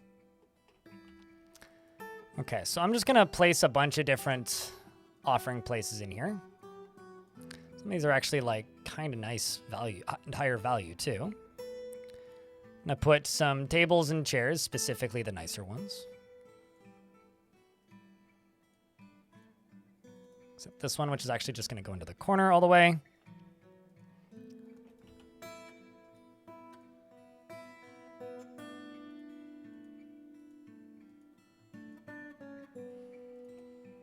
And this is going to be the Anything Goes temple. So you can worship anybody here. Or it's going to be an extension of that temple, actually. All right, now we'll just make a no specific deity temple. So this will be a no specific deity temple. And I will make Shinobi a performer in this temple.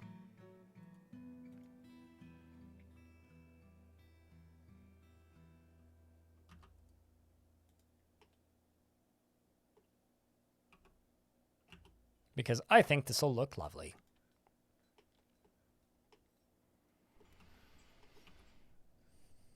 And for this, we now have plant slurry. So I'm just going to queue up a work order, which is going to be on this. And this is just going to be press plants into slurry, and I'm just going to do 4. And I'm just going to do this seasonally. And you right here are going to press it into paper sheet, and we're just going to say 4. And I'm just going to say when the amount of slurry is greater than 4, or greater than 3, we'll say. And I'm also going to queue up one other job, which is going to be Quire. We're going to make choirs. And I'm going to do this periodically in intervals of 10, 5. And I will say when there is more than 6 sheets. You just learned about rollers. Hell yeah, now have fun killing your own dwarves accidentally like the rest of us. Because that's the actual reality of what happens is, you know, you'll accidentally kill your own dwarves constantly. Fortunately, though, it's a pretty good time. And just like that, we have a paper industry.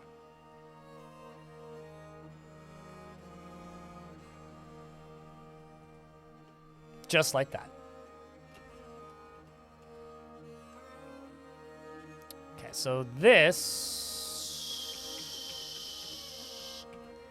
is a mess right there. That's for sure.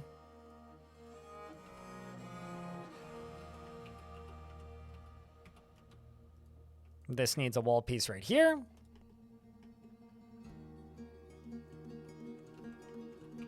This needs to be unforbidden.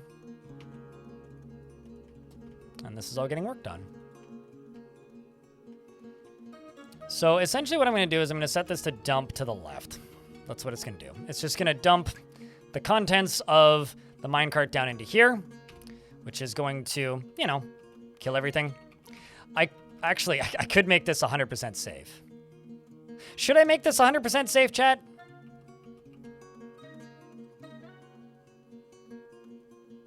Yeah, you know what? We'll make it safe. I'm going to put a single tile drawbridge right here.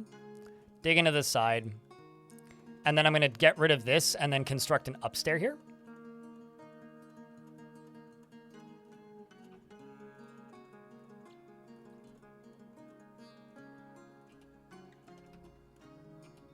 So essentially, well, actually, let's just do it right here. Easier to just do it right there. So this is going to get a 1 tile wide bridge here, which is almost there right now. This bridge is going to be connected to a lever.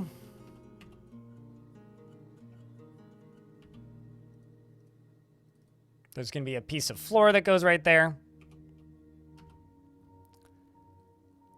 This piece of floor is going to essentially, well, not this piece of floor specifically, but stuff's going to get dumped this way. It's going to fall down here.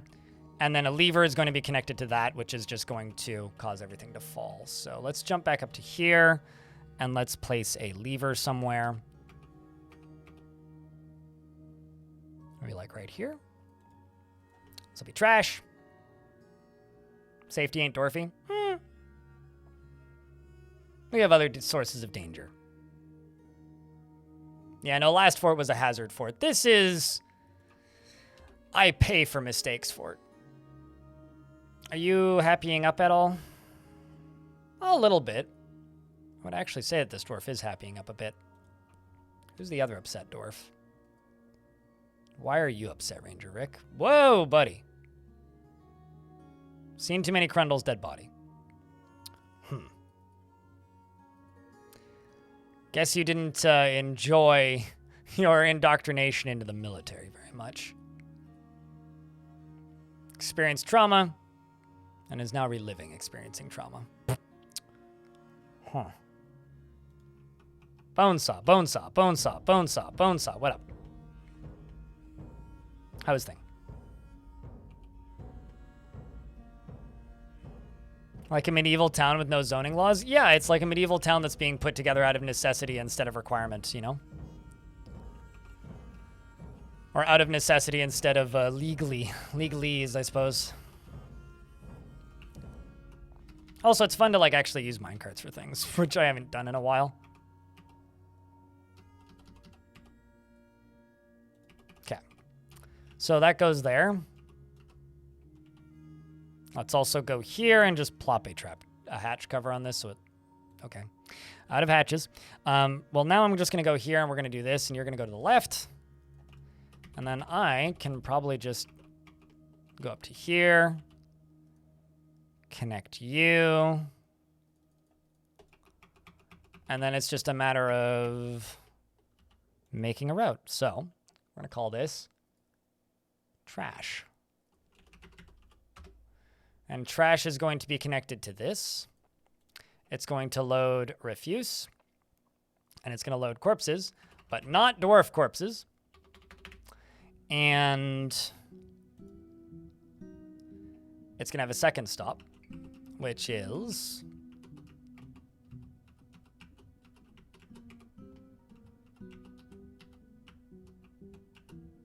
here. And the way it's going to work is pretty simple. When it's 75% full, it's going to glide north. And when it's empty,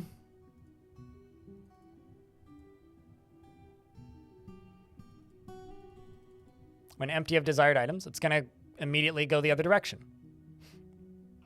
Pretty simple. So now I just need to put a minecart onto this, and it should just work.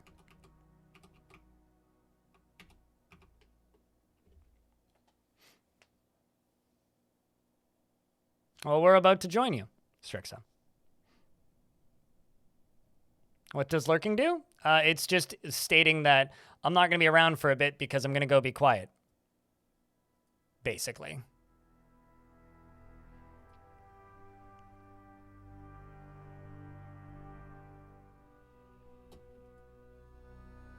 I don't know who Ficot is. Maybe a pig? It's probably a pig. And then it goes this way. Dwarf runs it down.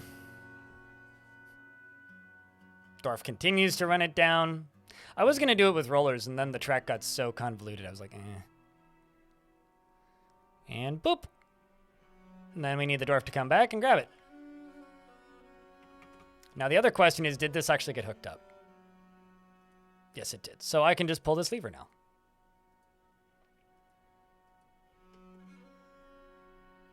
That's funny. Not really what I expected it to do, but hey, it's what it is.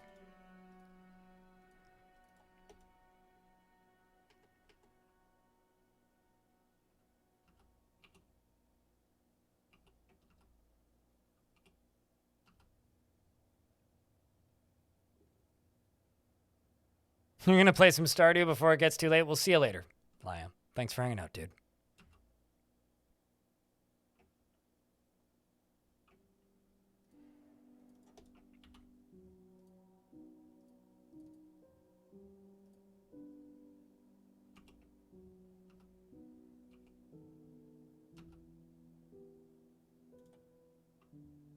But yeah, now stuff should just fall down periodically.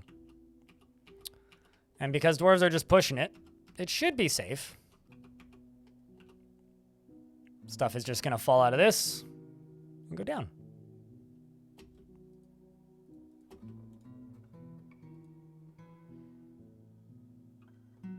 You didn't even get to say hi at the start of stream. Holy shit. Happy the day is done. Happy for you, mate.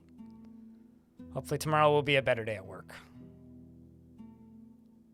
I've definitely been there before.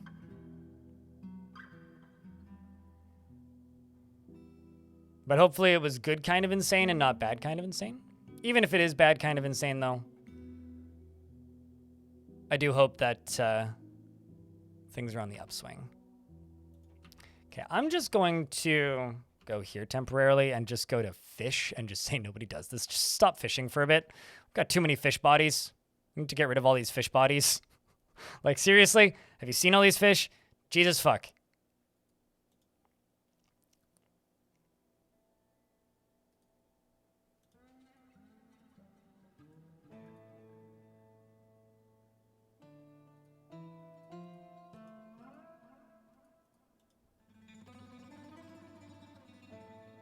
How many dwarfs are left to name?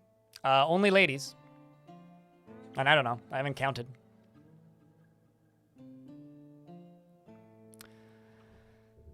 Only if the minecarts are powered.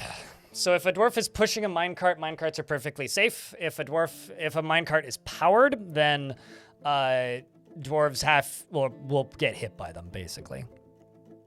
This is a pushed minecart. It's not being powered. I was going to power it, but I decided not to. 2 people were out. It was a busy day. Gotcha. And there were the rest of the team worked really well, and you had awesome teamwork, but it was just busy as heck. No, I know what you mean. Been there. So yeah, no, dwarves don't get hit by minecarts unless it's a powered minecart. Like, this area is a powered minecart, whereas this area isn't. So when dwarves are, you know,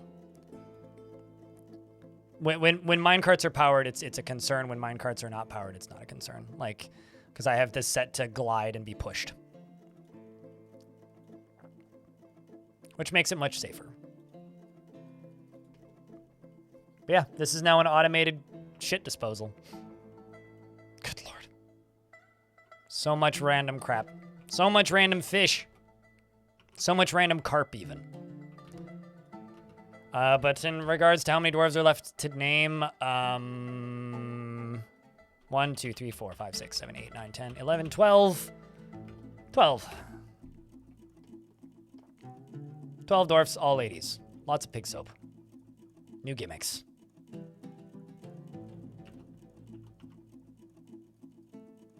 We've also made a bunch of paper sheet.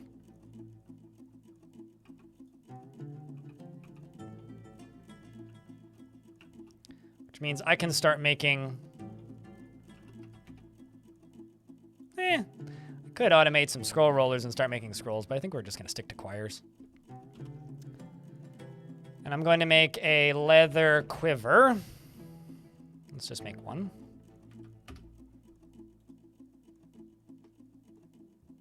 You have no idea who wants one? Then I can't help you. I would request asking. I would suggest asking, not request. That's a weird way to say it.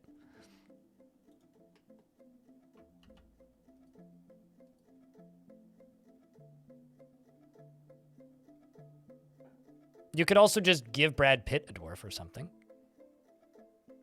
But then chat could veto it, you know.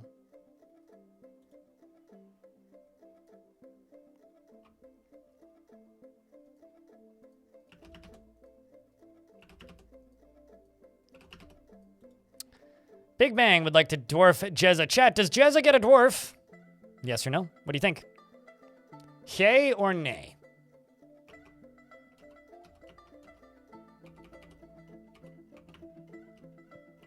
I love just like the ominous blood splatters right here. It's like, oh no, not the Crundles. Nominating and then voting yourself, typical.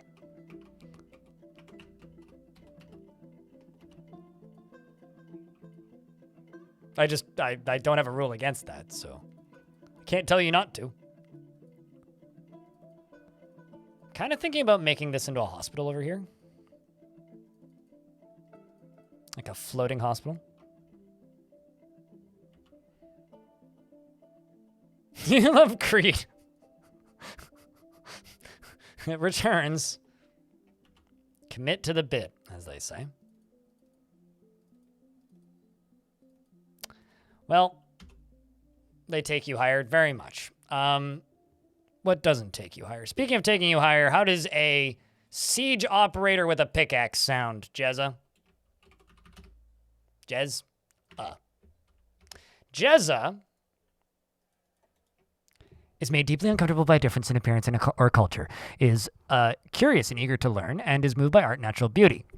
She is troubled by this, and she dislikes the natural world. She is assertive, and she can easily fall into love or develop positive feelings. She doesn't often feel envious of others and is stubborn and can handle stress. She needs alcohol to get through the working day and doesn't really care about anything anymore. Dreams of crafting a masterwork someday. Personally treasures independence, values tradition, and sees no value in holding back complaints and concealing emotions. Like zinc, red barrel, pigtail fabric, crossbows, blue peafowls for their coloration. Kestrel men for their coloration, and when possible prefers to consume frill shark, strawberry wine, and bitter melon leaves. And absolutely hates lizards. Chat room. I'm not ending the stream. But we are going to call it for Dwarfs for the day.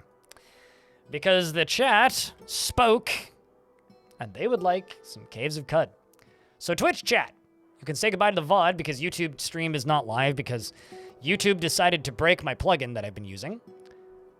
So if you would like to say goodbye to the YouTube folks, you can do that now. But this has been a good fort. This has been. Looking forward to more chill vibes of this fort.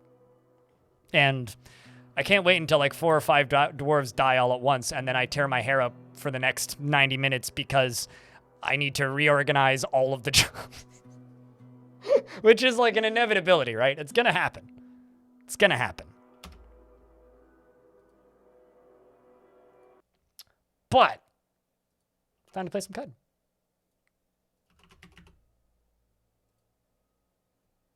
So if you're sticking around, prove to me that you like to see other games.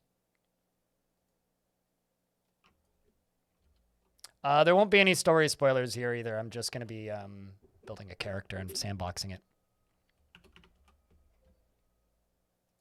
Because that's the only way I can stream this game, it turns out.